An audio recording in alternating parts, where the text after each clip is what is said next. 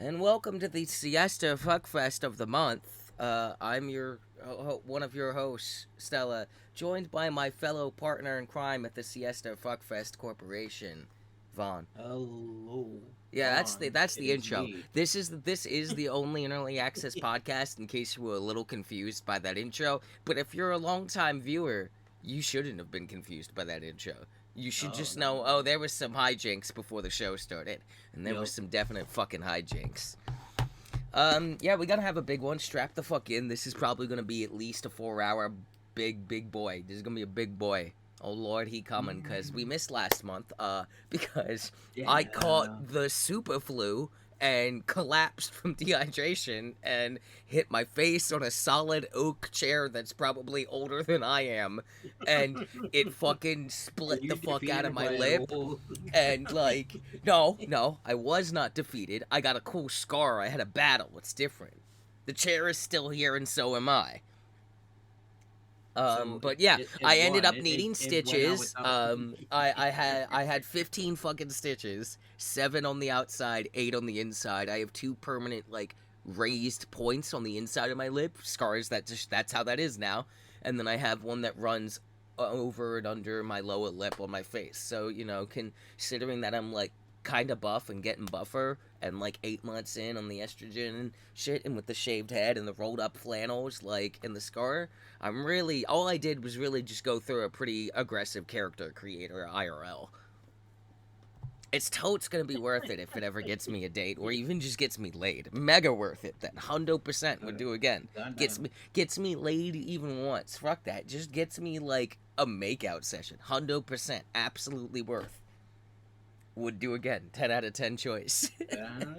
Done. Don't fuck around with the flu. Take the flu very seriously, please. Yeah, This is a seriously. disclaimer. Please hydrate. Please hydrate. Please hydrate yourself, motherfucker.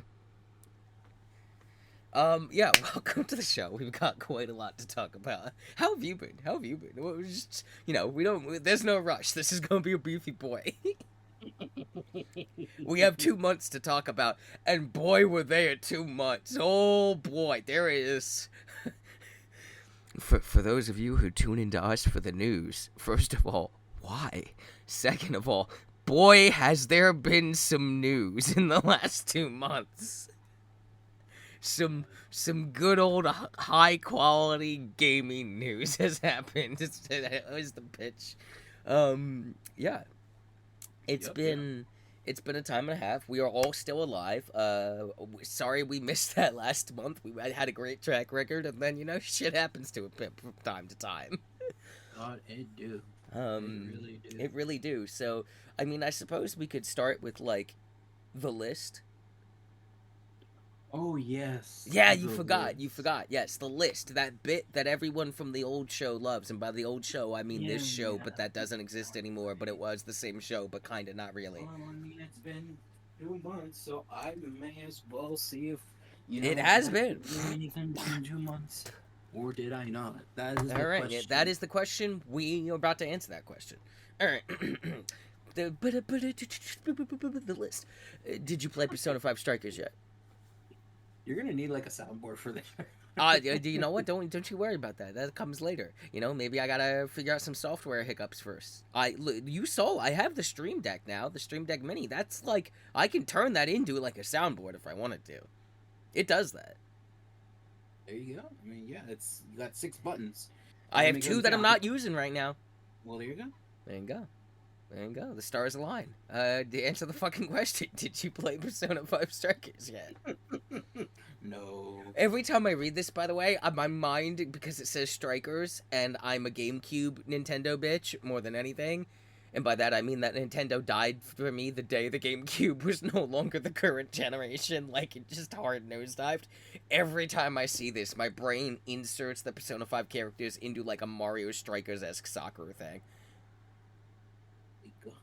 And I'm just like, yo, why have you not played that? That sounds lit. Why have I not played that? And then I'm like, oh, wait, right, that's not what that is.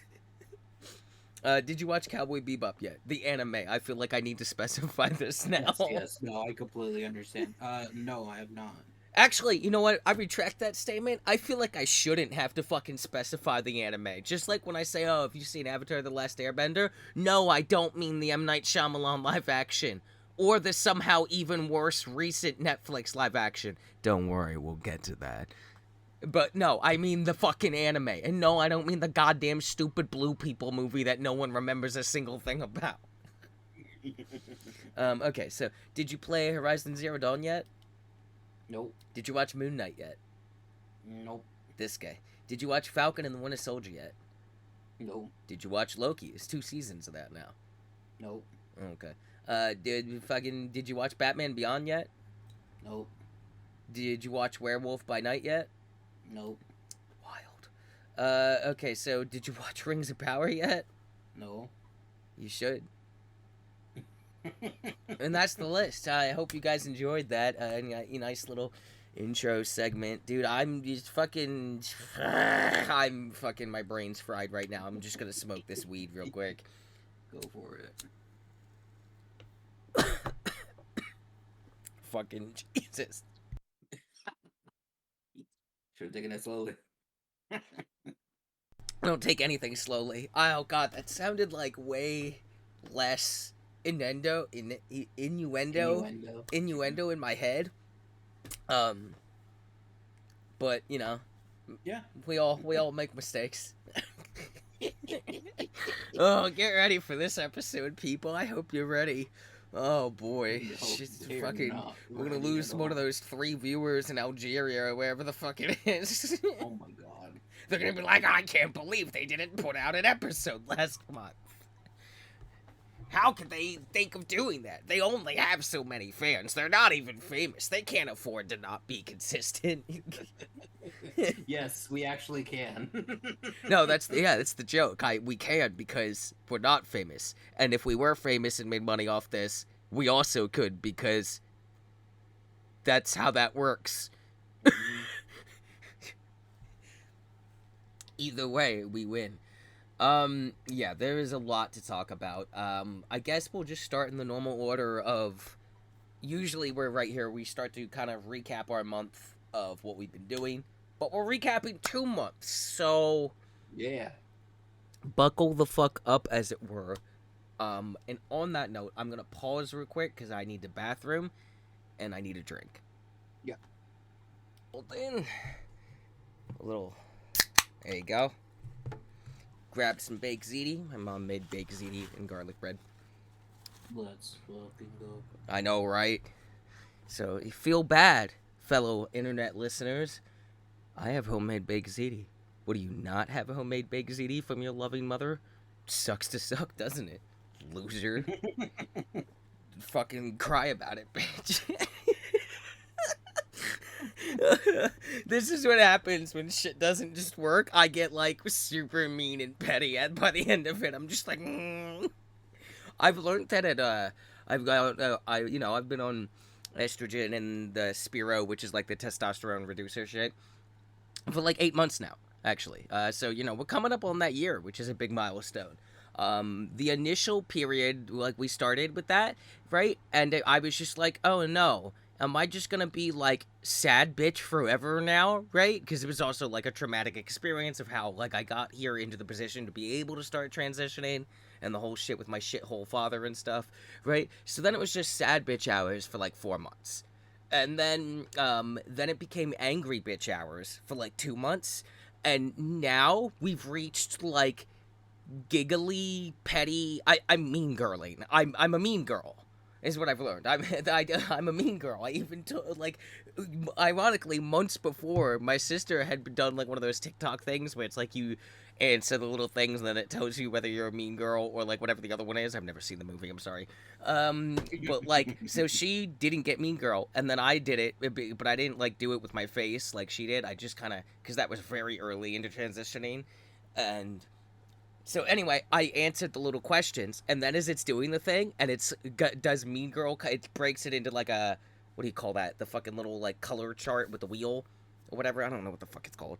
Some kind of chart thing. But it has like 3 sections, and if pink represents mean girl, and the first one goes pink, and the second one goes pink, and I'm like, wait a minute, and then the third one goes pink, and I'm like, no, I'm not. Am I a mean girl? The answer was not yet, but now I am. I'll steal your own car just to run you over with it. I don't care anymore. Burn your house down. So yeah, I'm like mean girling now. I'm like super petty at work all the time. Like I'll see my team lead Colin, and I'll be like, you know what I'm looking forward to by the end of this week, Colin? And he'll go, what? And I'll be like, that moment where somebody works in the department I work in the days they're not here, and they have infinitely less work than me, and then somehow can't get it done. Smile. Oh, what? Oh, I wasn't accusing anyone. I was just talking. And he just was like, you're a bitch. And I was just like, I know, right? Like, yeah, we went from real sad depresso bitch hours to real angry bitter girl hours, and now I'm just a mean girl. Now I am literally just like the cattiest bitch ever. I will, like, if I don't like you and you give me even an iota, a crumb to use against you, I will turn that crumb into like an entire bakery's worth of ammunition against you. Like, I am just like raring to go. I have like a mental list. I'm just like, ooh, I get to roast into this piece of shit right now. How exciting for me.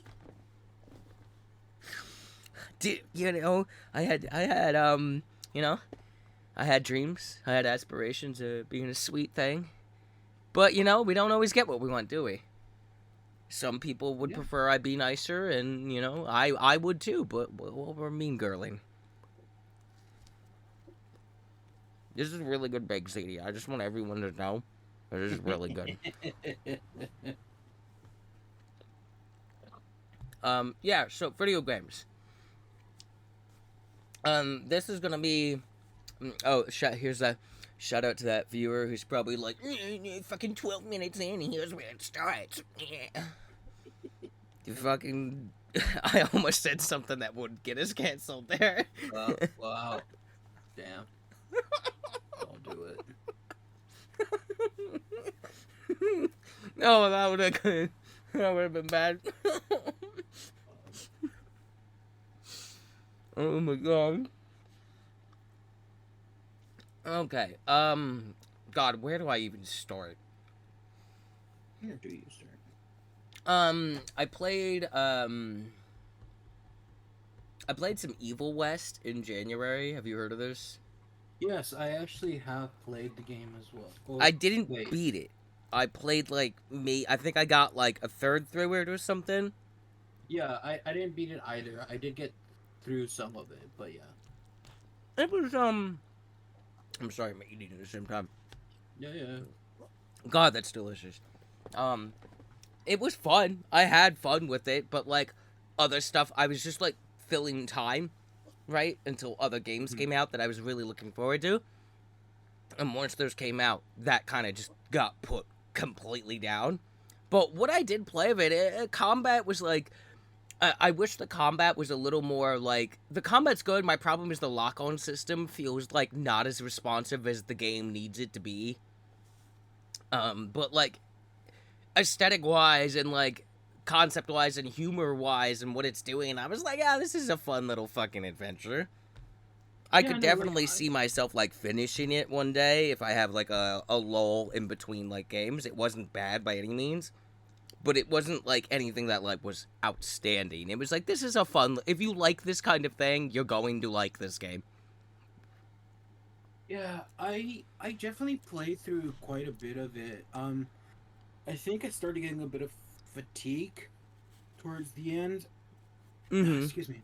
Just because some of the objectives were like, sort of activate this and do this, and it's just kind of like, okay, like the combat is where it's supposed to be for the most part, and it's not bad at all. No, not at all.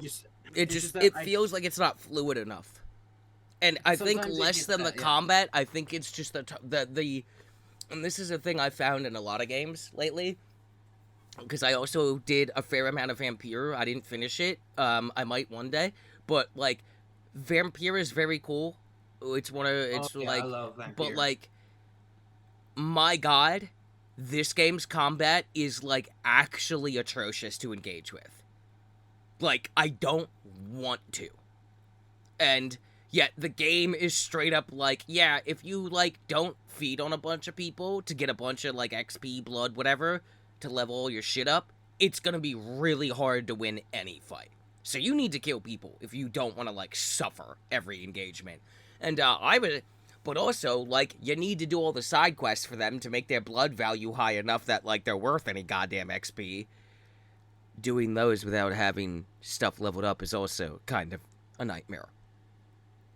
Like, that game, story-wise, concept-wise, great. That game's combat, fucking dog shit. Like, straight-up Vampire's combat is bad.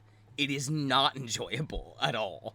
It's just, like, that game might have, like, the most unresponsive, like, targeting system when you're trying to pick the right person to, like, lock onto ever in a game. You're using controls, I assume, right? Yeah. Okay, yeah. I did it on PS5. Yeah, no, I played it on that. Oh, okay, yeah. Because on control, like, it should actually be a bit better. It should be better responsive than on the PC. Oh, dude, fuck PC, even trying to do that on PC. PC, I think it was either the middle mouse scroll or the actual, like, moving the mouse. So, like, if you accidentally moved it, like, you would just kind of, like, move the thing. I eventually, like, got used to it, that I didn't have any, like, issue with Vampire. In terms of, like, the fighting stuff. Dude, it was giving me, like, an issue the whole fucking time. No. I didn't have issue with it really that much. It's just, I played it on hard, so basically, like... You're fucking a madman. You're a madman. Like, the only thing about that one, which is, like, you get less XP, so you had to kind of, like, make sure that you... Wait, you get less XP for hard? Yeah, you get less XP stupid. for hard. That's why it's hard. No, it's supposed to be hard because enemies are more aggressive or stronger or have more health. It's not. It's supposed to give you more XP to compensate. Nope. It's dumb. 0 out of 10 game.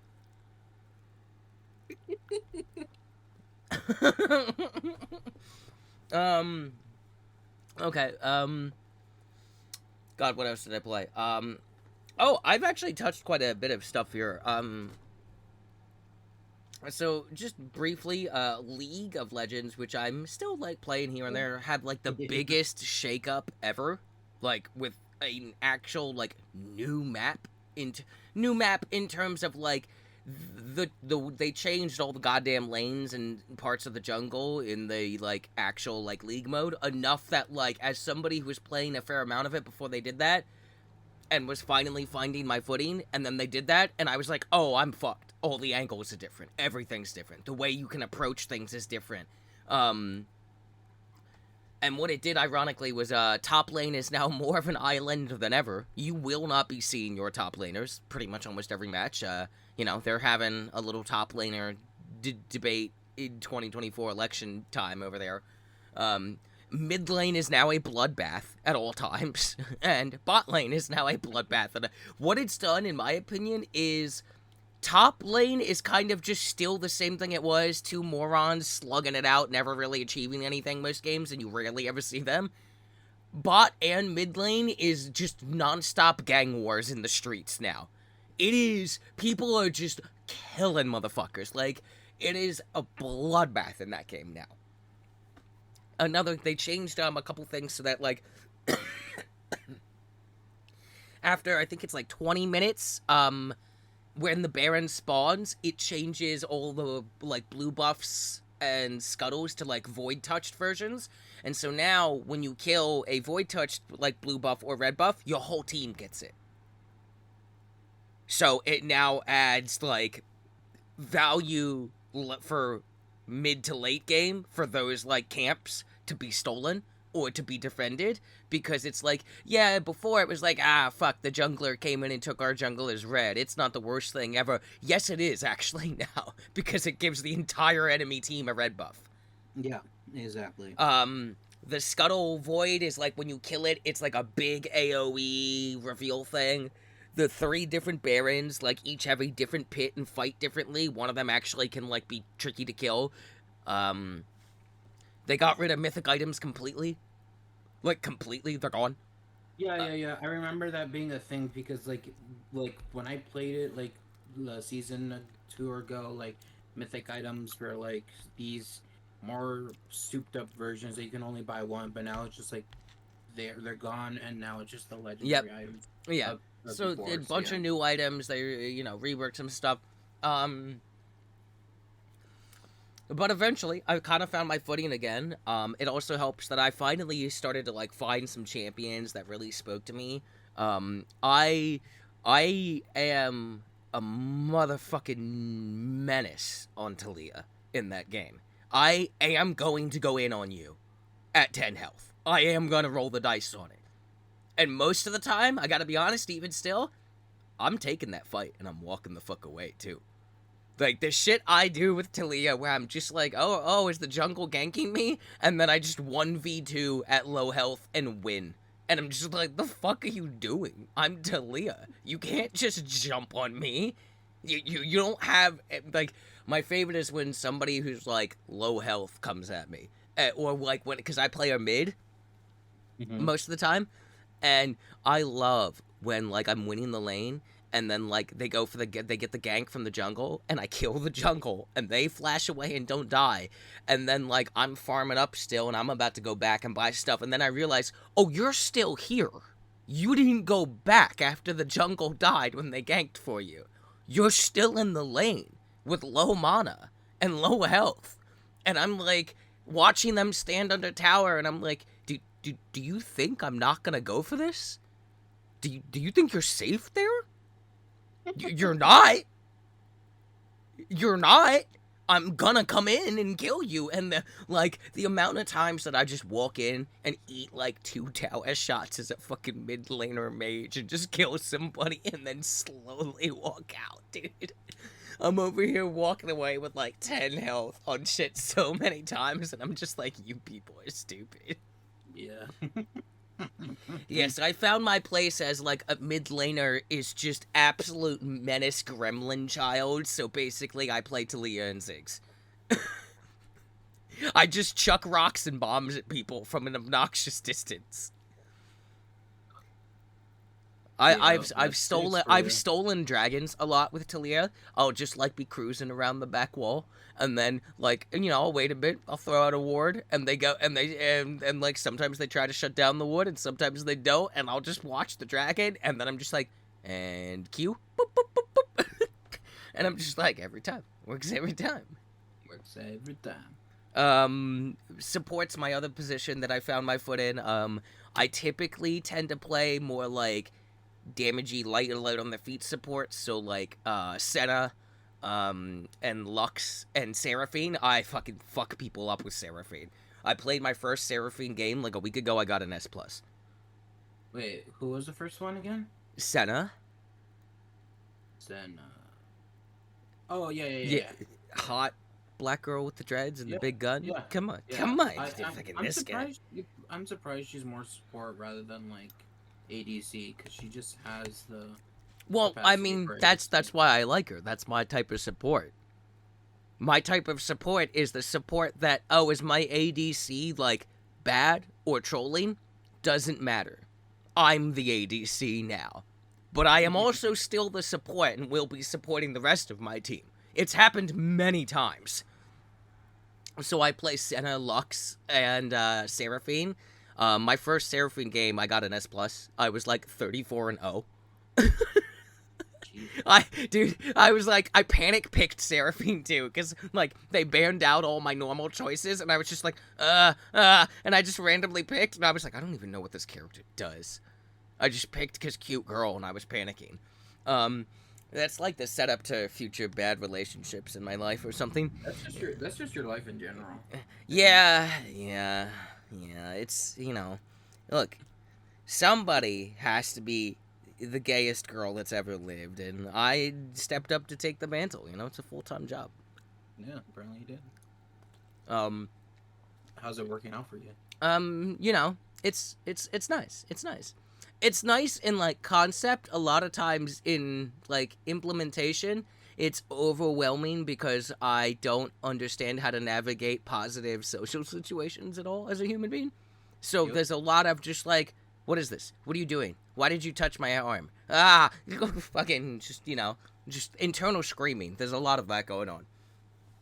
Um, yeah, so, fuck, my brain just is on the game mode now, so, what was I talking about? The fuck was I talking about? I don't know. How do you not know you were listening? This is a terrible show. I'm just letting you figure This it is out. a terrible show. I'm letting you figure This is a it terrible show. I don't know, but Seraphine. Well, now that you just see, I was about to be like, I don't know, but I have to go to the bathroom again. So, well, pause time. Pause. So I'll have to remember in my head, Seraphine. All right, so just a quick little break there. Sorry, stomach's bothering me a little. So Seraphine, pretty good. All that makes ziti. I haven't actually eaten a lot of it because I'm trying to like not eat too much while I talk. Whatever. But Seraphine, pretty good. That's the first like beyond Senna. That's like the only healer I play that actually like heals. Like support, I should say, because not all of them heal. Yep. I do play Nautilus, but like I definitely prefer, and I've done a Maokai support once or twice and had some fun stuff. I definitely prefer things like Lux, Senna, and Seraphine, where it's like, okay, if my ADC isn't becoming an absolute murder machine, I can become the murder machine. I also like to roam a lot as a support. I tend to take teleport too, so like I'll just be like watching fights go on and I'm looking at health bars and I'll be like, and then like I'm like Arnold Schwarzenegger and turning to my ADC after helping them push to get letting them get solo plate gold, and I'll just turn to them and I'm like, I'll be back, and then I'm just teleporting to like the top lane ward, and as my top laner's like being ganked, all of a sudden I'm there and I'm just like, hello, I am the support as I kill everyone.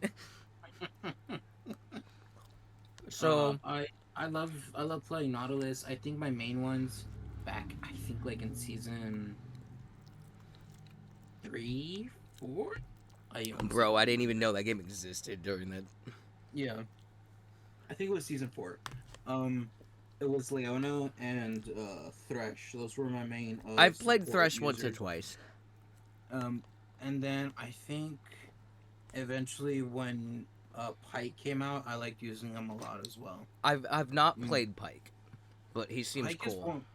Pike is one of those that's like, he seems easy to use which a bit. It's just the problem is that like, the way that he scales, is like you kind of have to hope that the game ends towards like the mid game. Otherwise, like if you go too late, like. But Pike is one of those champions where I'm like, whenever I see Pike on whether it's my team or the enemy team, I'm like, okay, Pike will either be the greatest, most godlike champion on the Rift at all times, or he might as well not exist. There is no middle ground as a Pike. You are either the win condition, or you are nothing. You're not even worth killing. Like, that's it. That's all Pike has. He's either the best or the worst thing ever. Yep. He's like the Vayne of bottom lane when you think about it, because that's a Vayne in top lane or mid. You either pop off and have 5-0 in under 10 minutes and you win the game, or you didn't do that and now you do nothing the rest of the game. Until you hit super late game, and for some reason the enemy team hasn't won, and then you just try to come back. So yeah, but usually by that point somebody's like, I'm Scion mid and have all the tank items. Vayne is not catching up to this. Yeah, so league shakeup. I think the game needed it. It certainly made the LCS really fucking fun to watch. Like, really fun to watch this split.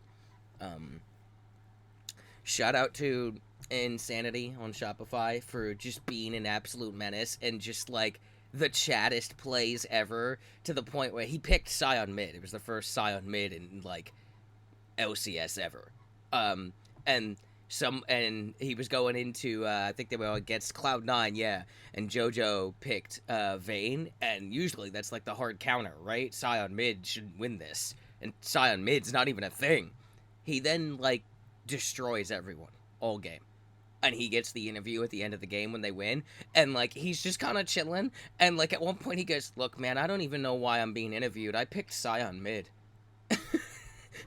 And I'm just like, this guy, and he's like, I picked Scion mid and they countered with Vayne and I won. I don't even know why I'm being interviewed, honestly. Sometimes it just works. And like, literally like 2 seconds later, the Shopify account on Twitter is posting just like a Chad picture of Insanity, and it just says, auto locks and Scion mid, gets counterpicked, wins game anyway, doesn't elaborate. And I was like, this guy's great. He picked a Zac mid too. So Insanity has had like 4 like LCS first ever in mid lane picks in this split already, and we're like just over the halfway point of the split. So he's just bringing out all kinds of wacky shit where people are just like, the fuck is this? And he's like, I don't know, man, it's Scion mid, whatever. Like, he literally, like, he was the first pick on the team. He picked it first.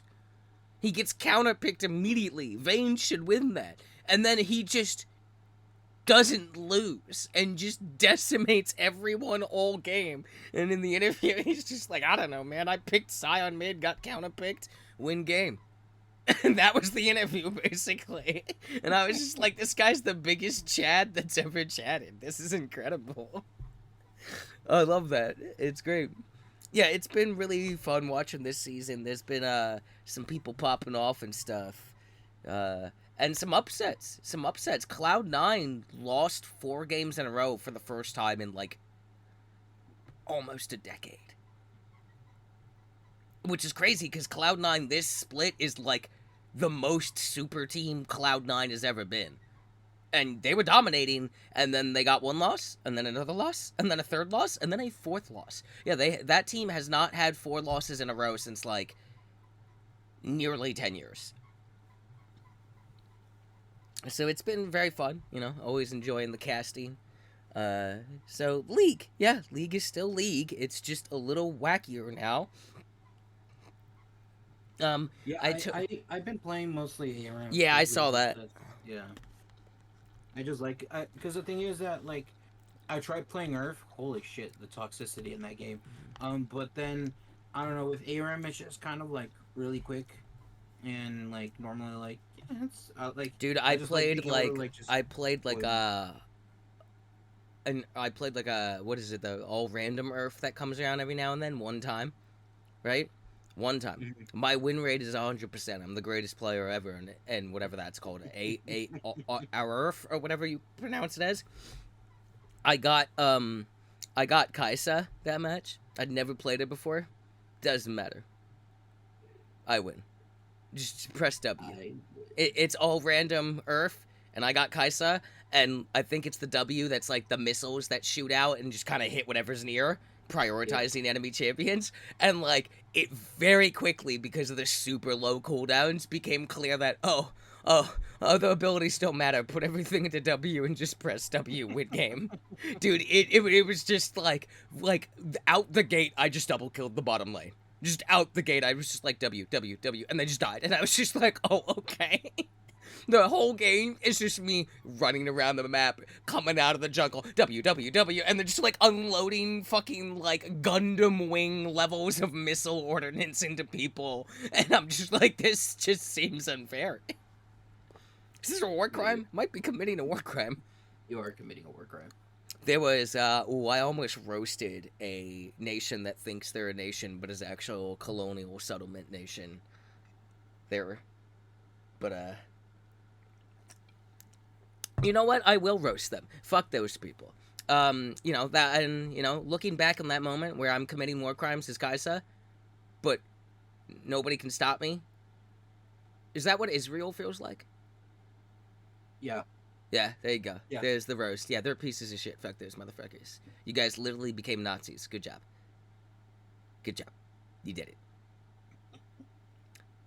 They did it. They did. That's pretty much what they did. That's why all the Jewish people that actually survived the, like, Nazis have been like, hey, yeah, no, Israel is fucked for like 10 years now. And it's like, oh, cool. You guys just became the Nazis. Yup. It's like, wow. It's like, what a way. It's like, What you a know way. what? This is that moment where it's like me trying to understand real politics and geopolitical relations. Huh?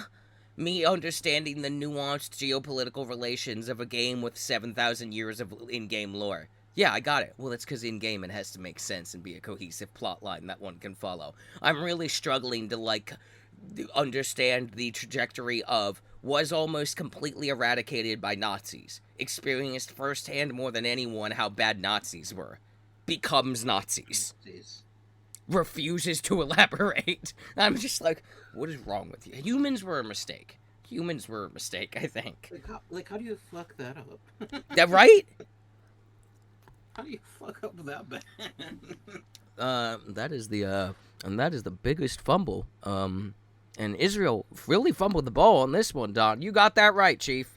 If they want to get back in this, they're going to have to get past the 8th line of scrimmage. But to do that, they'll have to violate the Geneva Convention. Well, it's a good thing they have no morals, John. They've been doing it since back in '94.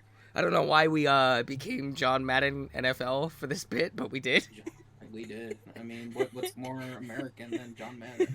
I thought you were going to say what's more Israeli than John Madden. And it was like, well... that might be the title. Hold on. Oh my god, what's more Israeli than John Madden? What's more Israeli than John Madden? Oh my god, that's incredible levels of clickbait. Oh, that might be instant hard lock-in. That's just looking at that typed up. That's great. Oh my god.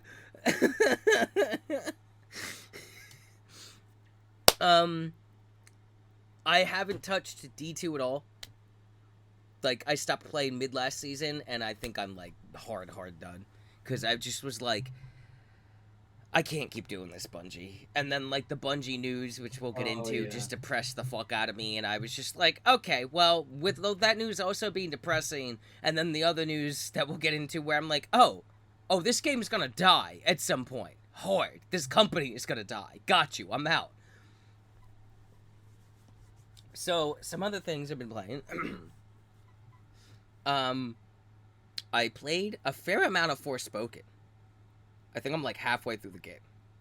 And I know that like that studio basically just got kind of wrapped up into another Square Enix is just whatever. They don't get to do what they want to do now. Because Forspoken didn't do good enough numbers. As I'm playing Forspoken, I'm in awe that this is hated. I'm baffled by it. Because, have you played Forspoken? No. Do you know what Forspoken is? Okay, so here's the pitch. Here's the pitch. Are you ready? And this is gonna and like this is gonna ruffle some feathers. Forspoken might be the greatest DMC game ever made. I had a feeling you were going to say that for some reason. Now, allow me to pitch you something, and just tell me how cool this sounds to you. Imagine that you're like, you're Nero, right? You're Devil May Cry 5 Nero. So you're not like you're not slow, but you're definitely not the speedy boy of the game, right? You're kind of a heavy hitter. You're a little more sluggish than like you're kind of brawling a little more, right? And you've got options for ranged and all that stuff, right? And it's cool, and you get new abilities and shit. And then you go fight the first boss, the first, like, actual boss. After, like, 20, 30 hours, right? You get to, like, the region boss, the Tanta of that region. And it is a 3-phase fucking sick-ass, dope-ass fight where, right out the gate, this bitch is doing, like, Virgil teleport fucking infinite slash moves, projectile swords, and summoning dudes into you, right? And then in her other phases, she like straight up just starts doing like the Dante, like, the, like, gauntlet boot move set, where she's getting all up in your face like that. And then you beat her. And you're like, wow, that was a really cool fight. I hope I get some new cool moves out of this. Like, a new ability. So, now imagine, you as this Nero character, beat this person. And what is your reward? Your reward is their entire moveset is now yours. But, except in the boss fight, she wasn't even using all the moves. The actual moveset you get is even bigger than what she had. So now, I am Nero from DMC5, I am Dante from DMC5, and I am Virgil from DMC5, and because the actual skill tree is bigger than what the fight shows off, I am also V from DMC5 in one character. And how do I switch between these two things? I fucking style switch between them in mid-combat. That is with beating one boss. I went from feeling like the Nero of the game to feeling like someone who has Nero, Dante, Virgil, and V's moveset all in one thing. And I just switched between it to my heart's whim. It is delightful. It is incredibly fun. It maybe has the most enjoyable movement system out of any fucking game I've ever played. Spider-Man needs to eat its heart out. This is better. It's absolutely better. It's outrageously good. It's like Infamous Second Son ramped up on steroids. It's so fast. And the dialogue and stuff, like, honestly, it kind of hits the same as DMC5, especially. It's a little kind of goofy and cringe, but, like, when it needs to hit the moments, it hits the moments. And it's, like, a really fascinating, like, world. The lore is super cool. The fucking, like, cultural history of the world, like, it's genuinely really neat. And I feel like the game was super slept on. And the soundtrack is fucking incredible. It is literally just a DMC game. And it might be the best one ever. It's great. I didn't even finish it. I had to put it down to start some other stuff. But, like, I'm definitely going to go back to it. And I own it and the DLC. And I will forever be sad that that studio got, like, kind of shit on for that game. Because having played that game now, yeah, that game was worth all the hype I had about it. That game's fucking incredible. So, shout out to Luminous, who basically doesn't exist anymore. And just does dumb shit for Square Enix's, like, NFT team or something, I don't know. But, like, that sucks, because that was their big moment, and it's an incredible game. And, yeah, no, like, that game deserved way more love than it got. Like, genuinely super fun. I'm sure it had performance issues going out, but, like, they're not there now. That game's great. That game's fantastic. If you like DMC games that are just good to play, even if the story isn't quite to your taste, buy this fucking game. You can get it for, like, $20. It's absolutely a joy to play. Give it, like, 10 years, and you'll hear, like, oh, this was, like, a sleeper hit or whatnot. Yep. You're gonna hear that. You know what? I'll take that, because it means they might get their due at least somewhat. And they deserve it, because, like, holy shit, that game's so fun to play. So, I also, what else have I played? I'm just looking at some other stuff. I checked out a couple things briefly on the Steam Next Fest that passed in early February. Yeah. I tried out Dungeonborn, and then immediately turned it off after like 3 minutes. Because Dungeonborn is literally just Dark and Darker, except less D&D inspired, more generic fantasy, and somehow feels worse to play and aesthetically looks worse. But it is literally Dark and Darker down to it's the same goddamn animation to unlock stuff. Oh. Feels bad, feels gross and disgusting, because, like, this is after Nexon tried to claim Dark and Darker was made off stolen assets from them, because they were former Nexon employees, and that's why Dark and Darker can't launch on Steam, and has to just launch the old-fashioned way, where you just go to the store, or go to the website and buy it. Which means they get way less of a player base now.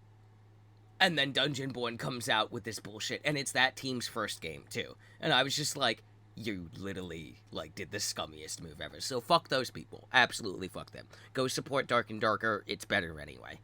And it's cheaper. I played Paradise Z.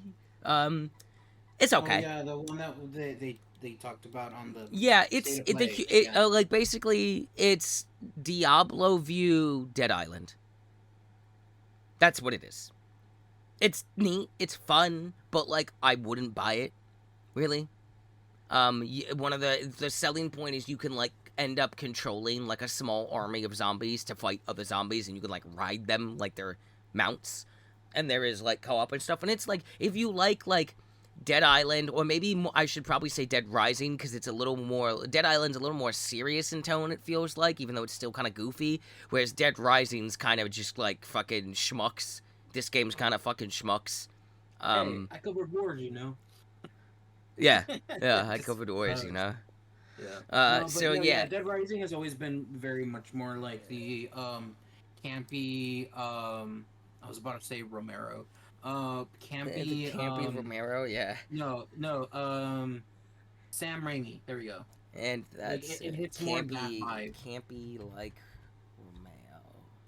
like Sam Raimi. Nope, nope. I don't know why I was thinking Romero. I was like, You wait, not said Romero, Romero. so that's going in the title potentials. Go for it, but I will, I will. We'll see if we can take out Israel. no, I cannot. Unfortunately. Unfortunately, not. We even the whole world is apparently not. Yeah. But yeah, no. I always liked the campiness of Yeah, if Dead you like Rising, that, I and think then you'll like this. I was just like, yeah, I don't think I want to like play this. I played like a couple hours on the demo and was like, it's okay. It's good at what it's doing. I'm just like not invested.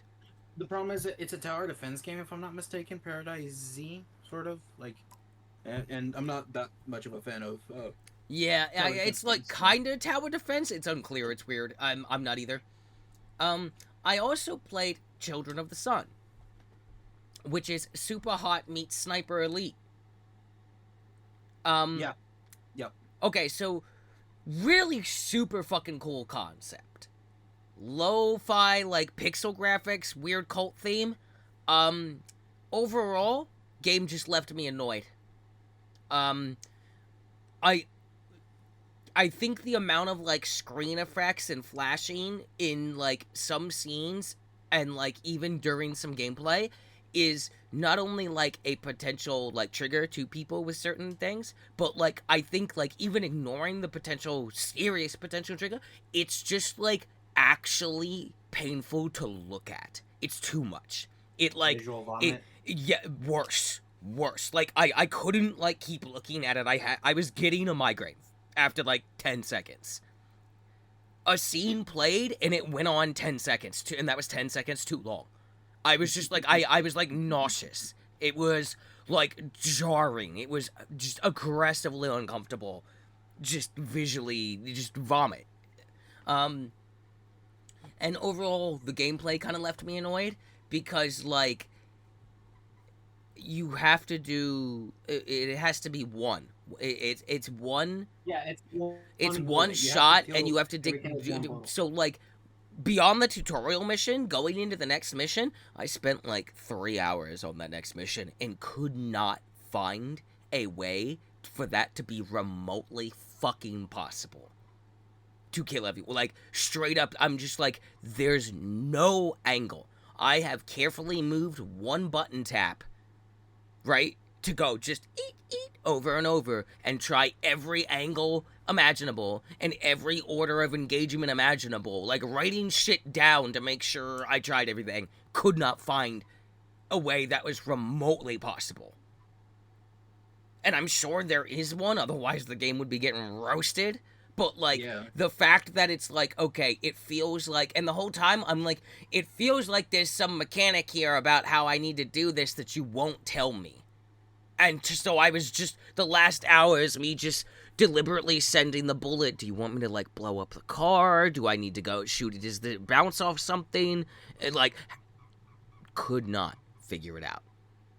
And then combine that with like the graphical unpleasantness of like cutscenes and kind of the game, honestly. Like it just like, it's jarring to me. I can't look at the game for too long. And with how the game is played, you need to like really look at it. And I was just Yeah. like, really cool concept. Really cool concept. Combine all the other things, it's a no for me. But really cool concept. Neat. Yeah. And then, and this would be probably my big talking point, game-wise. So I might even hold off on that for a second and just do a little quick through. So I finally finished this. I'm gonna do the shows and shit right now, and then we'll do your month, and then we'll come back because the game I want to talk about in pretty good depth, Banishes Ghosts of New Eden. I have quite a lot to say. Yeah. I have quite a lot of good things. In fact, I only have good things to say. Ooh. And I'll precursor with this: it's Dontnod's best game. It's not even close. It's the best. It's the best game they've ever made. It's the best game they've ever made. It needs a sequel. I watched Mando season 3 finally. That was really fun. I really enjoyed that. Give me the adventures of Grogu, the force-wielding Mando. Give it to me, Disney. Give it to me. I don't care if it's a puppet the whole time, or if you give me an animated series, a la like Clone Wars, Bad Batch kind of vibes. Like, yeah. I like this. This is a good show. This is a good show. Also, man, Moff Gideon really just wants to be Darth Vader. That's his whole thing. This dude really wants to be Darth Vader. Understandable. I watched Echo, Marvel's Echo, which I believe, at least in the MCU, introduces the first in real life charge kick. Have you seen this? No. Okay, so you know, like a charge move in fighting games where you like hold it and then you let go and it goes? In one of the later episodes of this fucking show. Shout out to, oh god, I just realized I was like, I don't know how to pronounce Pretty Woman's name and I don't want to butcher it because that's like a fucking trigger of mine. The gorgeous Native American actress that plays Echo. Fucking cannot pronounce her first name and don't want to butcher it. She does this kick where she's going to do like kind of one of those just like high kicks to the side of someone's head, right? Mm-hmm. And the guy like blocks it, so she like pulls her leg back with her hand and like bends it back and just kind of stands there on the one, and he's like looking at her, and then she like bends it back more and then like lets go, and it like it snaps forward suddenly. She like IRL charge kicks. It was, dude, I rewatched it like 30 times. It was mind-blowing. I was like, you can do that in real life? Like, I don't know how else to describe it. It was she like Street Fighter 6 charge kicked this man in real life. Like, you could see the meter be spent in this fight. And I was like, oh, we got new tech. There is new tech in cinema choreography. I don't know if that works in a real fight. I don't care, because it was the coolest goddamn thing I've ever seen. I lost my shit as someone that really likes fighting games and watching fighting games. Like, when she did that, I was like, the fuck is she doing? And then it pops off, and I was like, oh, that was meter burn. She burnt the meter. That was an EX charge kick in real life. What? It was fucking incredible. Hey, that show's really good. You should watch Echo. This is an endorsement of Echo. Echo is very, very good. It is exceptionally good. It might be one of the cooler like Marvel things ever. Didn't know it was gonna be like about Native American mysticism, but that's what it's about. Yeah, it's not a like super hard, gritty, grounded reality like Hawkeye, which is how that character gets introduced. It is, but like the core of the show, the point of it is fucking cool-ass Native American mysticism. Yeah. No, like, that's the show, is, like, that. And then the other half is the gritty crime world that was introduced in Hawkeye, except darker and bloodier, because Echo is not Hawkeye and will just kill people. Also, like, go when you see that scene, goddamn, that was the coolest thing ever. IRL charge kick. She spends the meter. You can see her. It's definitely an Like, dude, if I show you this scene, you're gonna tell me it's a charge kick. She's charge kicking this man. She's holding it, spending the meter, and making an EX move to get through his block. I don't know how else to describe it. It was incredible.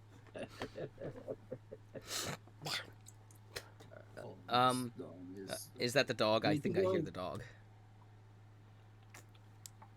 I'll do a quick little pause here, and they will be back. So yeah, really, really happy with Echo. That was a great show. Big ups to that. That was really cool. Had some fantastic music from, like, Native American artists that I got into. So, just incredible show.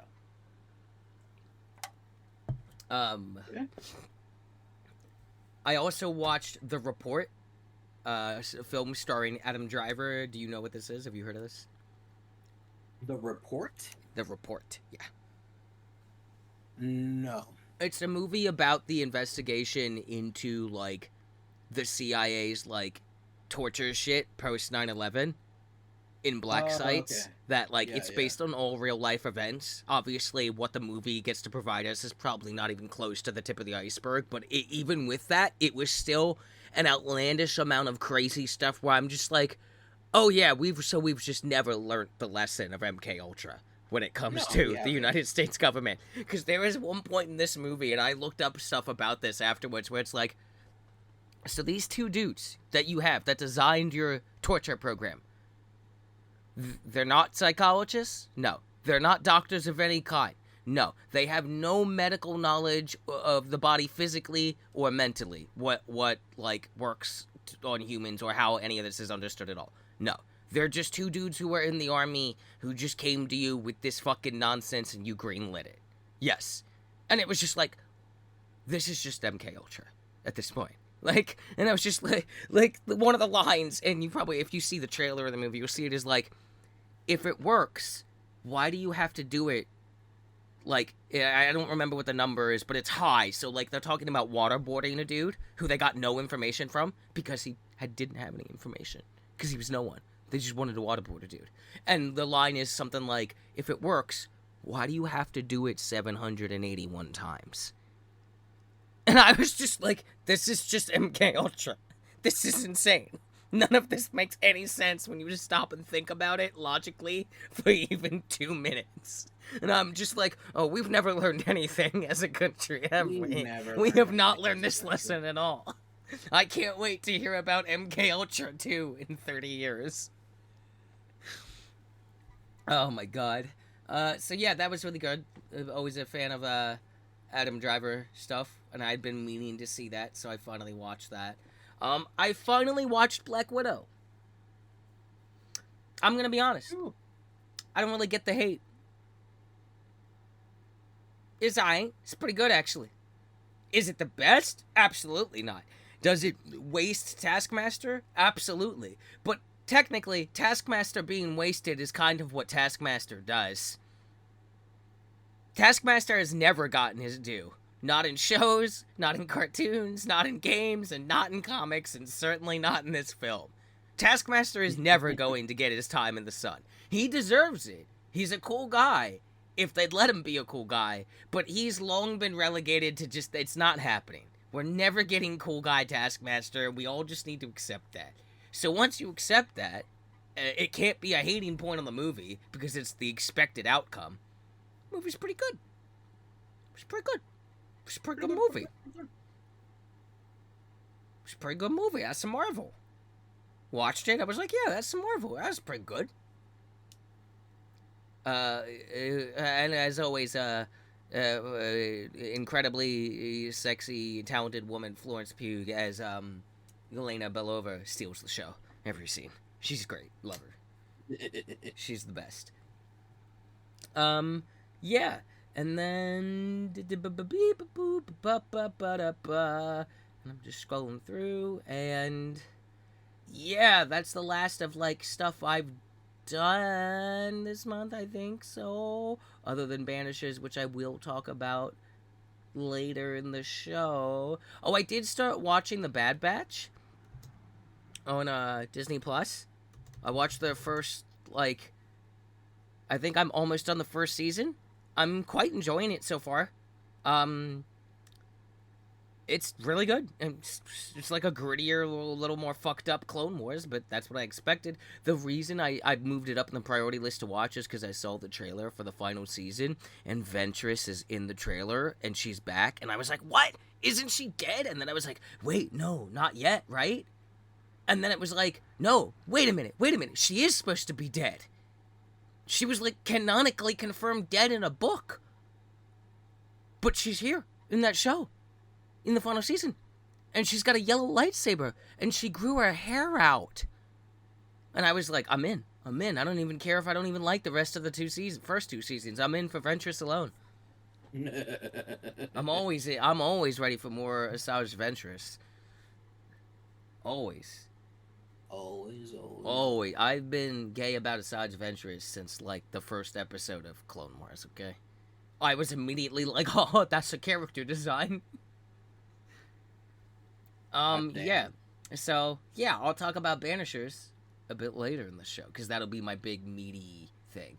Alright, so now, what the fuck have you been doing for 2 months? What have you played? What have you watched? Nothing on the list, we know that. Yeah, exactly. Nothing on there. For some reason, I don't know why, but I decided to go back to RE2 and RE3 Remake and just try to complete them. Okay. For some reason. Because you're a psychopath? Yeah. I did the RE3. I still haven't done RE2.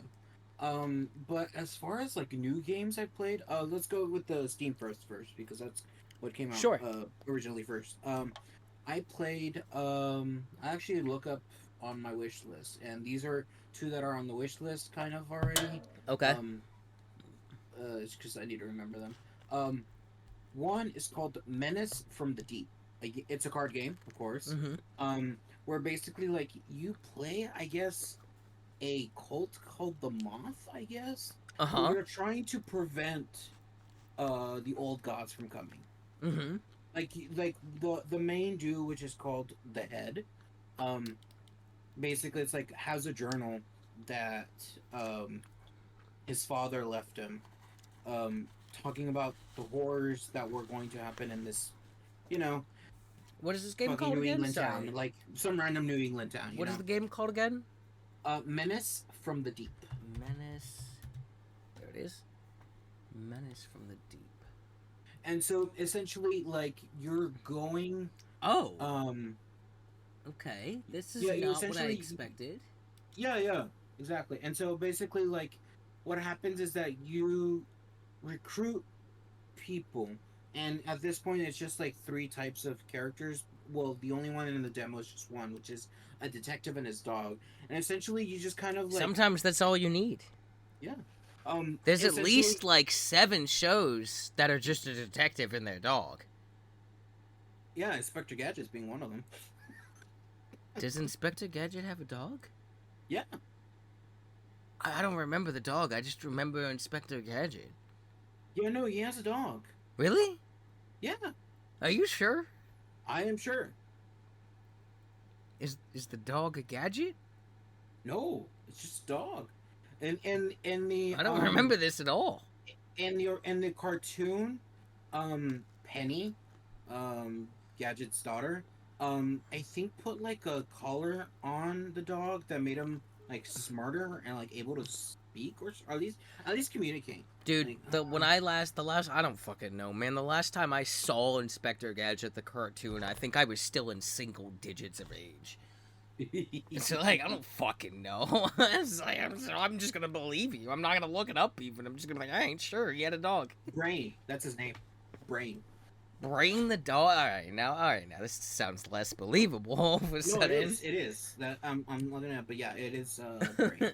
Yeah. Okay. Going on. Menace from the deep. From the deep. So yeah, essentially like most card deck building games, essentially like you'll go through a round trying to get to the end and try to beat like the boss and whatnot. Mm-hmm. And and has that roguelike elements of like where you collect certain I'm things. loving the Throughout. art style over here. It's nice. That's what I did like about that too. It was like a really nice art style.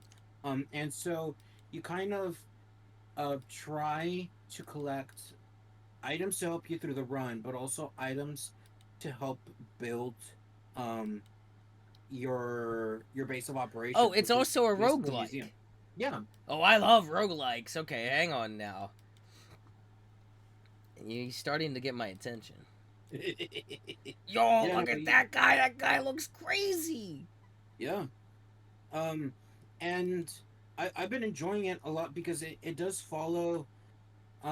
I'm downloading the demo right now. Yeah, no, go for it. I think you might enjoy it. It follows a lot of like what I liked from Griftlands, which is the more you use a card, the more you can level it up, and it Okay. evolves into certain things. And normally you can evolve depends on the cards, but usually you can evolve cards almost to the max level in a single run. Um, Huh. Okay. I gotta admit, I and don't have really any experience with card battlers. I've kind of never gravitated towards them at all. I don't think I've actually ever played one. Yeah, that's fair. But like it's fun. Like I think the game should be like nice enough that like I don't think you will have too much trouble like understanding what to do. Mm-hmm. Um but I liked it a lot. I mean, And I that's why understand how card battlers work. I've just never once felt compelled to be pulled into any of them. gotcha. Yeah, no, that's fair. So it's I mean Griftlands is almost similar in terms of like roguelike because like you also like can improve yourself Mm-hmm. beyond the thing, but I think this one more or less kind of contains itself because with Griftlands, like yeah, you have all the different characters that you can play, and each one has like their own campaign. Um, but in this one, it's more like a singular campaign, and the character that you play is just more like different fight style per se. Same with Griftlands, but like at least with this one, it's all just a singular campaign, so you don't have to like learn different things and stuff like that, other than just like what does this player do and whatnot. So Got you. it It feels much looks more contained. interesting. I'm definitely going to be interested in checking it out. Yeah, I no, just it's realized definitely worth there's a also worth a one other shot. game I played, but I'll bring it up later. Yeah, no, definitely worth a look at. And let me see what else. The other one that I played, that I added on my wish list was Crow Country. Crow This one's Country? more Crow Country. Okay, Crow This one's supposed Country. to be more reminiscent. Otherwise known as the unreleased album from some indie country band. Or It's or essentially seeking or a help. band Yeah, by Jack White. One of those. Crow Country. Oh, graphically I hate it already. I don't it's bothering me. yeah, no, yeah. Also, sorry, hold on. The year is 1990. It's been 2 years since the mysterious disappearance of Edward Crow and the abrupt closure of his theme park, Crow Country. But your arrival has broken the silence. Mara Forest. If you want answers, you'll have to venture deep into the darkness of Crow Country to find them. Okay, that gave me nothing. Wow, this is a very specific, like, fucking style of art that is like, oh god, what is it about this that like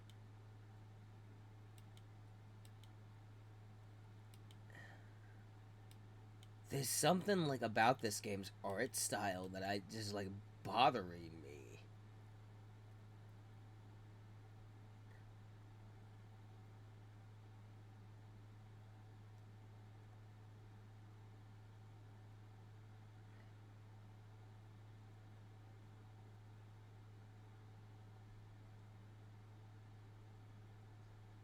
Uh-huh. Okay. I'm gonna pause here until they're back. And we're back. Another fun time break. You were talking about Crow Country. I started looking at it. Yeah, Uh, there's something about it graphically that's like displeasing to me. Because it's And supposed to do that PS1 era sort of style of like you know, graphics, and but I like, like that. It's not that. It's not that. You know what it is? uh, It's too round. It's too spherical. Everything is too round, and because it's trying to aesthetically do the PS1 era, an era at which I vividly remember didn't really do round very well. It was way more jagged edges than it was round. And to see that, like, graphical fidelity, but so much round, I don't like it. Like, it's upsetting me. It's too round. It's like, it's not fucked up enough looking. And so, like, it's giving me, like, Uncanny Valley, but for graphics. Because, like, I know what it's supposed to look like, basically, even though, like, that sounds silly because, like, this is what they want it to look like, right? And it yeah. does evoke that PS1 era, but there's something off about it. And that it's too round. It's too smooth. Like, like, if you gave this game to me during the PS1 era, at first I wouldn't like. I'd be like, oh, a new game, yay! And then like the more I engaged with it, the more nervous I would feel because I'd be like, why does it look like this? What's wrong with it? Like it's too round and smooth to like actually evoke that. So for me, it's like I'm getting Uncanny Valley over graphics, which is a very weird feeling. And like I don't like how round it is. Like it's actually upsetting me. Yeah, no, I, um, I haven't had much issue with the graphics at all personally, but Mm-hmm. I've enjoyed it because, like I said, it's supposed to be reminiscent of like the old like essentially trying to evoke Silent Hill, RE, you know, those survival horror sort of things. Mm-hmm. Um, but you know, at an amusement park, which Silent Hill 3 did a little bit, but it was more like it was more like an area rather than like the entire game. And I have no idea how this is gonna go down in terms of like if it will eventually like move to a different section. But for what it looks like, I think it's just gonna stick to an I amusement area. I believe And it's the like, amusement area is what yeah, it and looks so like. It's basic, just the and I park. think what's just going to be is like the more you like travel around the amusement, like the more sections you'll see like the beginning area, and then like you'll move to like a different like section. Like think of it like Disney World, where it's like they Mm-hmm. have like the fantasy and like this. It's just like that essentially. Right. I mean, Um, it definitely is giving off those kind of vibes. It's just like the weirdness of it, like being too smooth and round, is very bizarre.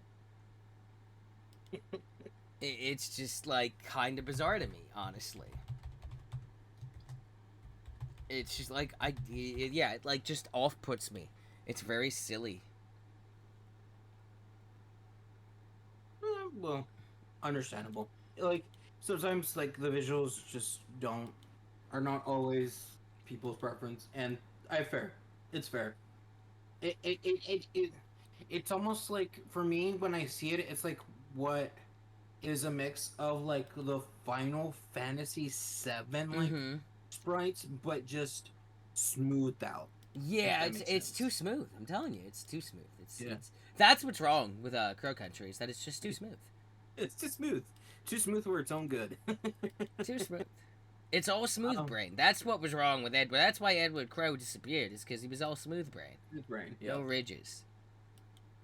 But yeah, no. Do you I remember definitely when that really, was like the meme people were yeah, making? smooth brain, That died out real quick. That real died quick. out real quick, and rightfully so. Rightfully so. But as always, you know me, patron saint of not allowing society to forget about their cringest moments. I'm always ready to wile out. Nick Cannon's wiling out. Oh, I bet you forgot about Nick Cannon's wiling out, didn't you, listener? Well, now you can't. I remembered, and I won't let you forget ever again. That's my promise to you, the American people. As far as like presidential campaign speeches go, that's actually pretty good. That's the worst part about this bit, is that that's not a bit. That's It's not actually a bit. pretty good. I bet you I could get at least 10 votes with that. You'd like to say no way, but, like, you know that's not true. You know I could. With something that dumb. Absolutely. You could. Absolutely. Probably more than 10. Oh, like, a couple thousand people voted for a dead gorilla once, man. Come on. It's easy. Yep. getting 10 votes? Easy. Just 10. That's fucking all you need. Easy game, easy life. What are you doing? Oh my god, yeah, go ahead, talk to me about Crow Country, the smoothest, oldest game ever. No, it's definitely worth a play. It has a demo, as well, and I really enjoyed it. And it's gonna be one of those games where like, it's gonna be like you're gonna have to like click everything because apart from like the flavor text that you're gonna get from different things, a lot of stuff like doesn't seem searchable is like I hadn't realized, but like apparently, there's buckets in that game, and you can search those buckets and be like, oh, there was something in here.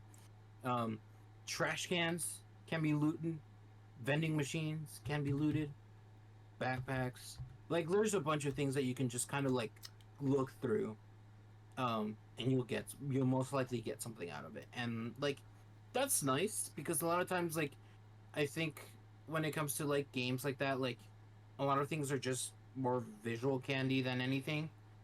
They're like it's like if you see a trash can in Silent Hill, it's just a trash can unless like it's something special about that trash can. But in this one, like almost everything kind of has an item or something that you can look through it and you'll find something. So I like it. And then one that I didn't get to play, but I wanted to try out, but like the thing is that the demo just kind of stopped. It's called Guards with an exclamation point. Guards with an okay. That's not selling me on the title, gotta be honest. Okay, Guards. It's just Guards exclamation point. Yeah, okay. Guards exclamation point. All right. Guards is a 1 to 4 player co-op fantasy FPS that puts you in the underfunded and overzealous steel boots of City Watch. Kick down doors, bust criminals, cause excessive property damage as you fight to restore law and order to the corrupt new city of New Ailstead. Okay. I'm watching like a video of it. Go ahead, talk about it. Yeah, no, I didn't really get to play it because I wanted to play with friends. Because it was like very much like kind of like, hey, you gotta this is more recommended to play with people than solo. I'm like, okay, but I didn't get the chance to. But like, just kind of like the sound of it, it sounds kind of cool just because the fact that it's like, all right, you're just like 4 guards, just pretty much just trying to like I guess protect the town or whatever. But like, you always know that if you're doing with 4 people doing the stupidest shit like Helldivers, it can turn out to be a really fun game. So that's why I'm like, oh, I'm looking at it like, it's got some charm going on. I have the sound off, obviously, so I'm curious to see like what it sounds like. But like,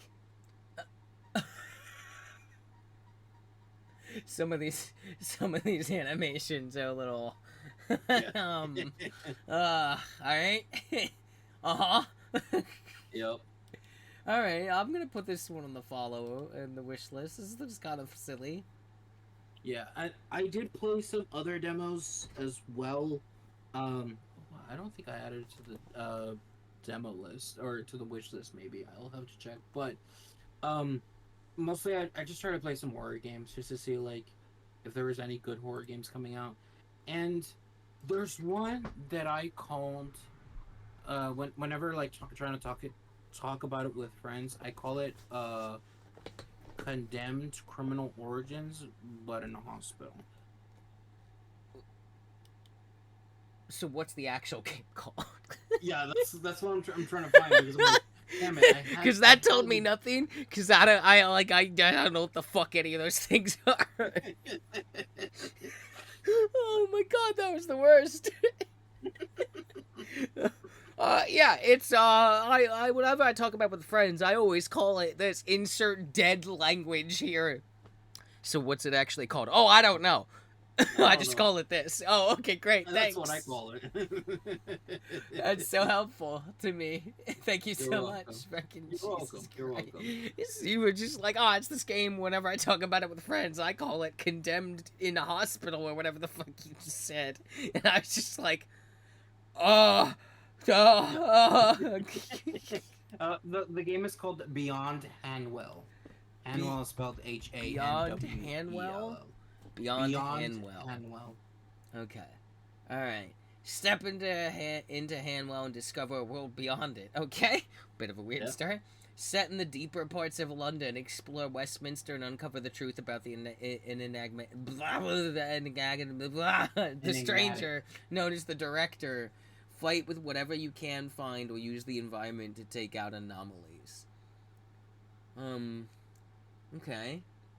Yeah, like the when I saw, I was like, oh, this is just pretty much just Condemned Criminal Origins, because the whole point of that game as well is like you're trying to essentially find a serial killer, but apparently like a bunch of homeless people just attack you for a random reason, and there are some escaped convicts as well. But the way you fight there is that you use weapons that you find on the ground, Right, yeah. and your gun as well if you ever get some, or if enemies had some. And it's pretty much like that, and that's why I'm like, I call it like Condemned, because you even have a kick button. You have an official kick button. So, I mean, after playing it, I'm like, I can see this being like, this can be like a good game. Like I think the demo showed that there's potential. It's just that it will need some bit more time to cook. I see it, unless it's 2024, it's but I not almost, like just from the trailer alone. I'm like, I don't like. yeah, no, yeah. I think the only thing that will definitely like bug some people is the fact that like the voice acting in this game Yeah. is like rough. Oh yeah. Is it? It's rough. Is it rough? How It's rough are we talking? This is like people starting community theater sort of rough. Like this is like this is like their first time voice acting. Oh. Oh. Okay. I mean, Yeah. everyone starts somewhere. Okay. Yeah. Yeah. I don't. I'll have to go listen to it later. Obviously, can't right now. But yeah. Yeah. I know what was you like, mean, oh, though. I know what you mean, though. That's rough, buddy. It's my first day. It really is your first day. It really is. But yeah, no, I'll still keep an eye on it. I'm definitely going to follow it. Hopefully, like, this thing does well and keeps working. Okay. Like, improves, because it is, from what it says, at least in the description as well, like, it's going to be an early access game. So hopefully by the time it fully releases, like, it's actually going to be like yeah. I mean, speaking of like horror games, though, I didn't play this, but I watched Scary Game Squad play it. Have you seen Cordosis? No. Watch the Scary Game Squad of Cordosis. It'll not sell you on it right away, because it's not doing, like anything crazy impressive. Let it cook. Let this one cook. If y'all are, I'm gonna say this right now, I was not like graphically. First of all, the game looks wildly good, and it's made by one guy. Oh yeah. Very Resident Evil-y inventory management like stuff. Let it cook. Go watch Scary Game Squad play this. You'll understand why I say let it cook when the moment happens. Let that one cook. Like that that game takes a sharp left turn down an insane rabbit hole into a hellscape of which there may be no return. Very suddenly, too. So, yeah, let that one cook. I think he had to go walk his dogs again, so we're gonna have to pause. Oh, good, you're good. I expected we'd have issues like that. Yeah. You were talking about what the fuck were we talking about? Jesus. Beyond Handwell. Yeah. Beyond. So, Yeah. Beyond Hanwell. so Beyond what you Hanwell. Beyond Handwell? Oh, the sheriff's in Hanwell. Oh, I'm just gonna upset so many British people right now. Yeah. That's okay, because they're not really people. uh, uh. But yeah. Speaking of British people that aren't really people, did you see that the king or whatever he is has like super cancer or something? Yeah, he has cancer. I forgot if it was like prostate cancer or something. Hey, yo, bro, get fucked. Bro, he's not even using. I don't know like how true this is or like what's going on, but like just reading the whole aspect of like they're using like homotherapeutics instead of medicine. Like if that's really actually the case, oh my god, my man's gonna die a painful death, which he deserves. But you know, that's another. Yeah, but like also it's funny if he like dies so early into his reign after fucking bitch face Queen McGee held onto her fucking throne with her fucking Dementor Harry Potter J.K. Rowling endorsed hands or whatever. Yeah. And then this guy comes in. I don't keep up with the royal family. I don't give a fuck. But like, it's just funny. Are they gonna put snipers on the roof for his funeral too?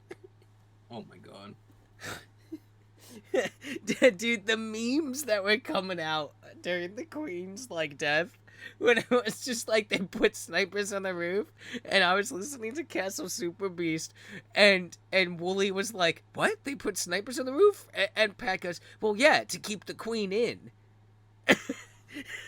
Like she's gonna rise from the grave. Bro, it's gonna be like COD Zombies, you know? Like it's just gonna like pop up and then it's like, oh my god. Oh my god. The entirety of Britain just gets overrun by zombies, and it's just like, well, we gotta. Well, the good news is for the royal family is that when this dude does kick the bucket, if it is soon, I think the next in line is quite young, so they're unlikely to have super cancer. But I also think they're actually a child. I think the child is next in line somehow. I'm not 100% on that, but I remember seeing vaguely some kind of thing where it's like, is it Charles? Is that the guy who's on the fucking throne right now? Yeah, King Charles. King Charles over there. Good old King Chuck. But I vaguely recall seeing some kind of chart that was like, if Charles dies, based on the wackiness of the British monarchy, it doesn't go to either of the two grown adult men who are married. It goes to one of their kids, who is like a child, like maybe 12 years old or something. And I was like, wait, what? Why does it just skip them and go to the kid? That doesn't make any sense. You know what? Maybe it's the kid's time. Maybe it's his time. Can't be worse than the... I mean, the bar is already... It's the British monarchy. The bar is non-existent at this point. The kid can really only go up. Could we potentially be looking at... And I present this to you in the name of science and theory. And you're either gonna hate this or love it. Could we, if King Charles dies, and my memory of this chart is correct, and it doesn't go to William or the other dude who's like balding really bad, it goes to that balding dude's kid who is like a fucking actual child still. Could we be looking at an IRL British version of Boss Baby? Is this a Boss Baby scenario? Is this a potential Boss Baby timeline for the country of England? No, there's gonna be like the Game of Thrones when whatever the kid's name is took over. Which fucking one, bro? The bastard, not even bastard child, the incest child. The incest child, yeah, the bastard child of the incest child. Yes, George R. Martin writing, yeah. Yeah. Well, technically, the incest child is also a bastard child because they can't acknowledge that he's an incest child. So, like, technically, he's also a bastard child, and he is also a bastard. Yeah. Oh, you think it's gonna be like that? Yeah. I think it's funnier if it's just British Boss Baby, though. There's There's a title. Hang on, hang on. That's a potential title. British Boss Baby. I just like to point out that for some reason, this episode we're getting very geopolitical. The two potential titles are What's More Israeli Than John Madden and British Boss Baby. And then at the bottom, this can't be like Romero, but I just don't think that's in the running right now anymore. No. In fact, I'm removing it. It's not even close. I really like British Boss Baby, but I'm also really fond of What's More Israeli Than John Madden, ? Oh my god, we're like Kojima's wet dream right now. Which, funnily enough, will come back in the news. Oh my god, yeah. Oh boy. Oh, I can't wait for the news. We have so much. Oh my god. Now that we're done roasting the British monarchy for 20 minutes. Good luck with that cancer, Chuck. I'm sure all the people's culture that you've raped and violated over the years and stolen money and resources can keep you going for at least a year. Maybe. How many Horcruxes do you think he has left? The way we're going, I think 1. You think he's down to 1? So was he not as powerful as the Queen? No, she had a lot. She definitely had a lot. Too many. She outdid Voldemort. She definitely had more than 7. Yeah. Even Voldemort didn't have more than 7. I fucking love referring to the British monarchy as if they're like villains from Harry Potter. Oh my god. Start talking about video games or this is never gonna stop. I'm gonna pour myself a bourbon. Go for it. As far as like other demos I played, there are some, but they're not worth mentioning. They're just bad. Okay. Like one of them pretty much used AI art and it's like loading screens and I was like, oh, okay, that's just okay. Yeah. Well, while you were talking about Steam Next Fest games, because you had quite a lot to talk about there, I like unlocked a memory of one I played that I forgot to talk about because it was so good that it like erased my mind of it. Oh my god. And allow me to take you on a journey. All right. And this journey, ladies and gentlemen, goes through a very specific part of this wonderful country of ours. And that is the Pacific Northwest. Have you heard of Pacific Drive? I just saw it. Like in like the Ghostbusters. It's Ghostbusters. Yeah. It's Ghostbusters. It's Ghostbusters.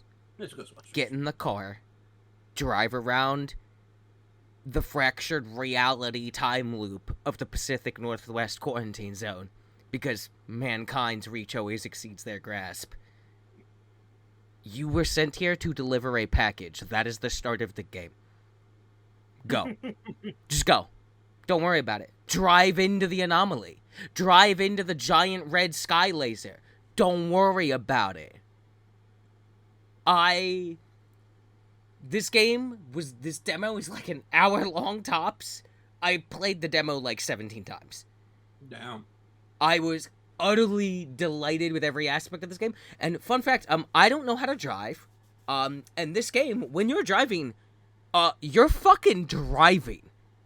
Like, there was a moment where it's like, oh god, a distortion in reality is coming. I need to leave now. Why is it not going? Why is it not going? Why is it not going? I'm holding the drive button. Oh, fuck. I have to turn the key. I have to put it into gear. I have to then hold the drive. Oh, my God. It's like, you have to manually do all of that. Like, you are driving. It's not just hold R2 and go.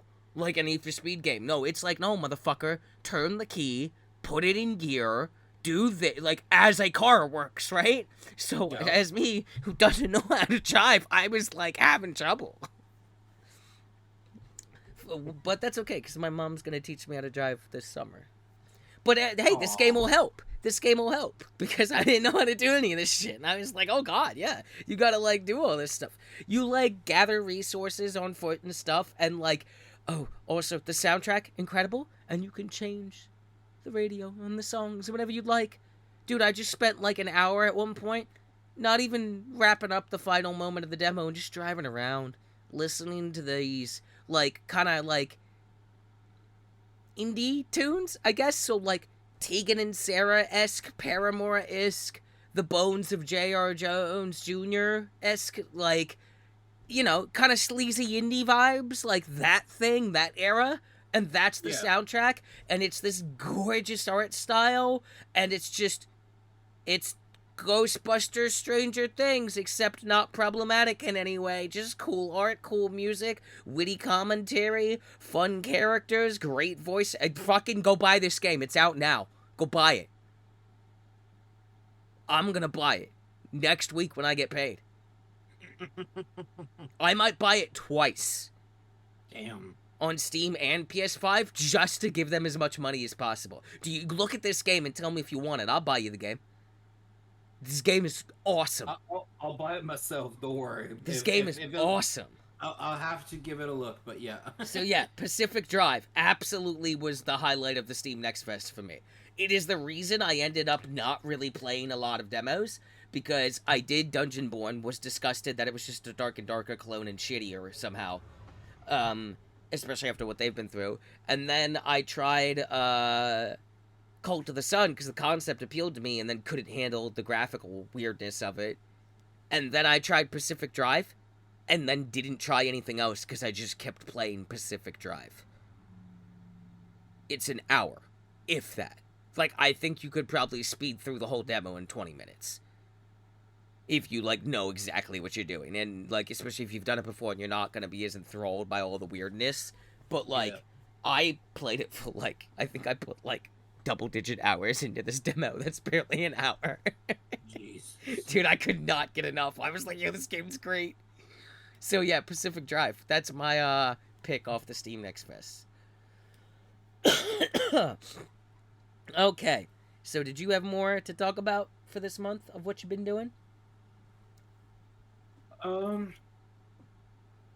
mean, I'm trying to think of the step, like any more of the demos, but no, I think for demo wise, I think I had everything that I needed. What I will say though is I've been playing a lot as a recent Parasite Eve. You wish. I don't wish. I don't wish. I don't wish. You're the Parasite Eve guy, not me. It was. Wow, what'd you make me forget? What a great show this is. No, it was Helldivers 2. That's what I'm playing yeah, about. Helldivers 2. Yeah, I've played a little bit too. I'd like to play a lot more of it. Maybe people should stop being dicks on the internet. Just stop being dicks and server capacity increase a little bit, please. But yeah, no, They just dropped an update that kicks the people who are like idling.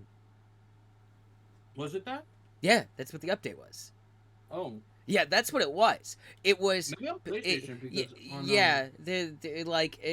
one of the issues was less server capacity problems and more that matchmaking was like struggling sometimes.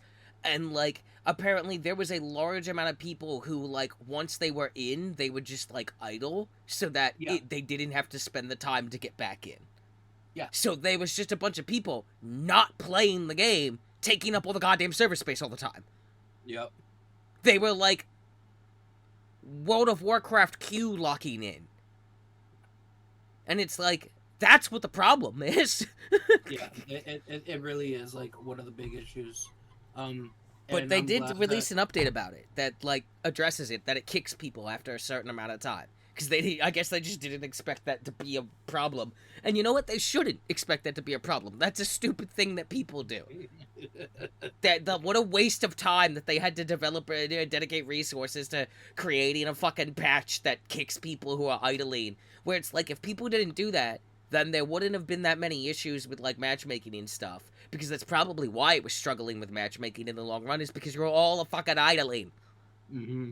If people just didn't do that, then they could have put more time into server capacity increases already. Which they couldn't do because you were all idling. So good job. Yeah, the one that I have, at least on PC, that's what I'm saying, like, if they did on PlayStation, great. On PC, all they did for fixes was raise the server cap, fix the issue where some players would get stuck in cinematics for an extended period of time. Okay, yeah. On PlayStation, I think it was, it kicks people.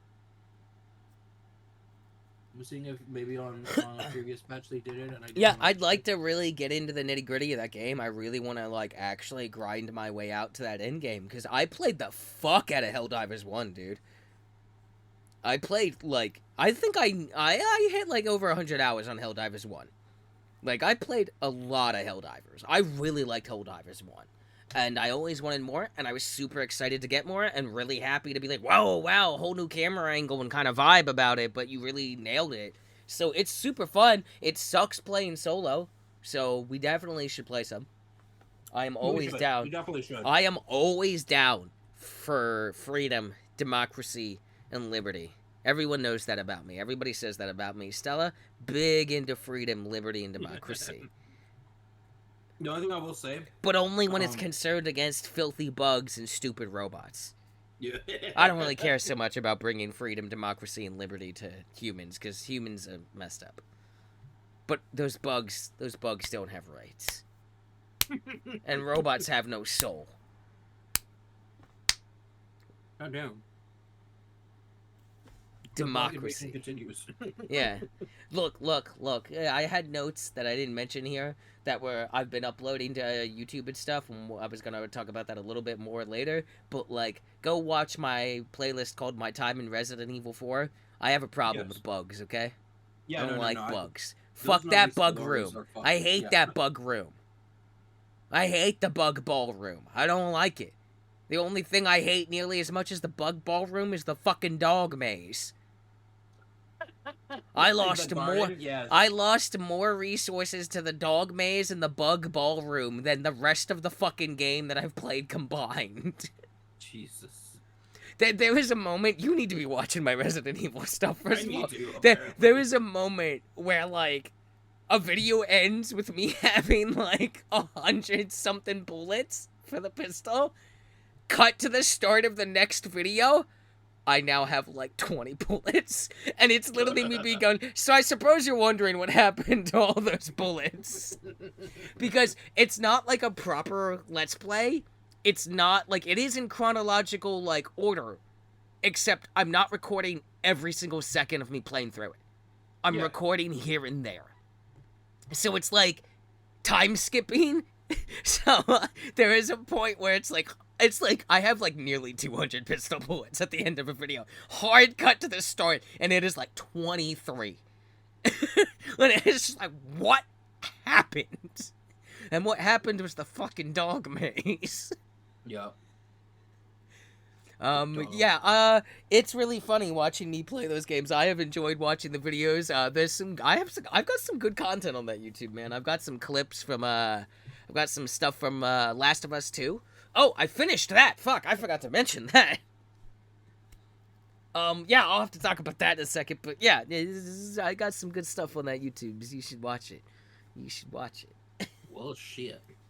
I'll just link you the playlist later. Yeah, go for it. I'll watch it. It's great, man. It's great. The, last I checked, the most popular viewed episode of, My Time in Resident Evil 4 Remake is the one titled, God, it's something like, I gotta go look at it now, because I don't remember. Because it's like, it's not that, but it's, like, definitely close to that. Hang on. Okay, so, here's the names of the episodes, in order. Leon S. Kennedy Never Hides. Get some Visine for your eyes, loser. Immune to bear traps is my X-Men power. If you guys were so smart, why don't you take the parasite out of your head? And the number one viewed video in this playlist, time to be liquid. Yep. And then we have slop or save. You don't, and then we have 2 clips in which they're just very short clips, like couple seconds. And one, you don't understand, Ashley. I'm a gamer. And the final video in the playlist currently is thanks, I hate it. It is 8 videos. Most of them sit in that like 15 to 20 minute mark, and then the last 2 are like under a minute, just clips. So yeah, I'm doing like weird disjointed like LPs where it's like just highlights, kind of. It's basically like a stream highlights thing, except I didn't stream this. Because I can't do anything normal, apparently. Also, shout out to my thumbnails in this playlist. There is 2 thumbnails of people choking Leon, and there is one of him like mid-stabbing a grandma. It's great.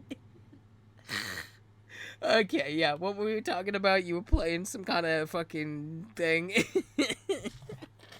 Oh, yeah, you completely lost. Helldivers, I know as well. Helldivers, yeah. We gotta play some Helldivers. We do. We definitely do. Yeah. Helldivers is great. I'm very happy to see get a sequel, and I've been enjoying what little I've gotten to play of it. I'm definitely gonna play more of that. Mm-hmm. I played a bit of Marauders again just to see like all the new content updates. Been liking it so far. I think the only thing I dislike, but I understand why they were doing it, and it's them essentially what happened was that they decided that the gate doesn't immediately open up. You have to wait like 5 minutes for it to come in. 5 minutes? Yeah, 5 minutes. That's so long! Yes. In an extraction game? That's like suicide. Yeah, no, it's 5 minutes, and the thing about it as well is the fact that like does it make like a fuck ton of noise and shit? Yeah, it makes a bunch of noise when it comes in. 5 minutes? That's an insanely long time for an extraction game.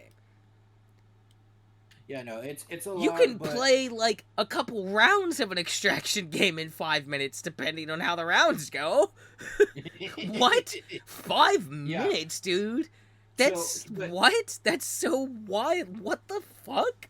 But here's the thing, though. There is like an item that you can create that can make it so, you can make it appear quicker. It does cost materials. I don't know if it's a one-use thing.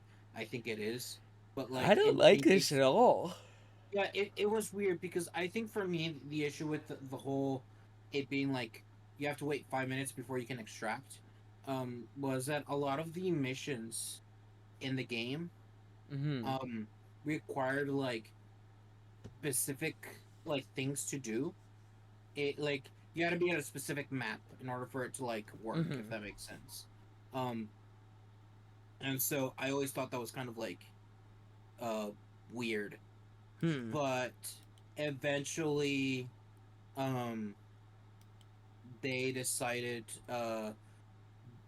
instead to make each map that you go to have the quests specific for that map, so that way you didn't have to constantly like reset the place, if that makes sense. So like for instance, in one of the maps you had to go to like the storage or something like that. I forget. It was basically like you needed to find a list of like the items for the storage, whatever. But it was in one specific map, and so if you just kept getting every other map except that one, you couldn't do that mission, and you couldn't level up with the merchants. So it's just kind of like dumb. Yeah, So, there's a but lot now of they this I'm made it. not liking.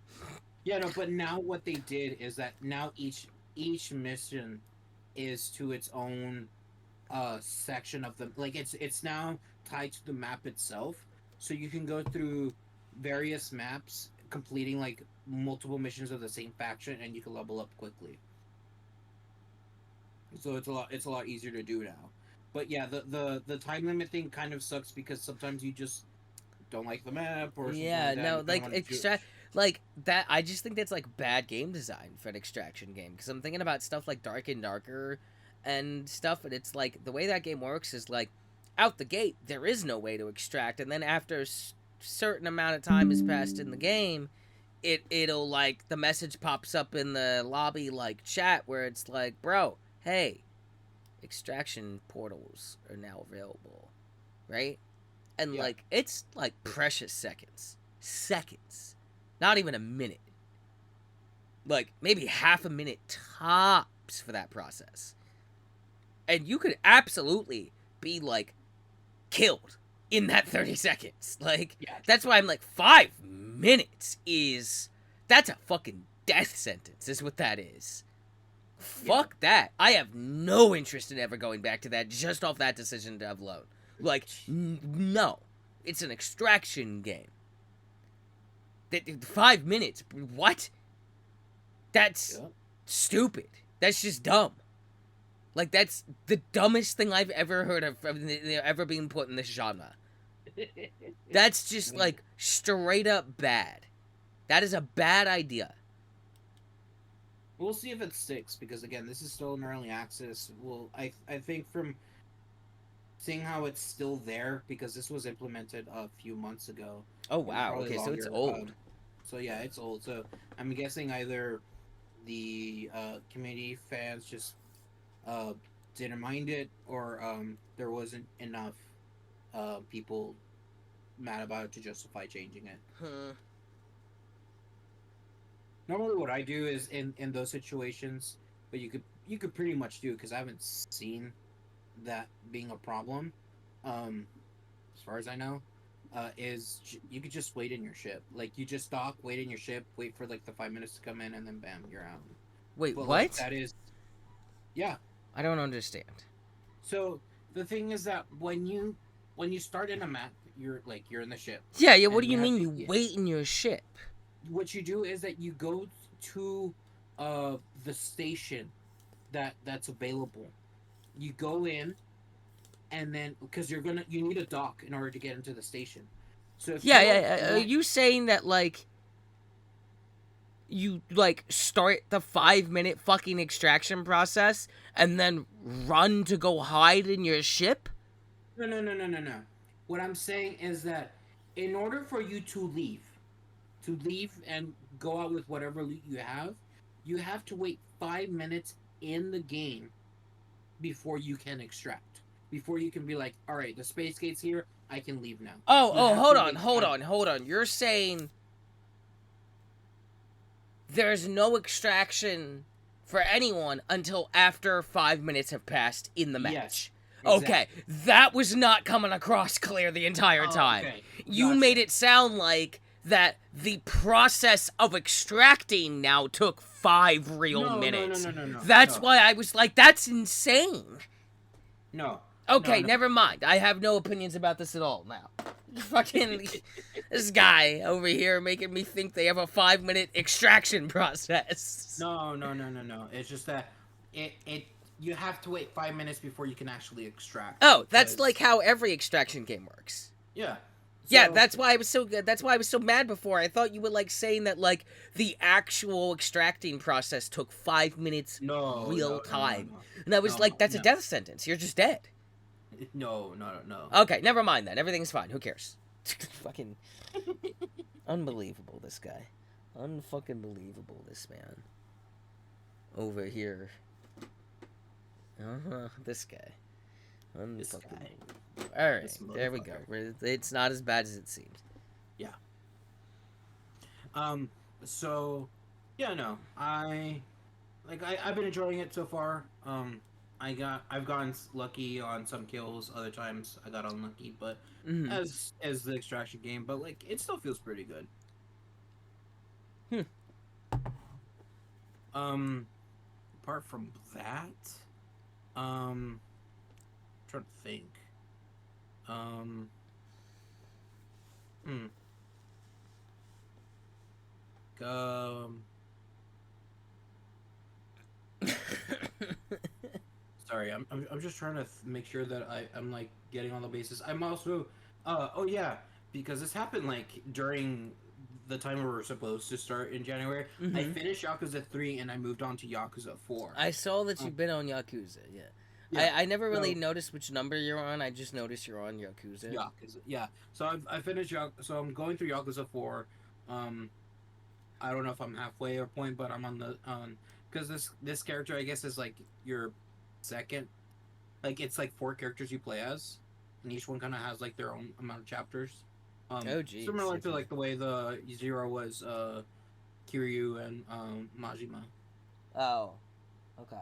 But like in this one, it's like you play one character for a few chapters, you move to the next character, and so on and so forth. Okie dokie. Yeah, I will say, I think a lot of people have, like, do not like, Kiwami 2, 3, 4, 6. Am I missing another Yakuza? I think those are the main, like, um, what's it called? Those are the main ones, the main problem ones. But in reality, like they're good games. The Um, main problem ones. I say main problem because like people like apparently like do not like these I mean, games for some people reason. don't like a lot of things. I tend not to listen. Yeah. Out the gate at this point. I told you we're Mean Girl. I'm not entering the Mean Girl era. I'm firmly in the Mean Girl era. I just kind of assume everyone else has shitty taste in things until proven otherwise. Yeah. No, It saves me a lot of time. it does, doesn't it? Mm-mm. I wouldn't know what it's Um like to have bad taste. Never had it. God, that's me. For real, for real. I mean, you are the Parasite Eve guy. Yep. I know what good taste is. Sure you are. Bro, you like you tell me you do not want to get stepped on by Iobrea. Dude, Bro, I don't even know who that is. Parasite Eve girl? Damn. I'm sorry for you. You're missing out. I'm really not though. I'm No, you really really are not. missing out. You I'm really are missing I'm out. really not though. I trust me, as the person who's not a Parasite Eve fan and thus constantly wishing there was more Parasite Eve fan, I'm definitely not the one missing out here. That's your place in this equation. I'm not hurt by the fact that Parasite Eve exists nevermore, except briefly as NFTs at one point for 2 months. That's not hurting me at all. I find it funny. No, you need to watch an LP of Parasite Eve. I'm At not least. gonna do See, that. I'm gonna tell you right now. I'm not gonna do that. damn. I don't even know of a channel that has played Parasite Eve. I'll tell you what. If Scary Game Squad plays Parasite Eve, I'll watch it. Balls in your court, boys. Balls in your court. You can at them. You can go listen to this podcast later yourself. Find the clip, send it to them, and be like, "Look, no, my friend won't play this game. Please play this game, because that's the only way I'm ever gonna consume any knowledge of fucking Parasite Eve." Okay. My friend does not want to know the joys of Parasite Eve. Please show them why they're wrong. Yeah, pretty much. Yeah. I'm gonna go to the bathroom. I'm gonna do a little bathroom break, because we're about to hit the 2-hour mark. Yep. Get myself a coffee and stuff. So stretch, check on your dog or whatever you need to do, Yeah, he's fine and now. pour one out for Parasite Eve. I'll be right back. You bitch. Whew. Oh yeah, I had to get that little last Parasite Eve jab in before a quick coffee bathroom break. Can't let it slide. Can't let it slide. You know, I'll even double down on the ultimatum here. If Chilluminati plays Parasite Eve, not only will I watch the entire thing,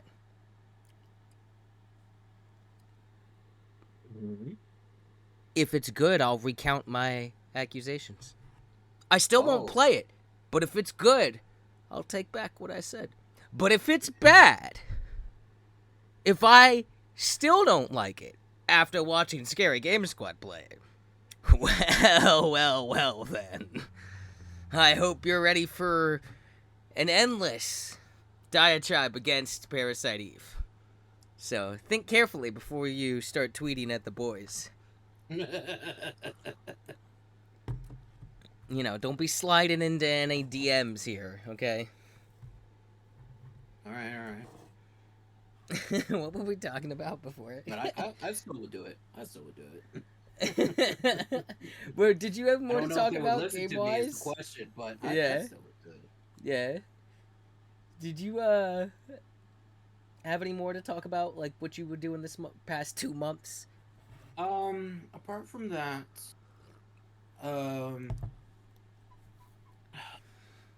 let me see, what other games I was playing.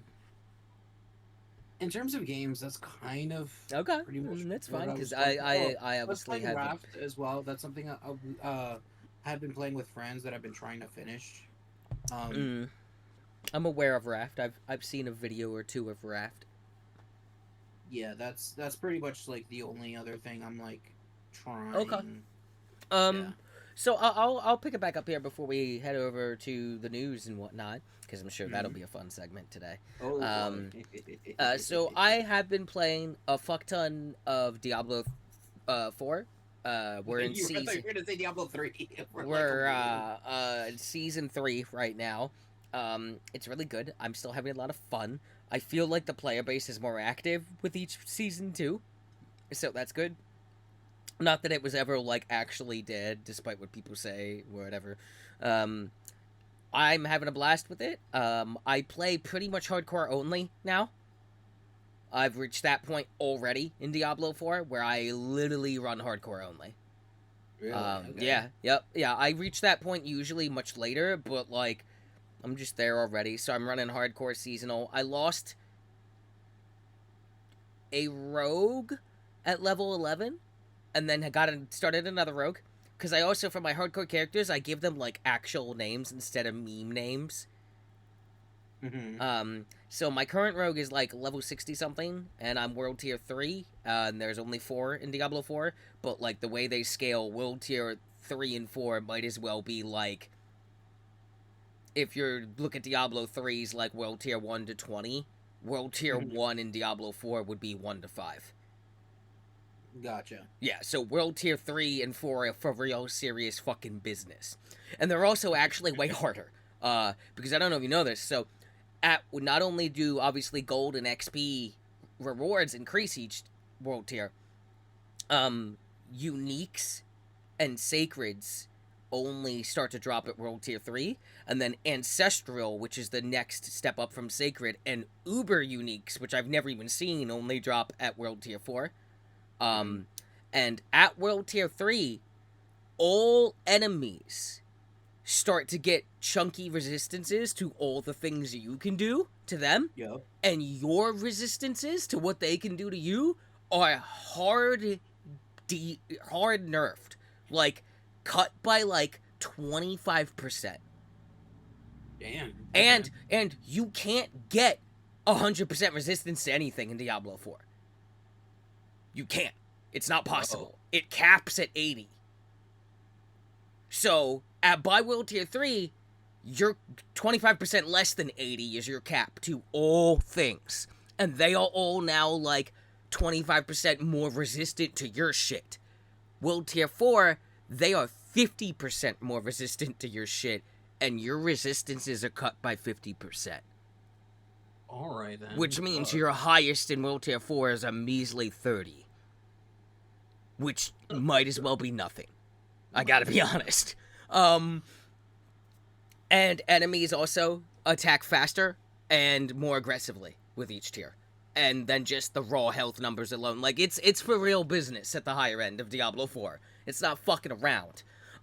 This season is also not fucking around. Like, so the enemies of the first season were, like, the Malignant, which were just, like, weirdly infected, like, monsters.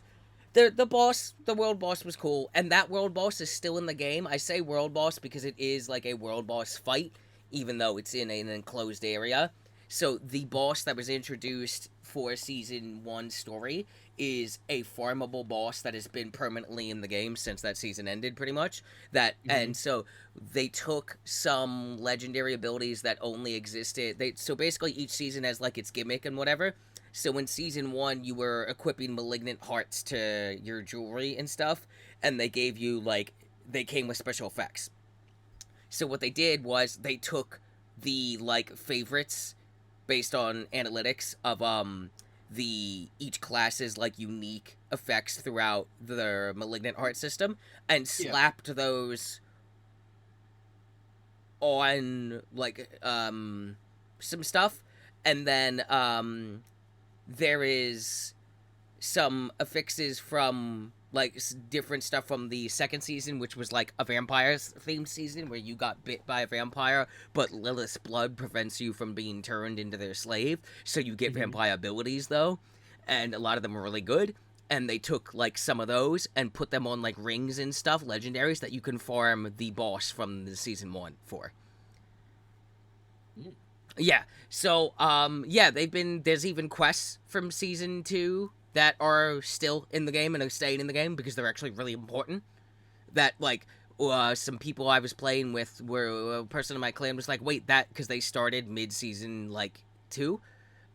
Oh, no, they started season 3, actually, and they were like, wait, that wasn't, like, a default quest? And I was like, no, yeah, that whole where you go realize that Lilith is, like, absolutely still alive through you, and that's why you couldn't become a vampire. Yeah, that quest was added in season 2. And they were like, that seems really important to the story. And I was like, it was. It is. That's why they kept it. So yeah, every season, they've even said this, not every season is, oh, I think I heard your door getting knocked on or something. So I will just vamp for time. Do. I'm kidding. I'm not gonna do that to you people. I'm just gonna pause and we'll resume. My dad, okay, you're good. I didn't know how long it'd be. So yeah, they've said that like not every season are they gonna pull like whatever the unique abilities that came across, right? Because there's a lot every season. But they will always be open to looking at it and considering, is there a way that we can take some of these and slap them on some kind of thing for people to farm if they really liked these? So that's a cool thing. So a little bit of power can potentially be brought forward every season. We already, obviously, with questline stuff, we know that certain quests from seasons might just be staying permanently in the game. Because the seasonal questlines themselves are very short. They're very short. So it's not like it's like a big thing to leave in the game, but some of them aren't important in the grand scheme of things. The vampire one, the actual quest itself, like the story where you hung out with the hunter whose name was Eris to hunt the vampires. That's not in the game, but the side quest that came with season 2 where the one priest is like, go back to where you first started the game of Diablo 4 and fucking figure out what's wrong with your shit, dude. And that's still in there, and that's how you learn that, oh yeah, Mommy Lilith lives on through you because her blood keeps you safe. Still looking out for you. Even though you're a piece of shit and betrayed her. I wanted to not betray Mommy Lilith, for the record. And if they ever give me the chance to do what Mommy Lilith says, I'm gonna do whatever Mommy Lilith says. I want that woman to fucking impale me the way she impaled Anarius, that bitch-ass loser. I wish she'd stab me with her wings like that. Anyway, oh god, those cutscenes with Lilith, give me the fucking vapors. Ooh, the vapors. You look.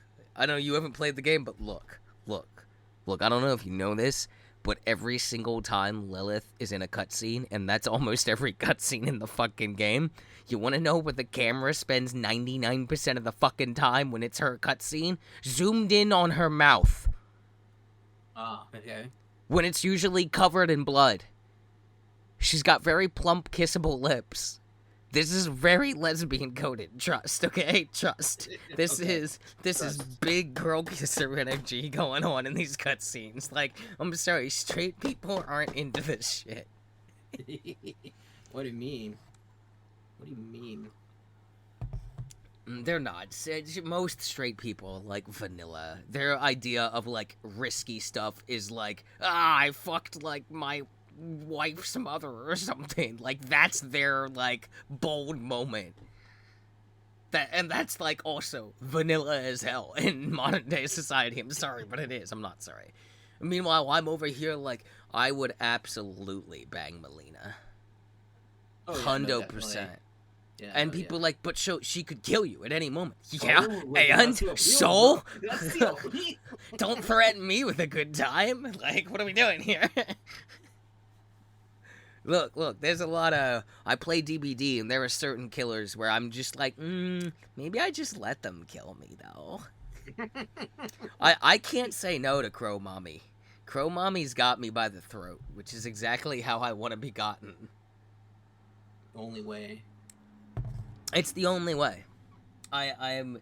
As much of a mean girl as I am, I have terminal bottom energy, so, you know, you gotta play your part. Everybody has their role to play. And mine is terminal bottom energy. That doesn't mean I'm not a mean girl, it just means I'm definitely not top. I don't have the capacity to do that. I didn't perk into that skill set in the character creator. And unfortunately, you cannot... Unfortunately, only a special amount of people with the ancient bloodline of the House of Switch can spec into both top and bottom skill trees. The rest of us are subjugated to our roles. And that's fine. That's fine. Remember, fellow bottoms, just because you're the bottom doesn't mean you're not the power. Doesn't mean you don't have power. There's a reason why we call it power bottom. Yeah, exactly. See, this show is educational and funny. Why are you not listening to it? Anyway, Diablo 4. That went off the rails. Oh my god. Oh. I'm a menace. Yeah, Diablo 4 is really good. This season was great. It brought back one of my favorite people from Diablo 3, the man, the OG, Zoltan Cool, the coolest of dudes. He's not technically back. We haven't seen him this season, but we do interact with somebody that was, like, working with him when he was alive, and this dude was, like, possessed by a demon and, like, alive for hundreds of years in this fucking crazy vault that makes mechanical fucking animatron things. That's what the enemy is this season, is the automated, like, mechanical things that Zoltan created that have been possessed by a demon. Hey, yeah, those things hurt. They really, like... So, second season was, like, the vampires, and, yeah, I was never really worried about the vampires. Like, I wasn't really scared of the vampires. Like, yeah, you know, you gotta respect them a little bit. It's Diablo, and I'm playing on hardcore, but, like, I'm not that worried. These things will fucking light your goddamn day up. The constructs, as they're called, they will fuck your goddamn day up at any goddamn point in this game. Like, you will be respecting this enemy the whole season. There are, like, I am strong. I am very strong right now in this game. I got some really good drops as of late. I got a fucking, like, unique bow that has, like, a 30% chance to just straight up double all damage from any skill that uses the bow. I'm usually doing bow stuff as a rogue. So that's, like, 90% of what I'm doing is bow stuff, so 30% chance doesn't sound like a lot. It is a lot when you think about how fast the rogue shoots that fucking bow. 30% chance to double all damage and knock them back from any damage, which means basic attacks and abilities, everything that uses the bow, which is almost all my kit. I'm gonna tell you right now, that 30% happens, like, all the fucking time. Like, all the time. And I'm still in tier 3, world tier 3. I am, like, melting shit. Like, I am very fucking strong. It's really interesting because this season you got a little construct of your own. And that's, like, the gimmick, is instead of you farming vampires for their blood and upgrading your vampire abilities that were all just, like, passive traits that added on to shit you were doing, you get a little buddy, a spider robot that follows you around, and you decide like what his build is. And so I put my robot purely on, because like he does a utility thing and like a damage thing, so I've got him doing like fireflies that track people and explode and make them vulnerable so they take more damage from me and I can freeze them easier and shatter them.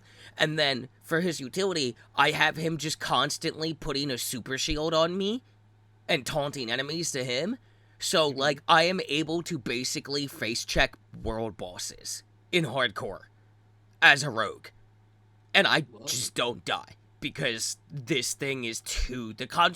people have, like, the crazy people in Diablo 4 have proven that the construct is so strong that somebody was able to create a build with the construct where the little fucking tiny spider robot beat Uber and Dariel by itself in World Tier 4.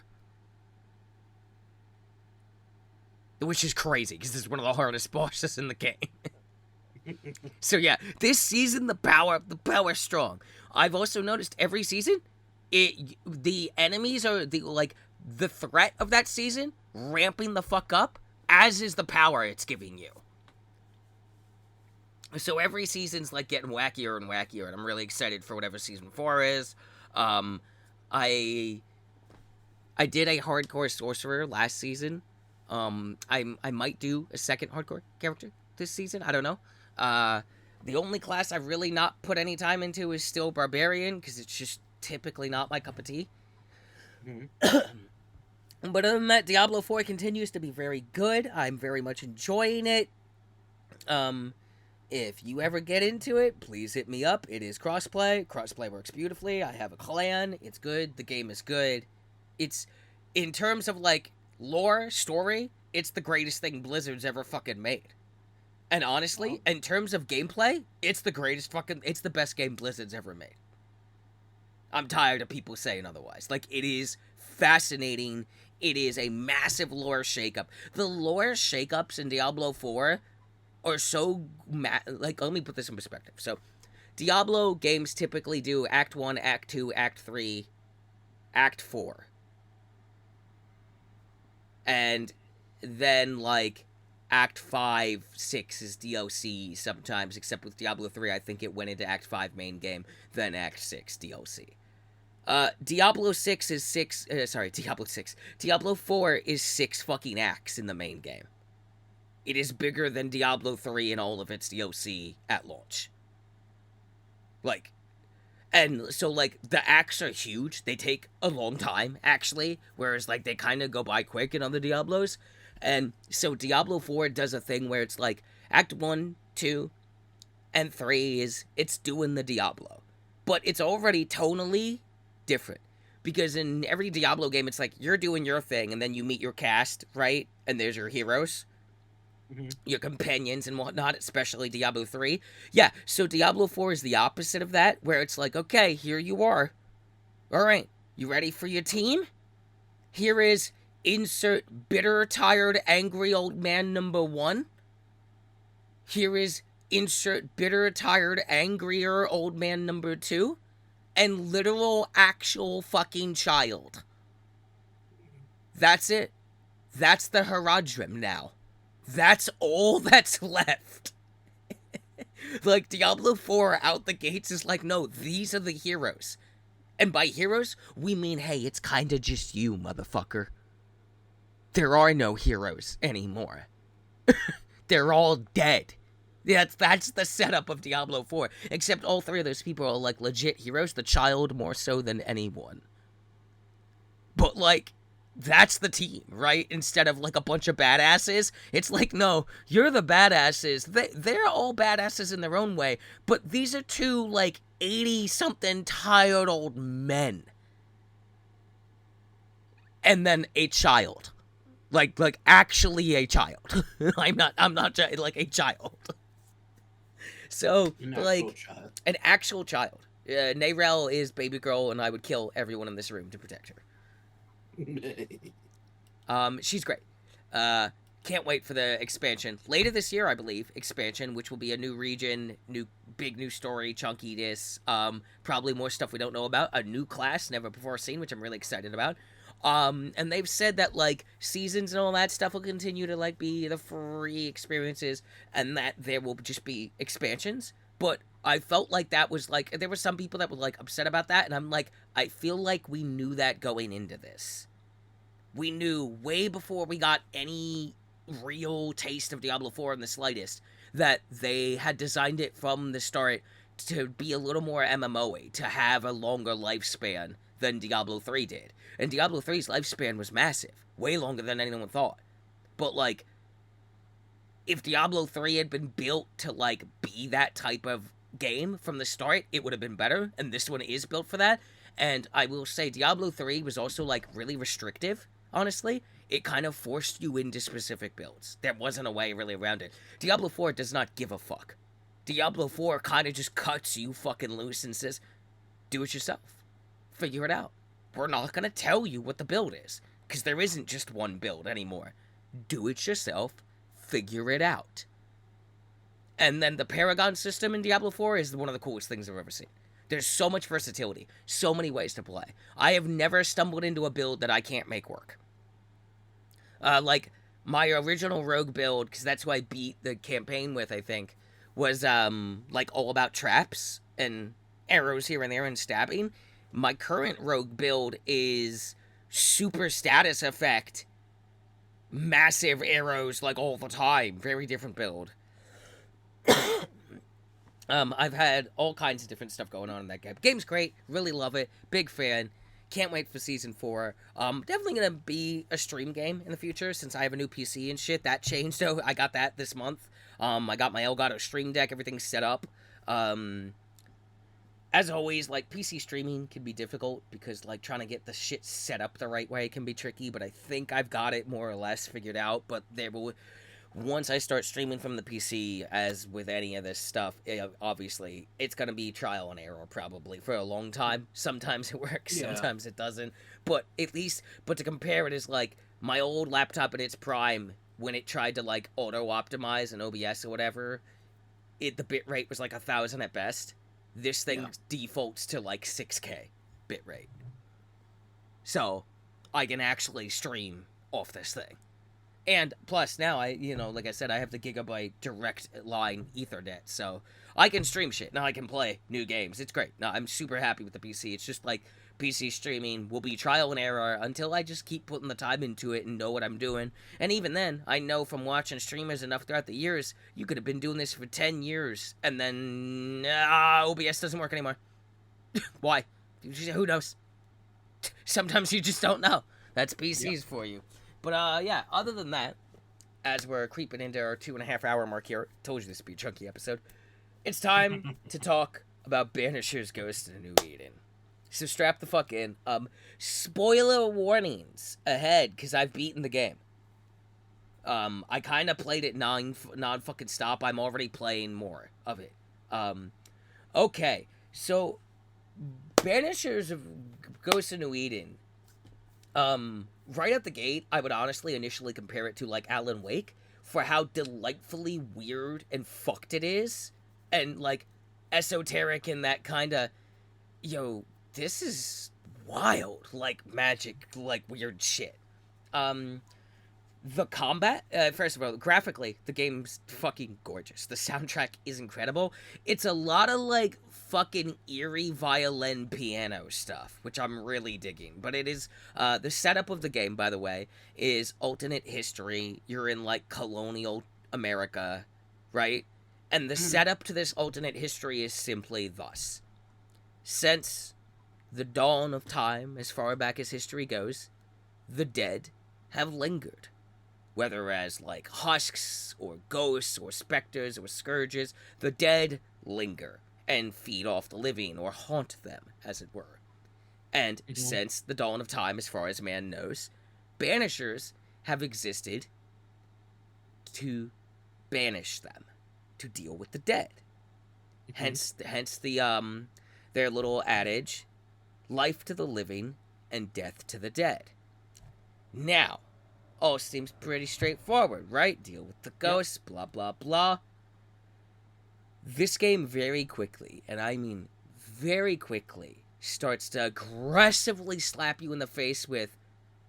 And keep in mind, the characters you play are like established, super good banishers. And like known banishers. Like you are experts in your field. You don't know jack shit about this world. You are nothing. You are no one. History is malleable. The past is the future. There's time travel. It's a time loop game. It might not also be a time loop game. It might also be an alternate reality game. It's unclear. I need to get the other endings. Got to get back to you on that one. Yeah. So what if Ghostbusters, but Bloodborne? Okay. That's what it is. It's Ghostbusters Bloodborne. Combat-wise, it feels like Bloodborne to me. It's fast.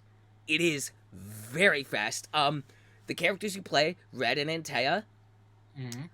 So Red has like a saber and a bane torch that he can charge up for like heavy attacks, but also just do quick like attacks with and alternate between them and whatnot.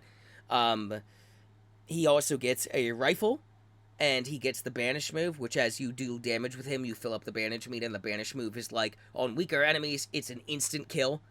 So it's like the blood thing from Bloodborne, except you don't have to put them in a parry state, you just do damage until the meter's filled up.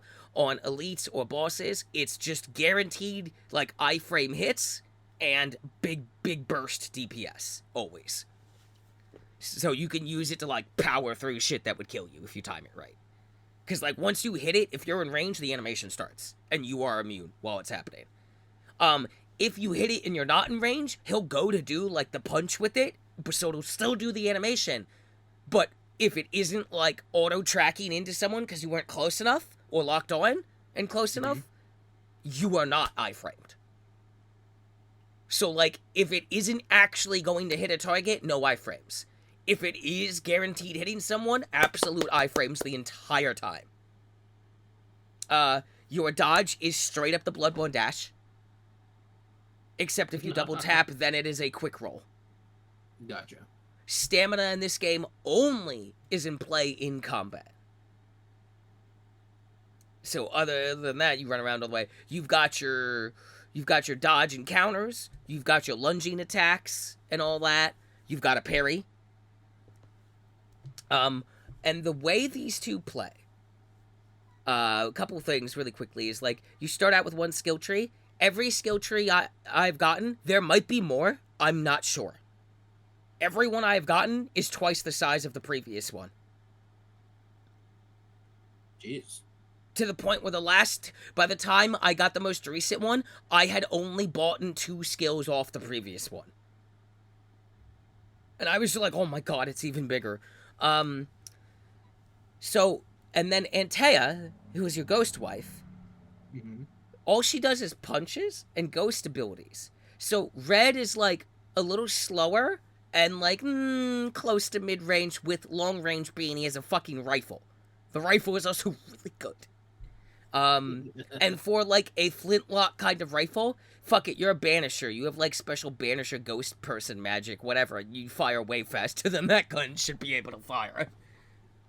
But like Antea is all like fists and punches, but all her abilities are about like closing the gap, AoE, or holding people in place.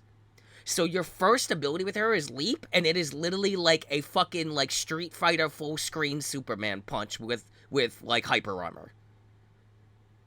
Oh, shit. Antea also can't die as a ghost, right? Like you could banish her, but like you need her body to do that, which is the whole setup of the story. But like, so when Antea is hitting things, it uses spirit points. And when she gets hit, it uses spirit points. And then when her spirit points are gone, you get switched back to Red. Or you can switch back prior to that whenever you want, right? So she can't die. So there's even a whole strat about if you're low as Red to switch to Antea. Because she can't die. And you can use your little Estus while as Antea. And it'll heal Red. Oh, okay. Yeah. So you could be on death's door if you've got any meter built up in Antea at all. And how does Antaea's meter build? How do you build spirit points? By attacking with red. So yeah, it works like that. You get a big old AoE burst move. You get like a snare to hold people in place. You get a move where they fuse together and she like draws Red's weapons and they become like a ghost human and fucking go in super blitz mode. It's like a DMC devil trigger. It's great. You can literally, like, as these skill trees open up, you start to get like they start working together in combat on their own. So like it'll be like, oh, every third hit with Red's basic combo with the quick attacks, Antaea will just show up and fucking like crosshair a dude with her fist, ignoring all resistances. There's like things about parrying and based on the skills you pick, where you parry and then hit the button to switch to Antaea, and she comes in doing like a fucking Liu Kang kick and just cracks a dude's skull open. yeah, no, Antaea's a fucking badass. Like, that's how it works. There are many different builds you can do, because the way the skill tree is poured out is kind of like a spider web a bit in every direction. And so when it's like a V, right? And there's two skills in this node, right? One to the left, one to the right. You pick one, and then that unlocks the path towards the next node, and you pick one of those two, and on and on and on until you're at the end. However, in that first like intersection with the 2 points, once you've picked, the way it works is red skills cost this type of currency thing, Antaea's cost the ghost thing, and you earn them by doing different things, right? Each skill tree has stuff of both of them in it, generally alternating, so it'll be like, if the first part of this if this corner of the tree was Antaea, the next two you're gonna pick from are red, and then on and on and on. What's really cool is once you've picked one, if you ever want to switch over to the other one in that same section, it's free. You just switch back and forth. You can only have one from each little section for both Antaea and Red, so it's like, okay, here's the start of this. Which one of Red's do you want? You got it? Okay, great. Now, which one of Antaea's do you want on the next section after that? You ever want to switch them? It's free because you already unlocked that section. You just buy the initial point you choose to start with, and you switch back and forth when you want. The way it's going is there's actually clearly a couple different builds. Like, there is stuff where it's like, landing a heavy attack. You can do one where there's like a skill where it's like, okay, landing a fully charged heavy attack makes the next manifestation do 100% more damage, and that's what her ghost powers are. Or it'll be like punching people with Antaea reloads the rifle for Red and does a guaranteed crit on the next shot. So it starts being all of their systems already feed into each other. Attacking with Red builds her meter, right? And attacking with her builds Red's meter and stuff. There's a whole art form to like switching perfectly in combat with them to do different stuff. And then they also have like skills you'll pick up where they'll just automatically interact with each other at certain points in the combo if you don't get interrupted. You only ever have 3 Estus so far. That's all I've ever gotten, even though I've gotten to an end of the game. There is options in the skill tree to willingly sacrifice an Estus permanently. Oh. To get like a massive increase in some way. So that's interesting. Out the gate, the game started showing me infinite farming areas I discovered that scale with me. So it's like, yeah, every time you beat it, it gets harder and the rewards get better. And these were like early end game resources being thrown at me, and I'm like, why would you do that? The answer is because this game's really big. This game is really, really big. I've gotten an ending. I have like 30% map completion, and I got an ending in this game. This is a proper open world. Pretty big. Not God of War Ragnarok big, but pretty big. Pretty big. Pretty bigger than you would think for a Don't Nod game. Because you know how, like, Vampire isn't really open world? Yeah. And, like, Atlas Fallen, even though I haven't played it, I think is a little more open world. I don't know. I do want to play Atlas Fallen just to see what it's like at some point. But, like, Banishers is a proper modern open world action RPG. It's a modern God of War, basically. It's in that vein. It's not as big as Ragnarok, but it's definitely probably bigger than God of War. Or at least the same size. It's pretty hefty. It's pretty hefty. And there's so much I haven't done. So there might be other stuff. Also, every single ghost manifestation, her little ghost powers you get, is both a combat power and a unlock new areas in the fucking map power.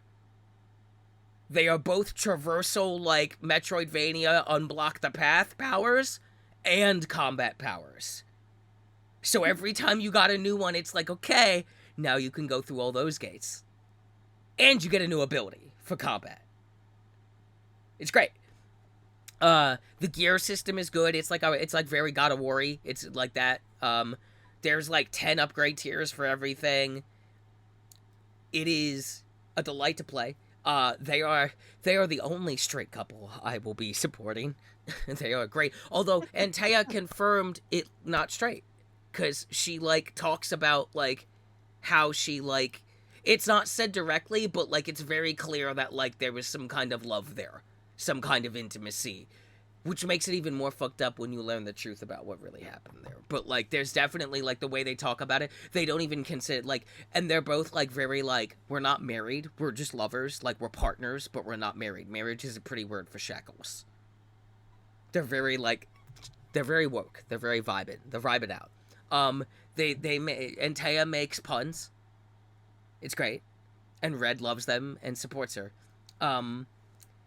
So yeah, so while I'm getting on to any of that, okay, so that's covered all that.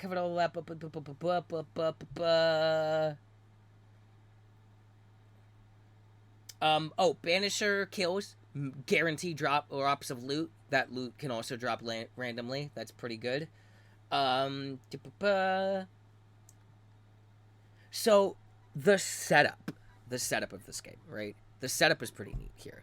So you go to New Eden, you get requested to come there by your friend Charles, who's like a priest and also a banisher, and he's the guy who taught Antea. And Antea, by the way, Antea is Red's master. That's how they met. She was his teacher. And it's even great because, like, they even comment on, like, the racism and stuff heavily at the time. Because, like, you walk into the tavern in, like, the tutorial section, and the governor gets up and starts talking directly to you, Red, who's, like, a white Scots guy, and Antea is, like, a Cuban woman, so black, of course. And darker skin, at least, obviously. And, like, he's talking to you, like, you're the head guy, and even refers to her as your, like, help maiden or whatever, and Red turns and looks at him and goes, no, she's the boss. I'm the help. And he goes and sits quietly in the corner. and then it's just like, oh, I love that. He's just like, no, I'm just very supportive of my hot wife.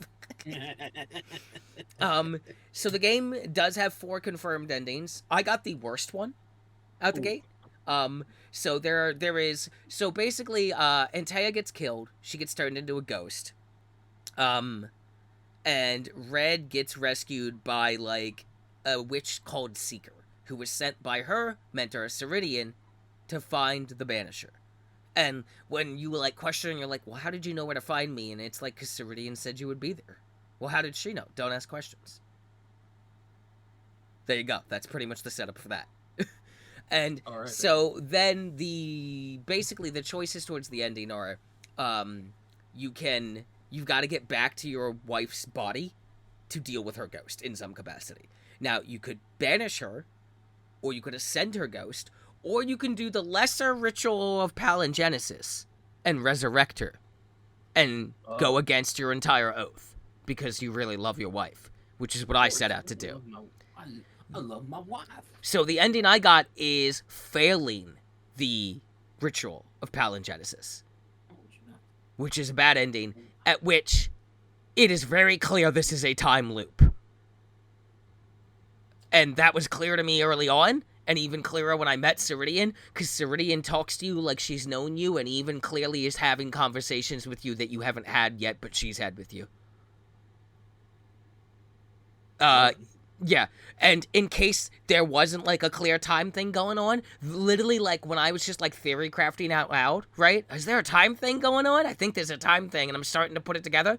I crest over a hill, and the game aggressively snaps the camera to a boat in, like, the middle of the fucking forest. The ship's name is fucking Kronos, dude. And I was just like, "Ooh, Titan of time. There's a time thing going on. Why is there a boat in the middle of the forest?" So for the ritual to resurrect your wife to work, you have to kill a lot of people. Like living people. You have to blame them is what it's called, which is where you steal their fucking soul out of their body and feed it to your hot ghost wife. Ah, damn. So as you're playing the game, it's taught to you, like, in the tutorial that, like, banishers banish ghosts. Or ascend them occasionally, but usually it's banishing them. And it's believed that it just kind of makes them move on, right? And ascending them sends them to a better place? That's what I would assume? Yeah. Yeah, that's what most people would assume, including your characters, including everyone, apparently, in the world. Hey, yeah, you're wrong! You go to a hellscape. Damn. You get banished, you go to a hellscape. It's not pretty. You don't just stop existing. You just go to a hellscape. You just don't exist in this world anymore. If you ascend... or ascending? Unclear. Unclear about ascending. Unclear. Oh. Might still be the hellscape. Unclear. Very unclear by the end of the game. Very unclear if it's a good place you go or not. Kinda don't talk about it. Kinda shies away from directly answering it for strange reasons. Doesn't seem like it's good, though. Don't trust it. Because banishing was just supposed to be to make them move on when they didn't want to move on. Ascending is to let them gently move on because they do want to move on, because whatever, right? Confirmed banishing doesn't move them on. They are very much still alive as they are in that ghostly sense. They are just now in Erelu, or the Void, or this hellscape world, where every ghost ever banished goes. Maybe the ones ascended. It's unclear. More data is required on the ascension topic. We don't know where they go. We just assume it's nicer. A quiet place is what they say. Doesn't really elaborate on it. Kind of fucked up when you start to think about it too much. And then, so as the game goes on, like, it sets you up. So the initial side quest, right, is the one that teaches you about, like, okay, here's how the side quests work. Here's how this works. Then you get to the end, and you can banish or send this dude's ghost or blame the dude. So here's the initial side quest, just to, like, set the tone of the entire game, okay? If I haven't already. I'm doing the initial side quest, and I'm like, is this tutorial side quest about two homoerotic men that fell in love while being trapped in the woods, and then one of them, in a fit of anger, pushed his lover who fell off a cliff, and then he felt guilty but then was starving, so started cutting up his lover's body and eating it? Is this cannibal homoerotic? Yes. That is exactly what it is. Like the moment I was like, is that what it is? 2 minutes later, confirmed beyond any shadow of doubt to even the densest human being. Like, that's so your funny tutorial side quest. Gets even better. Right? So you get to it, and the guy who's still alive, Jacob, is like, he understands what he did was wrong. He feels really bad about it, like, but he understands why he did it. The ghost of his friend, of his lover, that his friend and lover, because they were both, that, like, got killed by him accidentally and then got eaten by him because Jacob was starving, and, like, Jacob also, like, represses this so hard that he, like, believes his lover is still alive and just out hunting until you, like, get through the quest. The ghost absolutely forgives him. The dude's like, no, he's a good man. He broke, and I couldn't help him past it. It's not his fault. And then Jacob's like, no, I need to repent for this in some way, and I don't want to live without you. So it gives me the option to banish the ghost, ascend the ghost, or blame Jacob, which would kill him, but also is an end to this quest line. So it sets it up as like, oh, I want to blame him because I want to resurrect my dead wife, and this quest kind of, like, is letting me do that right out the gate and feel good about it, because Jacob wants it. Cool, great. Hey, yeah, that's the only fucking quest where you ever get to feel good about taking a living person's soul. Enjoy. That is the only one I have seen. Every other side quest was like, no. I mean, don't get me wrong. This lady's terrible, or that guy's terrible, right? They did a bad thing. Sometimes their reasons at least make sense, but they still did a really fucked up thing. So, like, yeah, like, you know, killing them isn't necessarily, like, you're not killing, like, a saint, an actual good person, right? Like, but, like, the game does not let you feel good about it. Like, to the point where the characters start to not feel good about it. even as they're committed to it. Like, there's a whole point where you have to reaffirm your oath that you swore to, like, resurrect her. Like, there was a lot of conversations where they're like, I don't know if I can do this. Like, the game is like, no. Even though these people are fucked, and we learn that, like, hey, like, everyone on this island everyone in colonial America in this alternate history is kind of a piece of shit, or at least almost all of them, down to, like, 99%, so you know exactly, like, real colonial America and America now. But, like, it really, tone-wise, it's doing that don't nod thing where it's like, no, these are fucked up things happening, and it's like, you want to know what the real difference is between you, the Banishers, and the other people in this game? Is that you have power, and they don't. Like, if you're doing the Resurrect run, the goodest ending is apparently the Ascension run. Like, that's what is considered the goodest ending, because that's, like, staying true to who you are and your oath, even though you're ascending your wife, and, like, it leaves Red with the least, like, guilt and grief, whereas, like, if you, like, banish her, he ends up, like, grief-stricken and, like, depressed, and if you resurrect her, it's just, like, you know, it's a very different path, but, like, it really goes out of its way to be like, no, like, the real difference between you and these people is less that, like, they make bad decisions with, like, good intentions, right? And that you don't. It's like, no, you do the same thing. Maybe slightly not as vile as them, right? But, like, in ways more vile, because, like, this guy sold out these people to have a chance at saving these people, right? Or this lady let these people die to blah, blah, blah. It's that kind of stuff, right? I'm being vague to not spoil too much, because I think the game should be played by as many people as possible, because it's incredible. But, like, the game very, very aggressively is letting you, at least to me, was making it clear that, like, the real difference between you and all these terrible people is that you just have power that they don't, and that they can't stop you, even if they wanted to. Like, and it kind of, like, it's kind of, like, fucked up, actually. You're just like, oh, yeah, no, they just kind of, no one on this island can stop me. So I'm gonna be playing through it. Luckily, I smartly, saved right before the final, like, where it locks you into the end path. Because, you know, it does that thing where it lets you know, once you go in here, you can't come back. You're in the last final quest. You're just locked into the end of the game now. You're just gonna go through the town, do the fights, beat the boss, get your ending. So I saved right before that, so got my ending, got the worst ending. So the worst ending is actually really neat, because, what happens is you go to resurrect your wife after you beat the fucking nightmare, which I don't want to spoil who that is and how that's connected to things. And it fails, because I didn't kill enough people. Right? Oh, you're muted. I don't know when you left.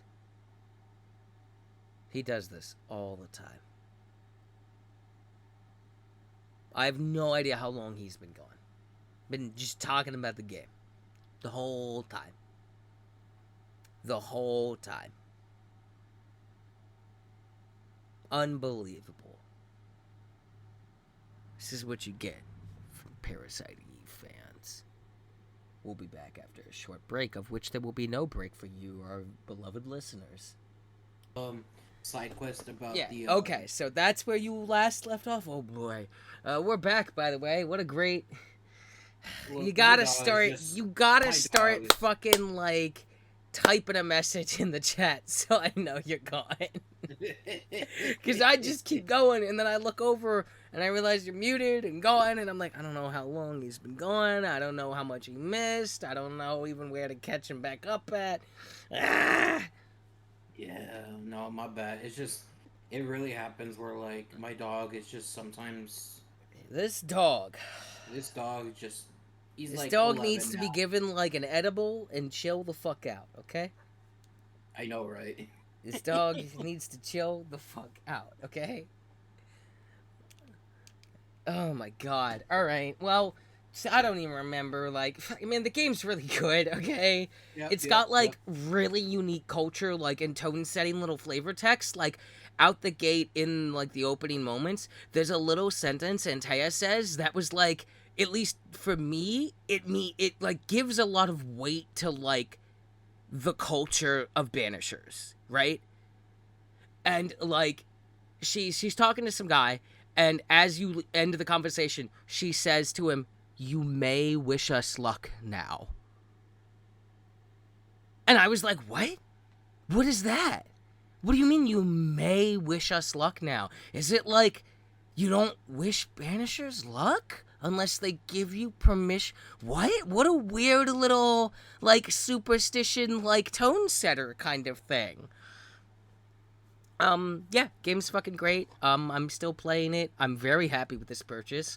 Since I can't speak for Atlas Fallen because I still haven't touched it ever, but I'd like to at some point because it did pique my interest. But I can firmly say with Banishers, Don't Nod has now figured out combat.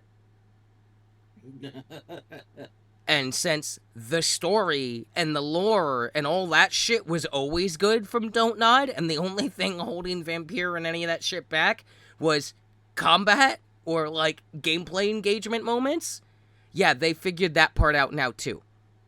And the games are getting bigger and more depth in every little crevice. So yeah, really looking forward to more. I'm definitely gonna go through and get the Resurrection ending. I might go through and get the Ascension ending.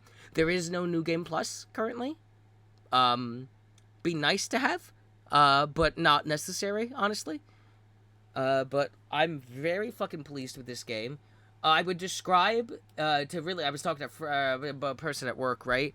And the way that the combat feels to me once you like really start to get to open it up a bit, playing Antea and Red, and once you get used to the idea of switching between them mid-combat and start getting like some stuff to work with for both of them that feed into each other, it feels like I'm playing two different trick weapon builds at the same time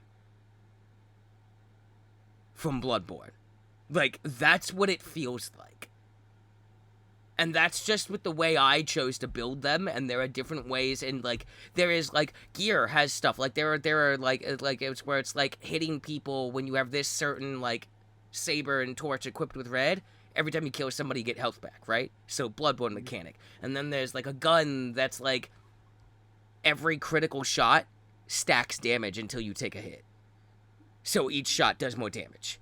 And that can feed into perk stuff where it's like if you kill somebody with one of Antea's ghost powers, it refills the rifle and your next shot does 300% more damage. Like, it's crazy. It's cool. There's some neat mechanics where like specters will try to possess a body to come up back, and if you don't interrupt them before they do it, they come back as an elite.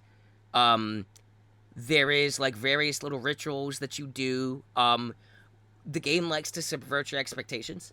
Where for a while I kept coming across cursed chests, and the characters kept talking about maybe we need Seeker to figure it out. No, that was all a red herring. You don't need her at all. What you need to do is beat the first major boss of this region, the first Scourge you fight.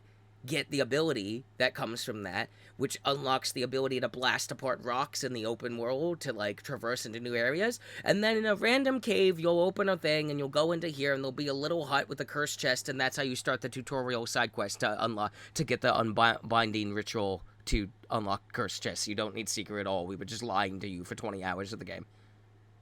And this is an entirely optional small out of the way zone that you might never go see. So there might be more rituals and powers that I haven't found, because they might just be hidden behind traversal in a random cubby somewhere. Boss fights, super good and enjoyable, really stand out. Enemy design for like the boss fights is really well done. There is a moment in the final quest of the game, heading to the final fight where you fight the Nightmare and make your choice for the ending, where you are fighting, let's just say, something from Antea's past. I don't want to spoil too much there. But in that moment, once you, like, get the real name of that thing, it lore drops on you in a weird way. Where I'm going to have to spoil just because this is... So there's this... Antea had a friend from her past called Caldera or something like that. And we learn later in the game Caldera was actually, like, some kind of demon that, like, was fucking with her, and she banished it when she was a child without knowing how. And when you fight Caldera in the Void, because Caldera has been in the Void this whole time waiting for you, and when you finally, like, see Caldera for who they are, they announce themselves as, like, Nazaku, the enforcer of the Queen of Kur. And it was just like, what the fuck is that? What is the Queen of Kur? What is Kur? Never been mentioned before. The entire game doesn't come up again. And it's at the end. And I'm just like, is Kur Erelu the Void? Because that implies that the Void, which is also called Erelu by some people, and people who call it both say that both words aren't good enough to accurately describe what it is. And if Nazaku is from Kur, then ghosts are from the Void, but get sent to our world when they die. But then why can't they just go back and forth between it? Because we send them to the Void when we banish them, and maybe when we ascend them. And a Queen of Kur, if the Void is Kur, then there's a Queen of the Void? Unclear. More data required. Don't know if that data even exists in this game. There's a lot of that going on. There's a lot of, hey, yeah, the history of the Banishers themselves is a lie. You don't know shit. And you're the experts kind of vibes going on. It's fucking good. This game is really good. I am very pleased with this game. Banishers Ghost of New Eden deserves all the fucking praise. I really hope it, like, gets big attention, because I think it's genuinely fucking top tier. Like, top tier. Game of the Year potential. Game of the Year potential, absolutely. It's easily one of the most fascinating things I've ever played, just on, like, a story concept-wise footing. And with the combat and core gameplay being engaging, fun to do, but also challenging, and then having that don't nod insane storytelling and choice mechanics and all that shit they already did really well for all these games, they've really, like, found their footing with this game's, like, combat and stuff. So I'm really excited to see what they do next. Honestly, I don't even care if I ever see these characters again. Give me more of this world. I don't care if it's in a whole new continent, island. It doesn't matter. Just, I want more of this world. Colonial Ghostbusters, but gritty and fucked up, is not something I knew I needed, but now I know I need it. It's really good. Probably going to be streaming it as I'm going through and doing more side quests and exploring and trying to get the ending I want. So that'll be a thing. It's fucking fantastic. Soundtrack's amazing. By the way, I've been listening to it for like a week straight. And that's pretty much my talk about it. I'll probably have more to say down the road and stuff as I play more and more of the game. But honestly, fucking impeccable. Super, super good. Super good. So, kudos to Don't Nod for this one. Is a slam dunk for me. And with that, at just shy of hitting the 3-hour mark, it's time for the news. Y'all ready for some news? You ready for some news? You ready for some news, people? I'm ready for some news. We might be ready for some news. Ladies and gentlemen, Bobby Kotick has left the building. That's where we're starting. He has left the building, his golden diamond-encrusted parachute carrying him loftily down the winds. He is with us no more. Where he goes, I do not care, but he cannot stay here. And no, dear listener, that does not mean anything's going to get better anytime soon. Because what was the first thing Xbox did? Layoffs. Yep. So we're going to use that, because that's kind of all I really have to talk about with the Bobby Kotick situation, because I feel like that's been talked about to death. But we're going to use that to hard segue into Xbox themselves. Did you see the Xbox presentation? Did I see it? No. Did you watch the Kessa Super Beast video where they were talking about it? No, I didn't get to see it either. Okay, so, Xbox has pretty much just straight up come out and said that, Like, it's very weird. It's very weird. They've, like, straight out both come out and said that, like, in the same sentence practically, that, like, they've just straight up given up on the console race. They cannot catch Sony. They have been losing for 2.5 generations now. And then, like, they've announced that, like, a bunch of, like, a couple of Xbox IPs are coming to other platforms. They're all, like, older games. They're, you know, they're, like, the fucking Sea of Thieves, Hi-Fi Rush being the newest one that's getting there, Grounded, and something else. I forget what. But, yeah. Everyone, and Castle Super Beast, and people like Gene Park, and the guy that writes the fucking things. I don't remember his name right now. That was very unhelpful. But everybody's kind of like being like, okay, so this is Xbox basically saying they are trying to recoup losses by putting what used to be exclusive things on other platforms. And they've kind of very much been all in on, it's less important where you play and that everyone can play. Yeah. Very cool. I agree. But also, competition is good for me, the consumer. Xbox says they're not leaving the hardware game. After they said that, like, they've given up on the, like, console race because Sony just can't be caught. They just spent $65 million, I believe, on Activision Blizzard. You're right. And then they made the claim that the next Xbox console that they're working on right now, and I am quoting this directly from Phil Spencer's fucking mouth, the liar that he is that the next Xbox is going to be the biggest technological leap in console history. So it's going to cost $1,000 and you're not going to make any goddamn money.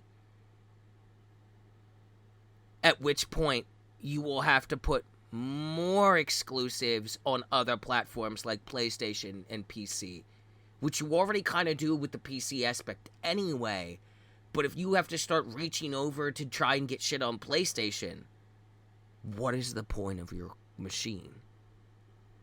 If your machine has no exclusives, there's no point to your console. I thought we all understood that. Like, that's what sells the goddamn machine. Exclusivity sells consoles. Always has, always will. That's why exclusivity is still a thing. Even if it's timed exclusivity, like, oh, it's gonna be here for a year and then come over there. That still sells the hell out of the console. And Phil keeps, trying to, shit on Helldivers for only being crossplay PC, PS5, for not being on Xbox, basically. Being like, well, who does that benefit, really? You know, that's only hurting the Helldivers player base. Yeah, I don't think it is. Considering that Helldivers on PC just fucking destroyed everything that was, dominating.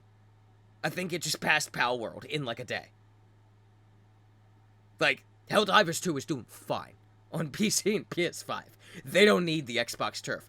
And it's, what it comes down to is, this is something that, Pat really nailed on the head in Castle Super Beast, is that Xbox, is trying to push this play everywhere thing, which is great, but also bad, because competition is good for me, the consumer. And Xbox is, clearly testing the waters on, is it profitable to put some stuff on PlayStation and Nintendo that were used to be exclusive for us? Can we, make some good money back? Because we're what I'm gathering is that Xbox doesn't make money very well. Apparently. And apparently, this is known that, the the Halo devs, 343, the people that have been with Halo since Bungie doesn't do it, have come out and said that they pitched the exact type of game that Helldivers 2 is as a Halo game to Xbox over the course of years. And Xbox said, no one wants that. Scalebound, no one wants that. There was a chance for RE4 Original to be an Xbox exclusive. And the guy got so annoyed with the Xbox people in the meeting, he walked across the street to Nintendo and gave it to them and never worked with Xbox again. There is just a long, laughable list of, like, Xbox saying no to things and just apparently being really bad at managing their own properties or getting new properties. Thus, not having any fucking reason to buy an Xbox for so long. Which is why Game Pass exists. But Game Pass isn't as good as they say it is, at least in terms of like the numbers it's doing. It's not doing enough. So, yeah, it's really looking like Xbox is like struggling to survive in this industry right now. They can't seem to really get a lot of they have more like canceled or turned down projects than I think EA has. They've existed significantly less longer than EA. They've been trailing Sony for 2.5 generations. And the problem here is something that both Wooly and Pat really pointed out is yes, anyone pushing for crossplay is great. Crossplay is good. Crossplay everywhere at the cost of competition is bad though. Because if Xbox like just starts existing, right? And is no longer a competition to Sony's PlayStation, we're in a different world now. Because currently it's been, yeah, Sony's winning, PlayStation's winning, but the Xbox is still competing. It's still in the race, yeah? Which means when Xbox makes a move that makes people favor them, it forces PlayStation to do a move, even if it's not the same move that makes consumers favor. It forces them to play for my money. I want that as the consumer, right? So if Xbox starts to really dip back as a potential threat to Sony, we live in a world now where Sony will start being able to treat Xbox like they treat Nintendo, which is, oh, you're there and you're doing your thing, but you are not a threat to our market. At which point, Sony has no threat. And they now pretty much run the show, uncontestedly. And I'm pretty much a PlayStation fangirl, and I'm telling you that's a bad thing. That's a monopoly. Monopolies are bad. That's why nobody likes the game Monopoly. So, like, I don't know what Xbox's plan is, but, like, you just blew 65 mil on Acti Blizzard, and it's probably the weakest version of Acti Blizzard that's ever existed. You claim you're not leaving hardware, but that you're out of the console race and you're pushing more for play everywhere, including as to putting games on PlayStation, which tells me you're desperately trying to recoup losses. You also just fired a bunch of people, and it was worded so in the presentation that it was direct, like, to the investors that, hey, we fired just enough people to get the numbers back up. And then somehow the next Xbox, while you're not really in the console race anymore, is going to be the biggest technological leap in console history. Not just in Xbox history, console history. So it's going to be a minimum $800 machine. That's not going to sell because you don't have any exclusives. Sony could just undercut you and make another $500, $600 machine. And then if you already committed to putting things on Sony's, guess what? You didn't sell a single console. Everyone's just going to buy the $600 PlayStation and play the new Halo there because you put it there. Or they're going to play it on PC because it's already on PC. And if I'm paying $800 to $1,000, I might as well just get a fucking PC. Like, we are like, it feels like we're like one bad quarter away from Xbox going the way of Sega, where they just do software and no longer do hardware. At which point, the console war is actually, like, effectively over forever, because Amazon ain't in the game, Google ain't in the game, Nintendo ain't been in the game for a long time. They just carved out their own game, and that's where they sit. And that's fine, but then that means that, like, see, it's such an interesting, like, hypothetical, because if Xbox, like, can pull a Nintendo, we're a different scenario, right? Where it's like, okay, Nintendo and Xbox both basically create their own weird little corner where they do something that's just so them that they somehow just exist perpetually in that. They're never, like, a threat to Sony in the industry, but they're never a nothing factor, right? But that still kind of just leaves Sony with undisputed control in the industry. And it's just that Xbox and Nintendo will just be doing their own weird thing. But that's two companies doing the gimmick route then. And I got news for Xbox. If that's a potential plan, you should scrap that, because that gimmick thing doesn't really work out most of the time for Nintendo.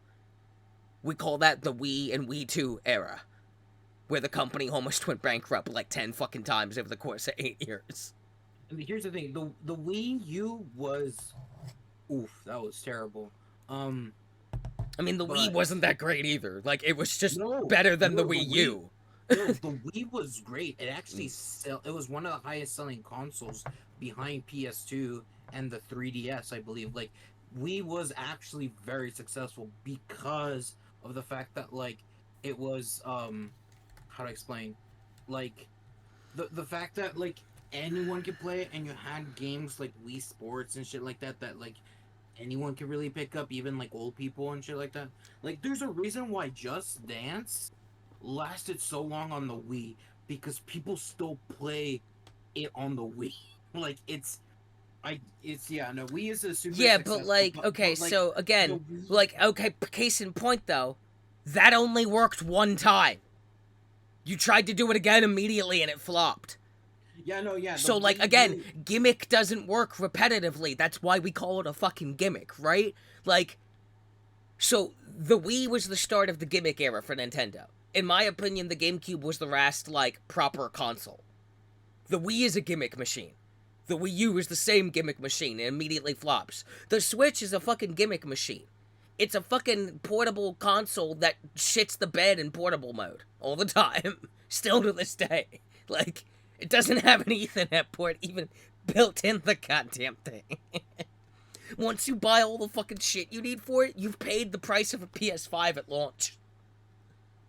Like, and all the rumors of the Switch 2, which are probably unfortunately true, are that it's just gonna be a bigger, slightly more powerful Switch. But by slightly more powerful, with the Switch being less powerful than the fucking GameCube, which I believe is retro now, or some shit like that, then the Switch 2, if it also has to be mobile, will also still be less powerful than the GameCube, which will mean it will still have the same exact goddamn motherfucking problems, and a worse battery problem, because it'll have more power in the thing because it's bigger. But also because it's bigger, the mobile comfort of it will also be drastically reduced, thus defeating the entire point of being mobile. The gimmick only works once, if it works at all. Gimmick is not a strategy for successful business. It's an endless loop of Hail Marys that one day will destroy your business. Like, I'm baffled by Nintendo's choices, and now I'm baffled by Xbox. I think we're looking at a world where it's just going to be the Sony show going forward in our lifetime. And I think that's bad for consumers, because I think if there's no threat of real competition, there's no one to hold Sony accountable for things other than consumers, and consumers are notoriously bad at doing that. Because people don't speak with their wallets, right? And that's what actually speaks to the company. So, at the same time, Sony has collectively, or across the entire lifespan of my time, given me more in every way. More bang for my buck in every way. Yes, there's been definite downsides and moments where I'm like, what the fuck, Sony? But across the board, if I'm tallying all the points, I have absolutely gotten way more return from my money invested into Sony throughout the entire time over Nintendo, over Sega, over Xbox, over everything. So, like, I don't know. Like, this screams to me that Xbox is, like, about to die. Like, it doesn't look good over there at the Xbox ship. Also, the presentation, by the way, they were, like, sitting in the Xbox studio on Xbox chairs with Xbox green lighting, wearing Xbox shirts and, like, Xbox jackets, and the lady was asking the questions that Phil Spencer definitely fucking wrote for her to ask him. The back of her fucking cards are Xbox logos. Like, they're drinking out of, like, Xbox water tumblers, and it just screams, hey, remember Xbox? We're still here. You love Xbox, right? It's just, it screams desperate. The whole presentation screams desperate, and then full of massive lies. Like, I don't know what's going on over there. Your guess is as good as mine. Yeah, so that's Xbox caught up.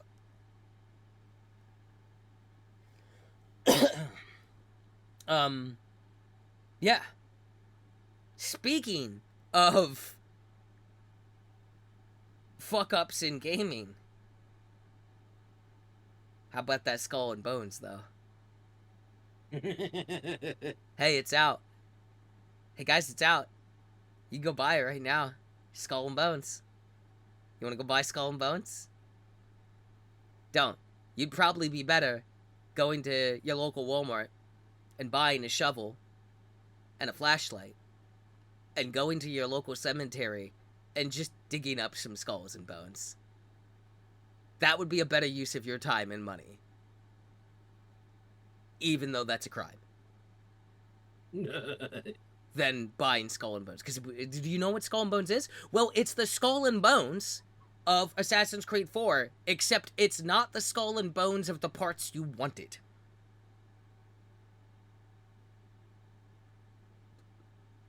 It's piratey, but it's not good. It's a seasonal content game too, because of course it is. Yeah, of course. Come on. That's how we're gonna make the money, Singapore. Don't you see? They'll invest in the cosmetics. We'll sell them, and then we'll have all the money in the world. Like, dude, this game took 10 years to come out. And it's like the most bare-bones dog shit, asinine, fuckfest, self-masturbatory cesspool Ubisoft has ever conceived of. Meanwhile, I'm just never getting beyond Good and Evil 2. Oh yeah, you're never getting Never. Never. Yeah, Skull and Bones took a decade. This game has existed for a decade. We're over a decade of Skull and Bones. It just hasn't been playable for a decade. Is Skull and Bones the Star Citizen of the Sea? Yes. I feel like that's... Yes is the answer. Yes is the answer. They're both scams. One's just a scam to you, the GoFundMe people, and the other is a scam to all of you, the fine people of the country of Singapore. There might be some overlap between those groups. I don't know. I don't have those metrics. But, you know. Thanks, color commentary from the dog. Appreciated. Yeah, Skull and Bones, man. I love how, like, last episode we were roasting for Skull and Bones not being out, and it came out in January. Finally came out. It's out. It's out now. So, how long do we gotta wait before that lawsuit starts cooking? Because I think it's, like, gotta make a certain amount of money. I think it's more than you just have to release it. I think it has to make, like, a certain amount of money. Do you know why it's taken so long? I know why. Do you know why? Did you hear this? No. Do you know what the, so Ubisoft got, was paid by the country of Singapore to set up shop there, right? To generate jobs and shit, right? For locals. Yeah. Well, that's not what they did. Do you know what they used the Singapore, like, offices for, mainly? Tax and, vacations for all their, like, weird, rapey, racist managers they promote. That's why it's taken over 10 years. But don't worry, it's gonna make money with that season pass, right? Yeah, definitely. Yeah. A couple doubloons here and there. It's pirate themed. It's a good joke. I don't really know what to say about Skull and Bones other than, like, what the fuck. It was just like a 10-year fucking shit fest just for nothing. I think when Skull and Bones was announced when E3 was still a thing. Like, actively a thing in person. COVID was like really? 8 years away when Skull and Bones was announced. It really was that long, wasn't it? Also, while we're talking about things that are siesta fuckfest and shit the bed, let's just check on our friendly neighbor over there to the left. What's up, Konami? How goes it? Oh, you have a short message to tell me? Well, gee, Konami, is it a good message? Oh, no, it's about how people who have mental illness and want to kill themselves are weak and should kill themselves? Cool. Great. Thanks. Silent Hill remains as dead as ever.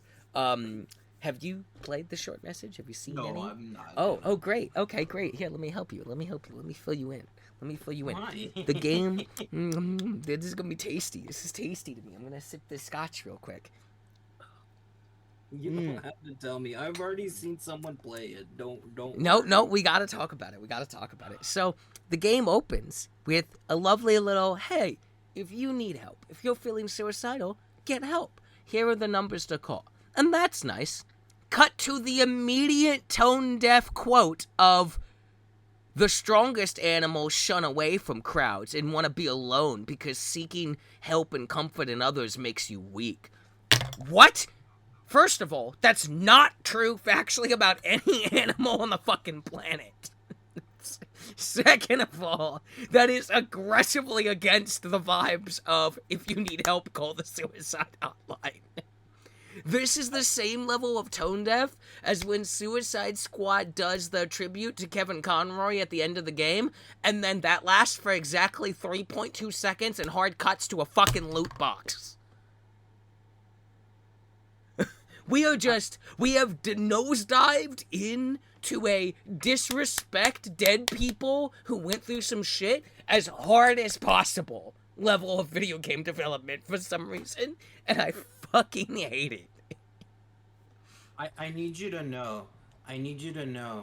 The fact that in the same game, when the character Oh, I know about it all. Yeah, I know about it all. When the first character yeah. dies by suicide, and then immediately it's like, if you're having thoughts about suicide, please remember to call this number. It's like, huh?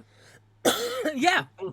Like, also, like, the game is like, hey, she was abused, so she abuses other people. Like the fucking quote at the beginning of this fucking short message, goddamn cesspool that Konami's made, where she's like, their strongest animals are loners. Seeking comfort and help in others is a sign of weakness. I wish someone would understand that about me. And it was like, what? What? That was like 3 double negatives in one paragraph. You just contradicted yourself 4 times after you aggressively contradict the opening of the suicide hotline and prevention message. Like, what is going on?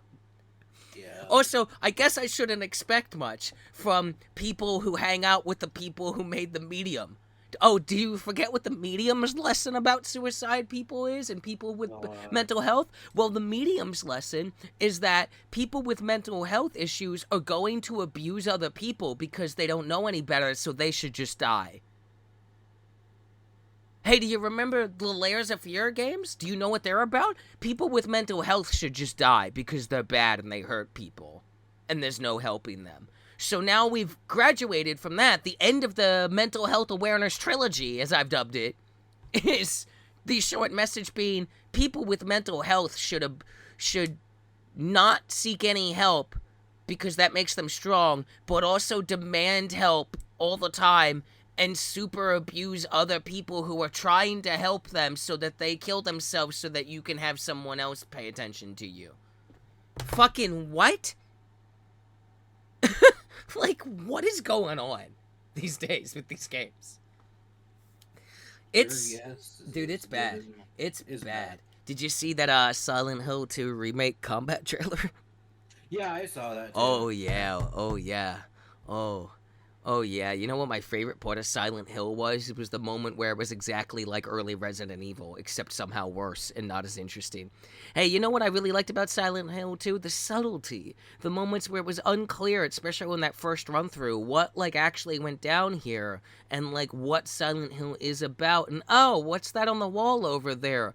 Oh, you reap what you sow in blood. Oh, okay, so, okay, we're not We're not doing the subtlety. I mean, I guess we don't need it because we do. This is an old game just being remade. Oh, graphically, it doesn't really look that much better. Oh, the combat looks weird and bad. I totally love the part of Silent Hill 2, known for where I just pull out a fucking 12 gauge and unload into a dude like I'm playing Call of Duty.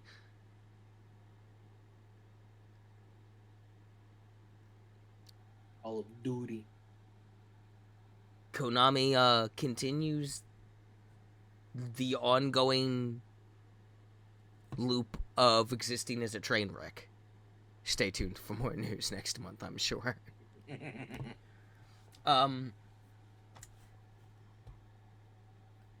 Okay, so from that, we can pivot to more terrible news, or we can pivot to more good news. Oh man. What do you want to do? Let's just go with terrible. Let's just keep going down. Okay. So apparently Bungie doesn't make money ever. Destiny doesn't make a profit is what I'm learning. Ever. Apparently it makes no money. None whatsoever. Yeah, apparently it's like not ever been really profitable. Like pretty much the entire time, which I just how this game is huge. Like how they have struggled to maintain any kind of content pipeline in a game that lives or dies as a live service, to the point where they have changed how the content pipeline will, like, trickle out, like, more times than I think any other game ever. And, like, people at Sony, so apparently at the top of Bungie now, it's, like, half original Bungie people, half Sony people, and the Sony people are just, like, clearly biding their time until they just, like, consume Bungie at this point. And it's a lot of mismanagement and shitty people at Bungie, and the good people seem to keep getting pushed out. And it just seems like the company just doesn't seem capable of, like, maintaining an output.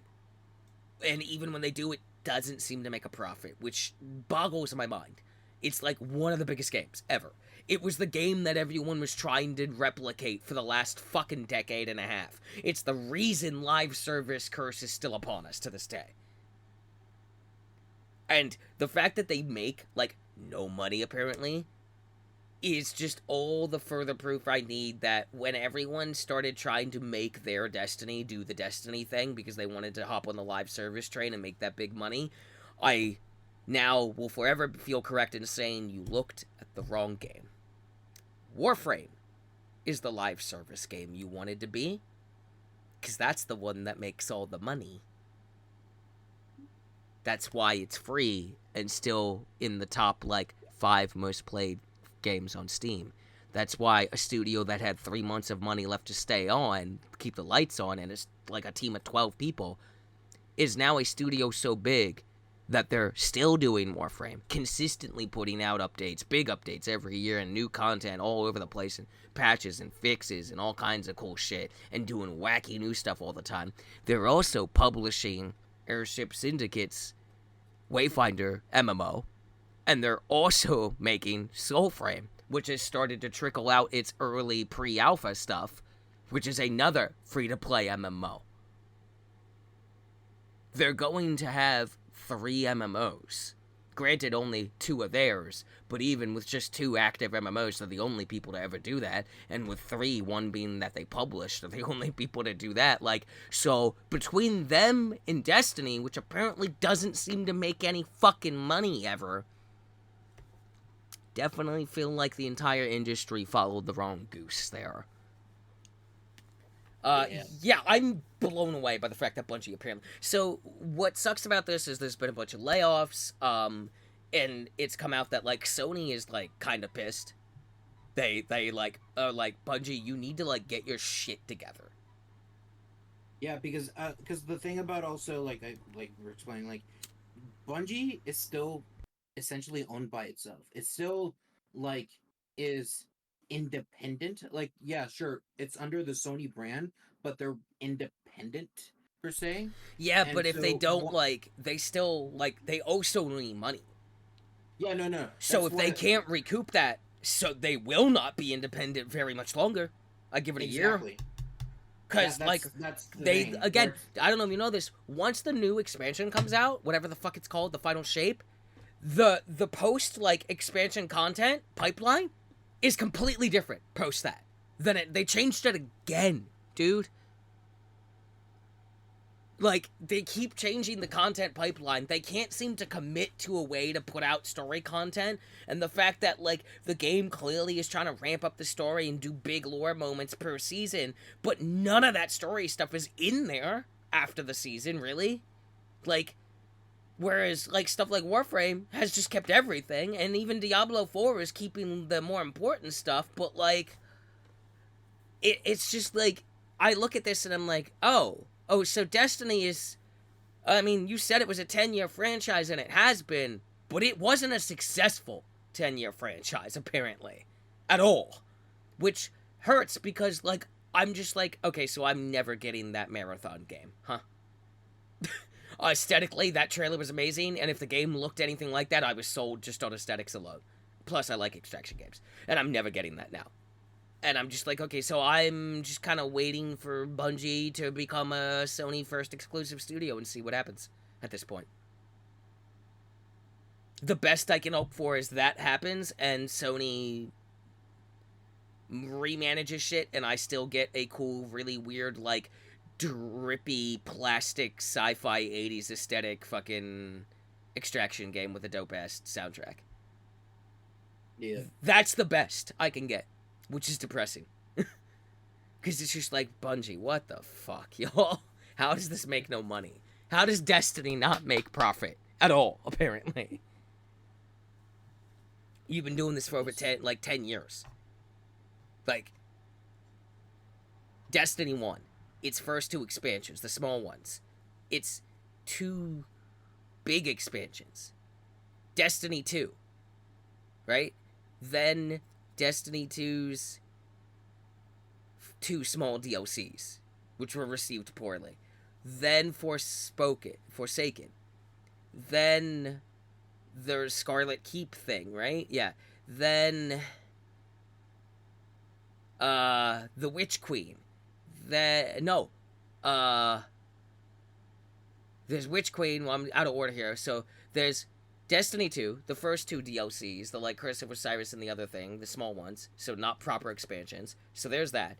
Then there's Forspoken, there's Witch Queen, there's the Scarlet Keep, there's Lightfall, there's Beyond Light, oh my god. There's all the seasons, 4 seasons of content that you have to pay for, by the way, to get, like, all of it. Between all of those, right?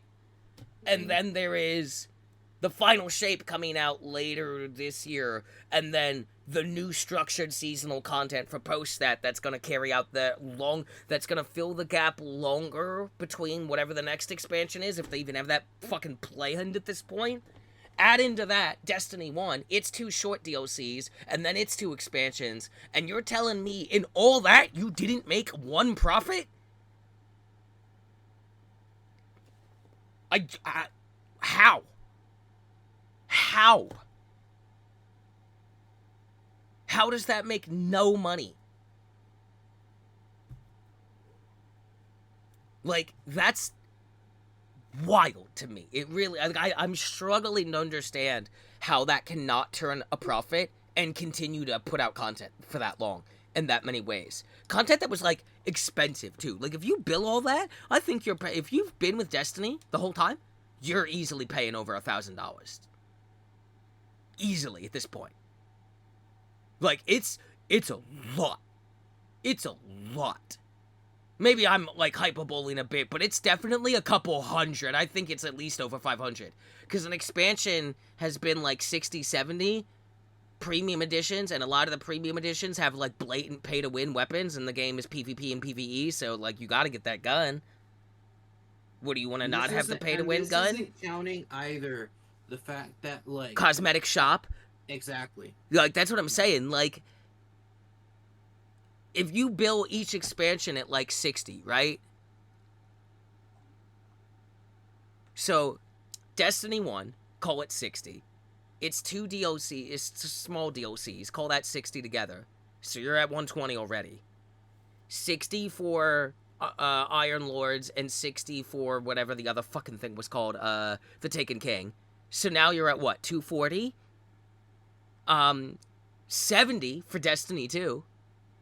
Because, no, 60, because it was still PS4, so 60. It's 2 small DLCs, another 60, there's another one 20, you're at 360 now. Then there was seasonal content started coming out with Forsaken. So Forsaken comes out, call that 60. Then each season is 10. So there's 4 seasons, I think, between the thing and the next expansion. So that's 30, right? So round it up, call it 100, honestly, because you've probably spent at least 10 on cosmetics somewhere. So what, now we're at like 460 already? So then Witch Queen, there's another 60, another 4 seasons worth, 10 each, there's another 100, you're at 560. Do it again with Scarlet Keep, do it again with Beyond Light, do it again with Lightfall, and now do it again with Final Shape later this year. Tell me where you're at. You're damn near close to 1,000, aren't you? You're sitting in the high hundreds. And that doesn't make a profit. How have you been in business at all? How did you not, like, get shut down?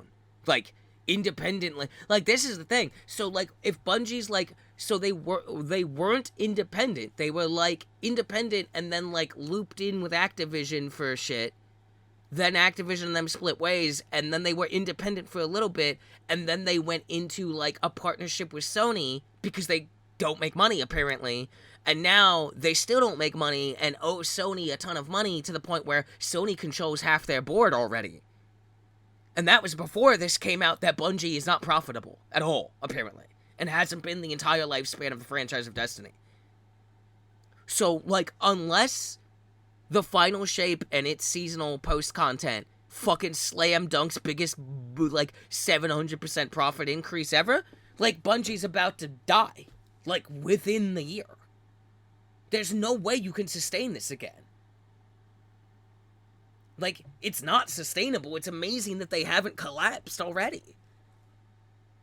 Like, lesser-known franchises in games have collapsed for way less, right? Like, it's nothing short of a miracle that you're even still together as a studio and a company.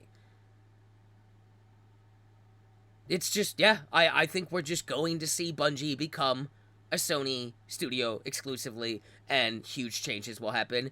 And honestly, if that happens and I was Sony, you kill it. You kill it. You kill Destiny. There's no saving that at that point. 10 years and basically at least 700 something worth of cost just to play the shit, not even counting buying cosmetics and all the time required in Destiny. Because let me tell you, that game demands a lot of your fucking time. Right? So, like, I just don't think that's even worth keeping. I think you just shut it the fuck down.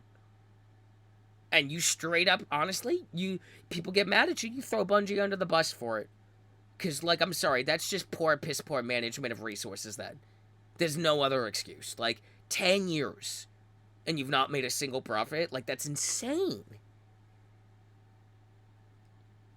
Just, it's wild to me. It sucks because, like, there was a point where Bungie was, like, really good for, like, queer community and stuff like that and did a lot of good charity work, and there was and still is some very cool people at the company who deserve better, but it sounds like the top of the company just fucking pissed away the thing for 10 years.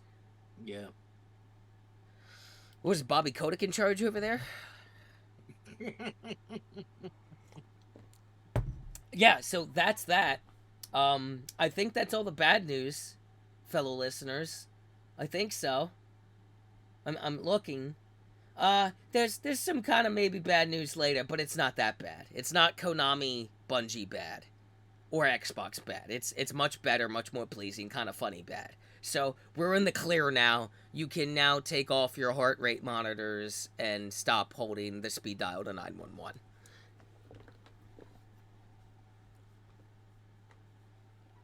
What? Too much? Too much? Too much? Maybe.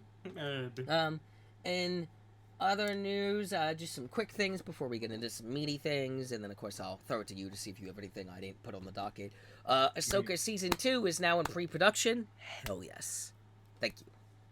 Very good to hear. Very sad about Ray Stevenson, though. Please choose how you proceed with his character very carefully.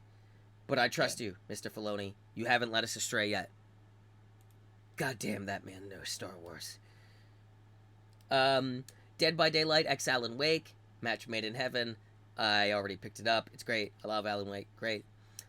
Sonic Shadow Generations, a Sonic Battle GameCube remaster, kinda, sorta, maybe, not really, but what if? Unclear. Stellar Blade is Bayo Souls, is what I've learned. The enemy designs look neat, but, I kinda don't care. Dave the Diver coming to PlayStation, also a crossover with Godzilla.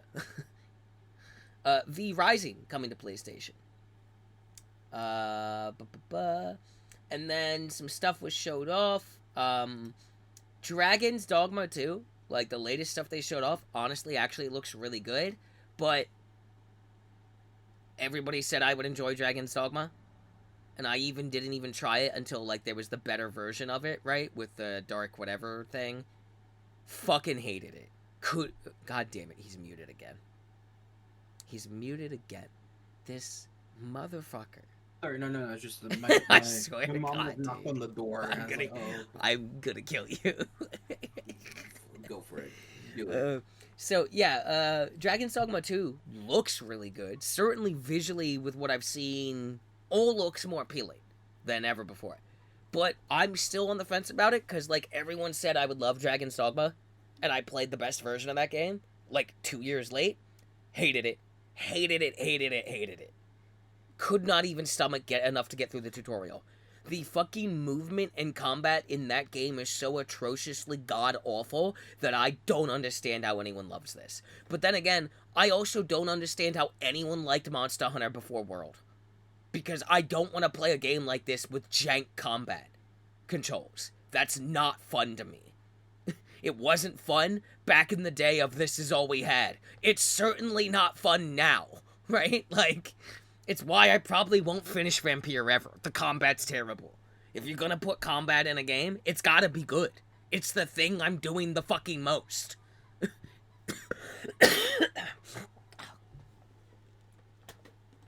So, yeah, I don't know how to feel about Dragon's Dogma 2. It looks really cool, and there's a lot of cool stuff going on. But, give me a demo. I really want to, try it without buying it, because, the idea of it sounds really cool. The pawn system is really cool. A lot of it sounds really cool to me, but then when I tried it, I was just no, I don't like this weird jank movement control system. It's, unpleasant to engage with.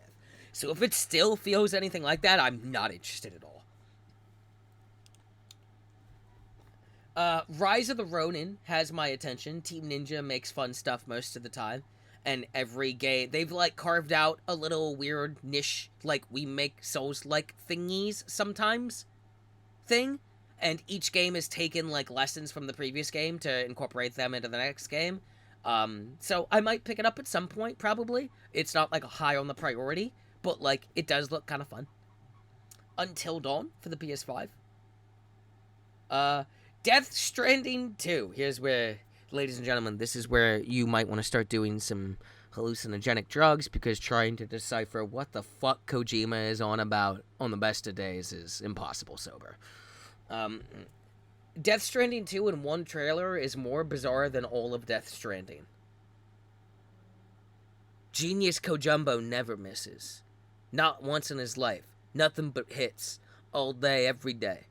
Do you like movies? I like movies. 2025, apparently. Which means, hey, are you ready for 4 wacky-ass trailers throughout the rest of this year? And then... No. No. No? You're not ready? No. I'm ready. I'm very ready. That trailer was sick. That trailer was dope. That trailer was great. Also, we're fully in. He did it. The man did it. The man just really likes movies, He just wants to make movies, but he also kind of fell in love with game design in the long run. But really, he got into that so he could get to make movies. He's doing it. He's there. He's there in the studio. But also, from Kojima Studios, a overdose is still a thing, still coming. We know that's coming, and it's pretty much all but been confirmed that, like, whatever overdose is, it is basically what he wanted to do for Silent Hills, except he's just changed the name and some different people. It's, like, confirmed that a lot of the people that worked with him on Silent Hills went over to Koji Studios to go work on Overdose. It has been deciphered via the sleuths of the internet that in the eyes of the people in the Overdose trailer, there is some, like, Japanese kanji or whatever that translates to Silent Hill. Oh my god. Or, like, Quiet Mountain, right? Like, and it's just like, oh, he's going full in. He's going full in. He's just being like, hey, look, it's PT. It's Silent Hills. But it's legally distinct Silent Hills. And then on top of that, while he's bowling around with Death Stranding 2, doubling down on its odd weirdness, slamming home Overdose with the internet deciphering that, like, it translates to Quiet Mountain, that's basically Silent Hill, very funny, Kojima, we get it, you're just making the game they didn't let you make. And then on top of that, and keep this in mind, this is all literally like the day after the Konami Silent Message debacle and all that, right? And the combat trailer for Silent Hill 2, which just looks abysmal. And then on top of that, he goes, oh, by the way, I'm working on a new action espionage game.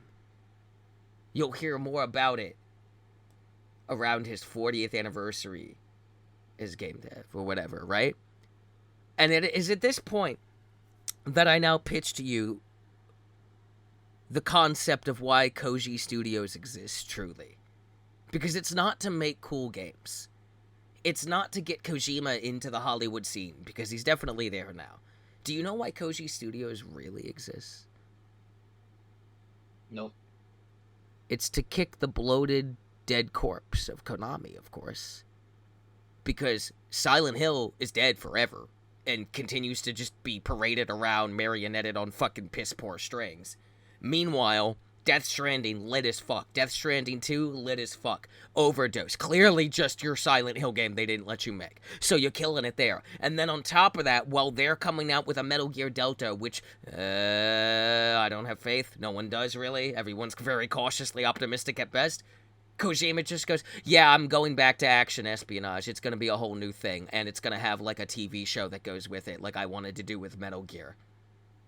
Looks into the camera at Konami. Koji Studios literally just exists to do everything Konami doesn't do and can't do. Like, every time Koji Studios makes an announcement, it is like the day after that a Konami thing happened, and it's the worst thing ever. The man's studio exists purely to spite Konami. And nothing else. And you know what? Good for him. Good for him. You get that Hollywood scene. You hang out with Guillermo del Toro and fucking, George Romero or whatever that is. Like, fucking, you know who I bet would love to make weird shit? Why don't you go tweet at John Carpenter? You know what John Carpenter does all day? Nothing. He's retired. He sits home, smokes weed, and plays video games. So, yeah. Yeah, Koji Studios, coming out swinging. Coming out swinging these days. Konami, meanwhile, hanging themselves slowly. Shadow the Erd Tree. Did you watch the trailer? I did see the trailer. Show some hype shit. I probably won't ever play it, because I probably won't ever get back into Elden Ring at all, because I just don't, it's too bloated for me to enjoy. I just can't keep up with the fucking nonsense of it. I'm just like, I don't like how much is here, how big, and it's overwhelming at all times. And, like, because there's so much in that game, it is a lot of exploring and finding a bunch of shit that has no value to my build and the way I'm playing this run. And that just makes me want to stop, make a new character, but then I can't remember where that shit is, so I end up with shit for that character that has no fucking value to me. It annoys me. I got tired of the repetitiveness. I got tired of the size of it, the scope of it, the scale of it. I'm just like, I fucking actually hate how big it is. And how much bloated, overused content there is. You need to cut, like, that game needs to be cut the fucking half for me to enjoy it.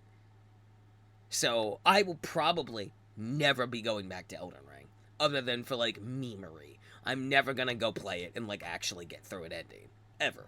So, as cool as that trailer was, as they always are, nothing for me. Call me when Bloodborne gets its remaster, or a Bloodborne 2 at some point. Fucking please, man. Come on.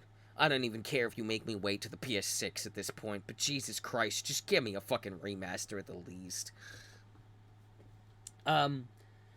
Flintlock Siege of Dawn finally got, like, a trailer, and there's gonna be a more in-depth one later. I'm really excited because it's like, yeah, another weird, like, esoteric, what is the level of technology in this fantasy game thing going on? With a cool lady as the thing, as the character you play. She's hot, and shoots things, and has a magic cat. I'm in. I'm sold. I was sold on this game from the initial trailer, but I'm sold more so now. Star Wars Battlefront Classics Collection was announced. And Yes. that is the end of my news. So, did you have anything? I feel like you got everything. I for the most part. tried to, like, I had big notes. For sure. I will say though, speaking of Elden Ring, Oh, no, there's some other things I didn't mention here, but yeah, go ahead. Sorry, because I've been chatting for a bit. I need the break anyway. yeah, no, the Elden Ring is doing well, at least Tencent is deciding to do a mobile version of the game. That's just a thing. Whose phone is gonna run that? Dude, that game is like 80 gigs. What the fuck are they thinking? I don't know. I think it might be just something completely different. I have no idea, but yeah, it's That just, sounds they're stupid doing as a fuck. mobile version of Elden Ring. Okay, sure. Whatever, man. Yeah, you did it. Whoa. Get the money. Fucking... Okay. Like, bro, that's gonna run like dog shit. You should just put it on the Switch for all value that's fucking worth. Yeah, I can't wait to play I can't wait to play notoriously difficult game Elden Ring at fucking single-digit frame rate on my phone with touchscreens. Ugh. Oh my god. The only value this has to me is in hoping it has a weirdly active PvP scene, so I can just watch a ton of, like, YouTube or shorts or TikTok VODs of this cringe frame rate lag PvP bullshit, and people getting super mad. That's the only value this could possibly have, I think. Who is this for? I have no idea. Who is... If you're there... strange weirdo who's like foaming at the mouth, salivating at the words Elden Ring on mobile, please, like, actually tweet at me and explain to me why. Because right now, if that person exists, you are like a flat earther to me. And I'm just like, I want to understand just for my own, like, peace of mind. Because, like, you're like an animal in a zoo to me. And I'm like, what are you doing, you little weirdo? Oh, you think the Earth is flat? And your big giant frame rate game is gonna run good on your mobile phone? What? Oh, I don't know. Stay tuned. Like, who is this for, dude? Who is this for? I just think of all the things to put on a mobile phone, dude. Like, this is gonna run like dog shit. It's the smallest screen, dude. Like, I think I broke Stella. bro, that FOV slider needs to go to like 1,000 on this screen to see shit. Oh my god. I can't wait for somebody to not be able to pick up their souls from their previous run at the boss fight because their mom called. Fuck off with this. This is stupid. I hate this. Oh my god. Oh. You're gonna be okay. Oh god. Oh god, are you gonna play off data? You gonna play off that Wi-Fi? Ooh, yeah, let me get that sweet, sweet Elden Ring PvP in the McDonald's Wi-Fi. The dream. Oh my god. Oh, Jesus Christ. I can't wait for, like, the news of somebody's battery, like, fucking exploding out of their phone. There's not a phone in the world that's gonna be able to run this shit. Not a single one. Warframe's on mobile now, too, and I don't understand why. Like, I'm sorry, that game, ain't nobody playing that on mobile, man. There's too much on that screen for that shit. There's a reason why every mobile game is not stuff like that. There's a very good reason. There's a reason why shit like Genshin Impact and all that wasn't successful on mobile. It was successful when it got ported to console. Because mobile gaming sucks. And it always will. Case in point, the Switch. You can all say all you want that you love its mobile form, but we all know it runs everything worse in that form, thus defeating the entire purpose of it. Oh my god. Oh god. Elden Ring Mobile. Fucking. Why don't we, you know what? Why don't we get that, Street Fighter 6 and Tekken 8 on the mobile?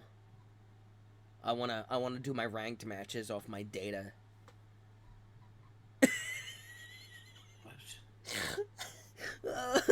Catch these mix-ups, fool. You're only gonna get connected with other mobile users. No, fuck that. That's the coward's way out. Fuck No, that. 'cause That's it's bullshit. every Nope. single- Nope. it's- It has to be everybody. That's the No, coward's choice. What happened is that everyone's gonna see the Wi-Fi signal and the mobile user, and like, no. Nah. No. Somebody will take the bait. Somebody will take the bait. There's always one. And all I need is that one, because you know that video will be viral. Catch these mix-ups. It ain't a 50-50 when I'm on one bar. Wake up supers? You betcha. Oh my god, I hate this. Oh god.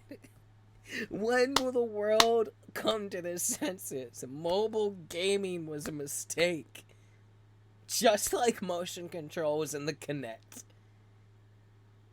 We need to let this shit die, man. Before it gets out of control. Oh my I think god. we already let it go out. of Oh control. god. Oh Jesus Christ.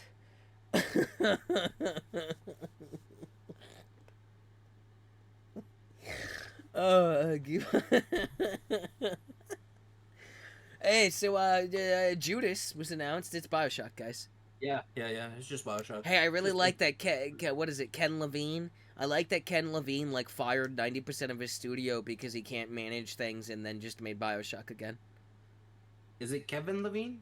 Ken It's Levine, Kevin Levine, whatever. Levine, that guy, the guy who just makes BioShock, because he just made System Shock, so he just kind of makes the same game, and sometimes it's good, and sometimes it's not.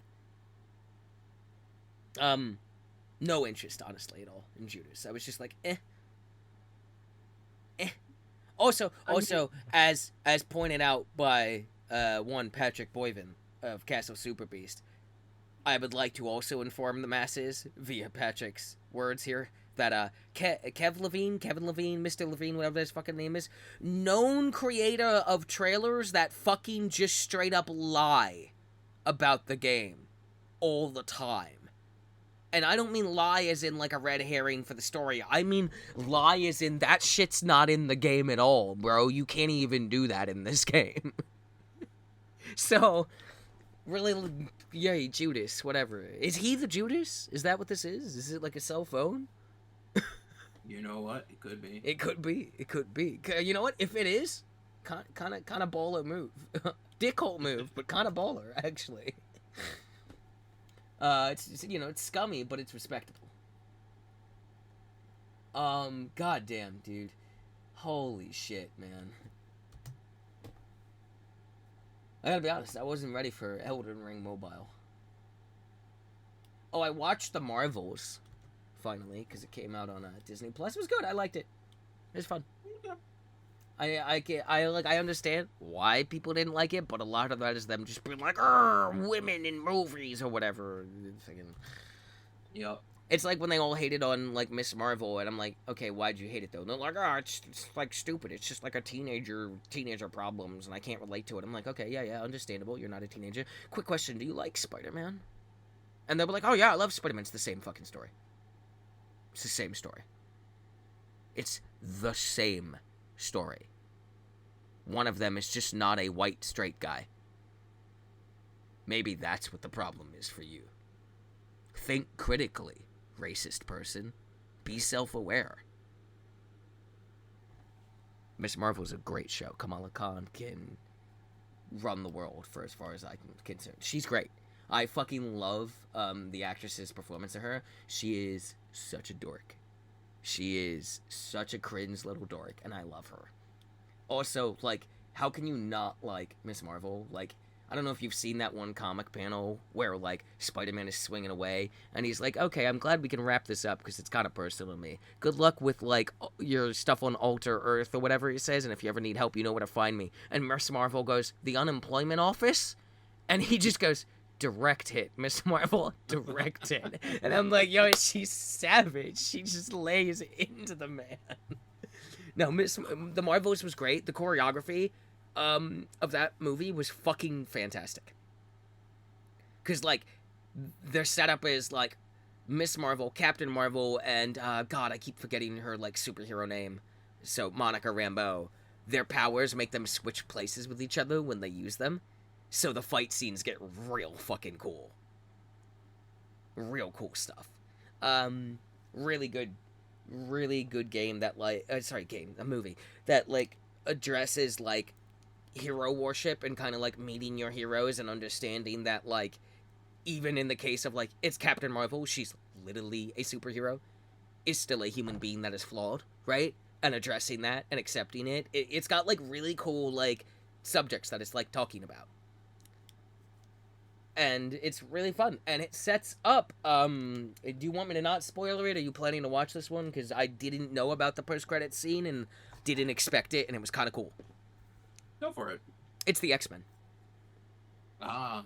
Yeah, so the end of it is, Monica Rambeau has to close this rip to an alternate reality, but has to do it from the other side, so she gets stuck there.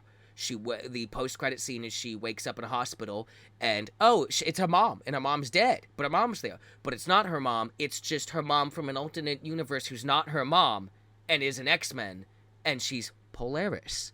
And then in walks fucking Beast, and it's just the X-Men. And they're talking about how, well, all the signs say that you came from an alternate reality, but that's impossible. Or it should be. Care to explain? Okay. X-Men established. There you go. We did it. We did it. We did it. Yeah, it's super cool. Hang on, I think, is that my sister texting me that she's here now?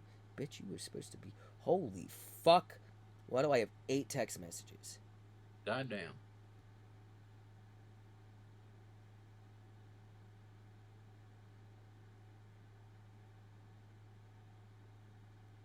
Hey, I just got this.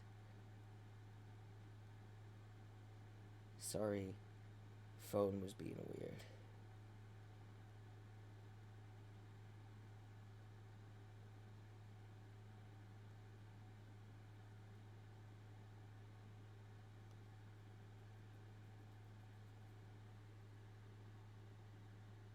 Okay, so I just got a text from her at 12:53 that says they'll be here in about 30, then says I'm here, I'm headed home, all at once. So they Okay. were here, and nobody knew they were here, and yeah, I'm just getting all my text messages at once. Something was going on with like my phone service. I think I was just like getting a spotty signal. Happens Yeah. sometimes because I live out in the middle of nowhere. Could be like a storm was blocking it. That sucks. I was wondering what was going on with that. Alright, so I just texted them. They're probably asleep now, so yeah, I don't know when, because they said they got off at like 7, so I expected them around when we started the show, but they never showed up. I am gonna pause real quick for a bathroom break. Yeah, go for it. We have had a lot of breaks in this episode. I mean, luckily- it's been a long episode. It's been a long. It's been a long. I mean, not too much longer though. I think our longest currently is like 3.5, and we're only at 4 hours just now. Well, shit then. Yeah. Although I think it's also the lateness. Usually we start at like 4 p.m. So by now, Yeah. usually it would only be 8. It's 1 a.m. now for me because we started at 7 p.m. me. So it's also the time. And usually we do it on a Saturday, not a Friday. But I kind of like that we're doing it on a Friday because it doesn't like, especially with how late we started and how late it's going, is that if this was a Saturday, it would be Sunday now for me and I would have work tonight and I'd be annoyed. Yep. So, God, I think that's pretty much everything on my notes, unless you had more you wanted to talk about. I think you kind of got everything. Like, we got Death Stranding 2 notification. We got kind of the Steam Fest that had happened. I mean, the only thing is that currently, the Capcom Cup 9, is it 9? I think it's 9. Maybe it's 10. I don't know. It's basically the current Capcom Cup that's going on. Is happening like literally right now. Like they just finished today. They just finished group stages, so now we know who the top 16 winners and Okay. losers are. Gotcha. So we're just basically seeing that point. The good thing I think about this particular like whole thing is the fact that like you have people trying to go for $1 million. So right. yeah, like the first prize winner wins like $1 million. So that this is going to be rather interesting on how this is decided. Yeah, I mean that's a fair amount of months. Cash prize too, I think. So Huh.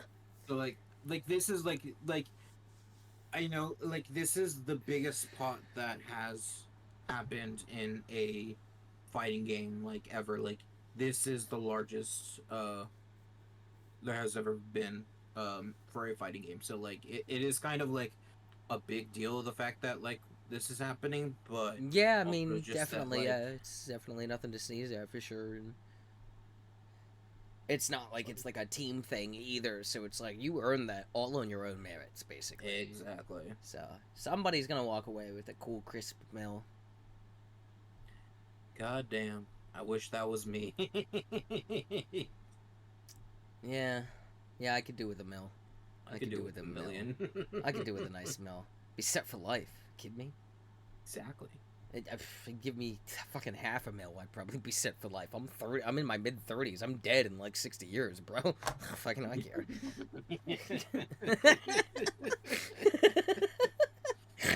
So Nope, morbid, so morbid. It's just so morbid.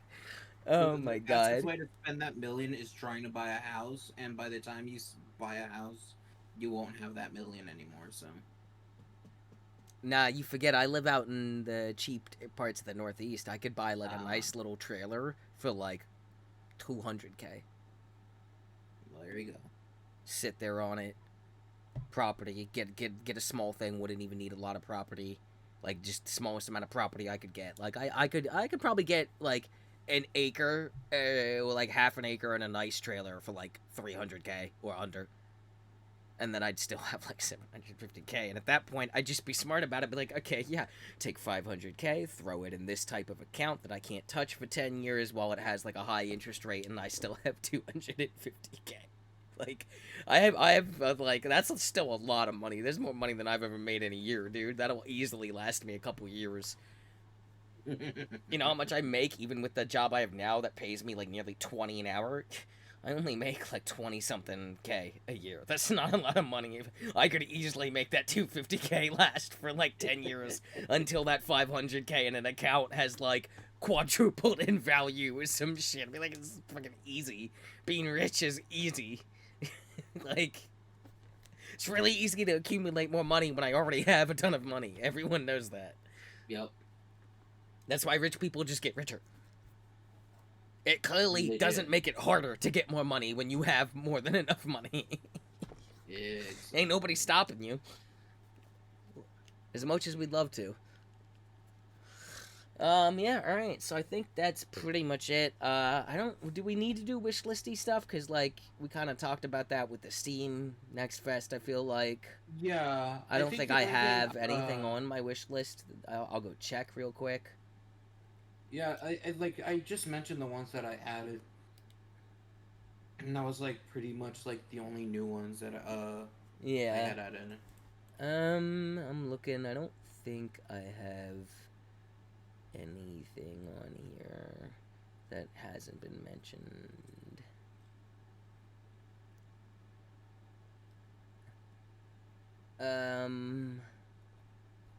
Yeah, it doesn't look like it.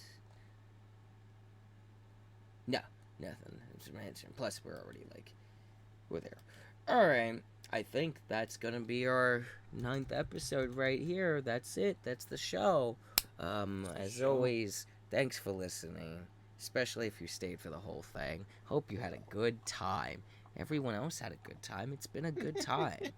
I will say one thing before we head out. Oh.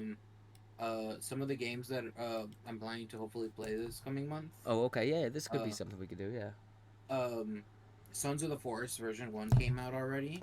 Like it came out like literally today. I can't keep track of how many Forest games there are. There's only 2. Don't worry. What?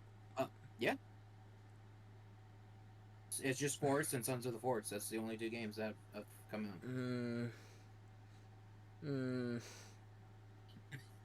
I know you don't believe me, but it's true. I don't. It's true. Okay. Well.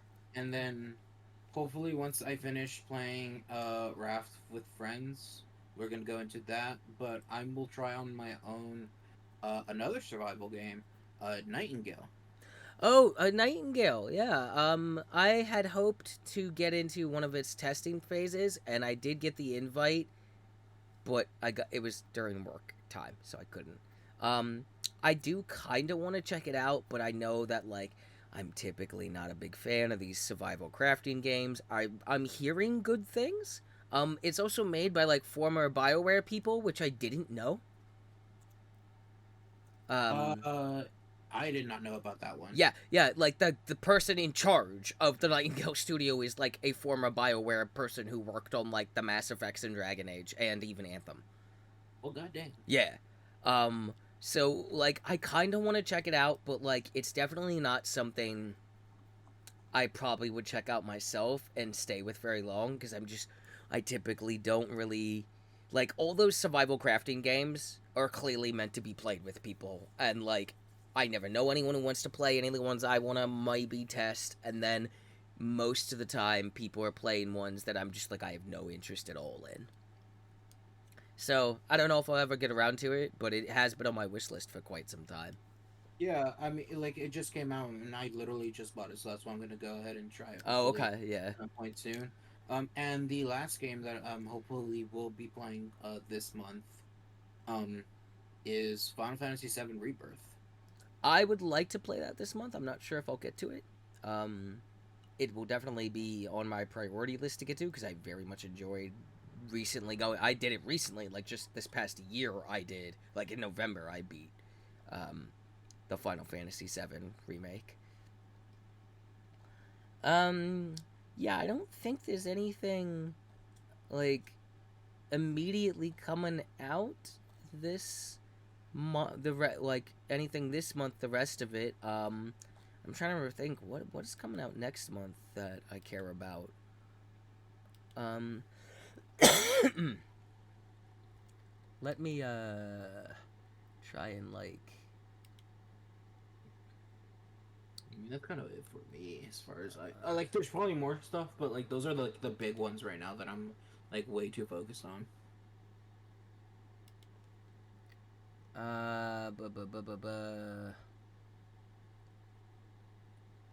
Yeah, I'm just trying to like see if I can find like a quick list of stuff that's coming out.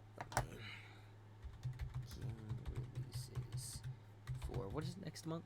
Fucking comes after February. I don't fucking know anymore. March. I don't even know what order months are anymore.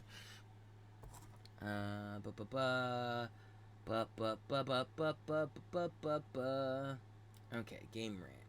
Here we go. Yeah. Oh, okay. Fucking.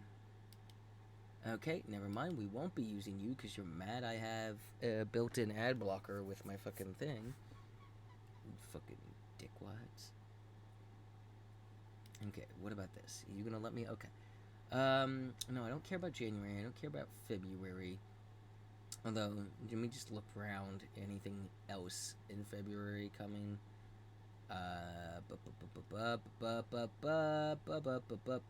Doesn't look like it. Hey, there's a Star Wars Dark Forces remaster coming out on the 28th. Didn't know about that. Yeah. Alright, so March. Here's what's coming up in March. Maybe we'll do this now at the end of every show. For the month of March, that would be next month, not this month's episode. Yep, next month. Biomorph on March 4th. The Thaumaturge March 4th. I kind of want to hop in on that. We'll Just see. the one that I'm also because after seeing because there was a video of it during the Next Fest demo, I think. Yeah. And it was just like a whole little gameplay section. I'm like, oh shit. I mean, I was already kind of interested in it to begin with. Yeah, so. you got me into it. Classified France 44, March 5th. Life by You, March 5th. The Outlast Trials, I thought that was already out, March 5th. Hex Gambit Respawned, March 6th, whatever the hell that is. Reveal, March 6th, whatever the hell that is. Astro Duel 2, Blade Prince Academy, Crown Wars, The Black Prince, Potions, A Curious Tale, Taxi Life, a cab driving simulator, The Pirate Queen, Zoria, Age of Shattering, Boar Blaster, Star Racer, Unicorn Overload, WWE 2K24, God, that's a fucking terrible name. Death of a Wish, Slovenia, Paint the Town Red VR, Outcast A New Beginning, Alone in the Dark kind of has my attention. I'm hoping it's good. It's got David Arbor in it. I want it to be good. I know. Like David Arbor. I saw that. Horizon Forbidden West Complete Edition, March 21st. Dragon's Dogma 2, March 22nd. Princess Peach Showtime, March 22nd. Rise of the Ronin, March 22nd. Outpost Infinity Siege, March 26th. Prison Architect 2, March 26th. South Park Snow Day, March 26th. Necrosmith, March 27th, Open Road, March 28th, and Vellum, March 28th. So, wow, not a whole lot coming out in March that I give a fuck about. Yeah. Like, the Thaumaturge and Alone in the Dark are the things that interest me the most.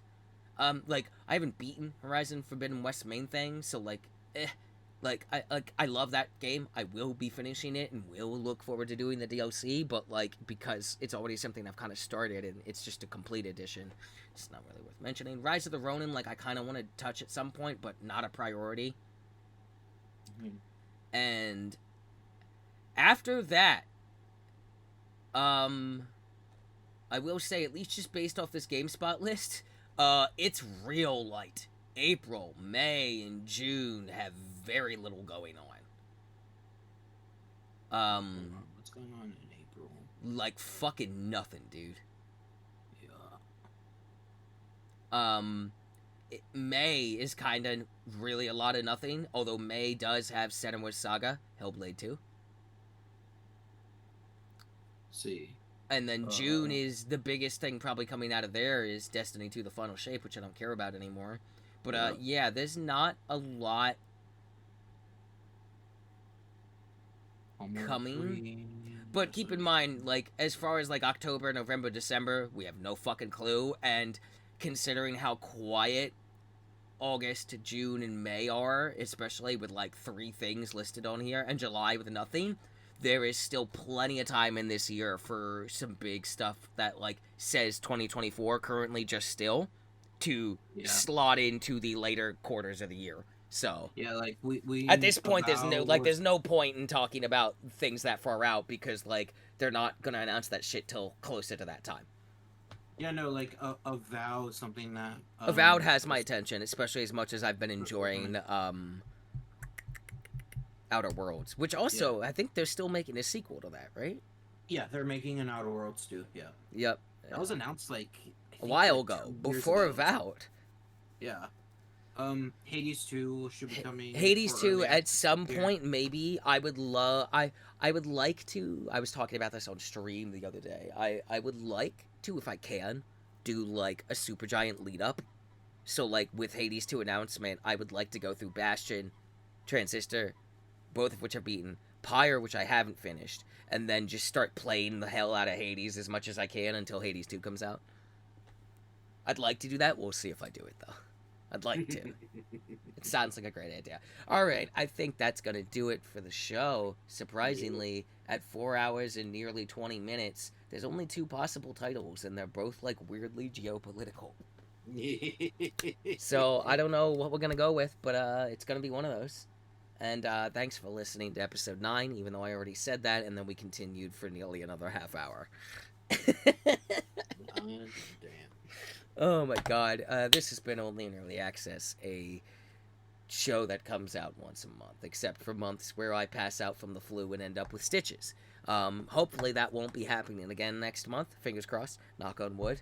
And then, you know, we will see you in the next month, at the end of the month, in March. You know, socials, the internets and stuff, Twitter's the Instagram. I should be getting all that shit back up there with the fucking link tree. I think Blue Sky is, like, now just open, by the way, if you weren't on it already. Yes, I'm already on it, yes. Oh, okay, cool. And I stream now. Well, you can find my YouTube at That Nerd Stella and watch my cringe videos. And same thing with my TikTok. And then this podcast is everywhere, so just find us Only in Early Access. We're out there. We're there. You just can't see us, but we can see you, always. And yeah, no, not creepy at all. And I stream now Thursdays at like 10 p.m. I moved it to Thursdays 10 p.m. Eastern because with the option to sometimes record podcast for a Friday instead of a Saturday. Even though we only do it once a month, it just kind of sits easier. They don't ever end up clashing then. I would like to, at some point this year, get to doing more than one stream. But I'm kind of getting back into the swing of it. That whole flu stitches shit took, like, a lot out of me. Love long-term COVID symptoms. Big fan. Big fan of it. Huge fan. Huge fan. Huge W, honestly. Couldn't live without it. Big W. Love it. And then, yeah, I'm so it's going to be those 6 hours every Thursday, and I'm going to toy around with, like, maybe throwing up a shorter stream on, like, Fridays or Saturday where we don't do the podcast, right? So maybe 3 weeks out of the month, I'll do, like, a shorter stream of, like, 3 or 4 hours instead of 6 hours, or just kind of set it up for, like, 3-4 hours, and if it goes longer, it goes longer kind of vibe. We'll see. I'm trying to play around with the schedule until I find shit I like. Kind of just don't know what I'm streaming really these days because, like, just kind of new things coming up and all that, but I'll figure it out. And that's going to be a wrap. We've rambled enough. Thanks for listening. We'll catch Please y'all enjoy next time. this fantastic product we've created. Or don't. It's up to you. It's not up to you. You don't have a choice.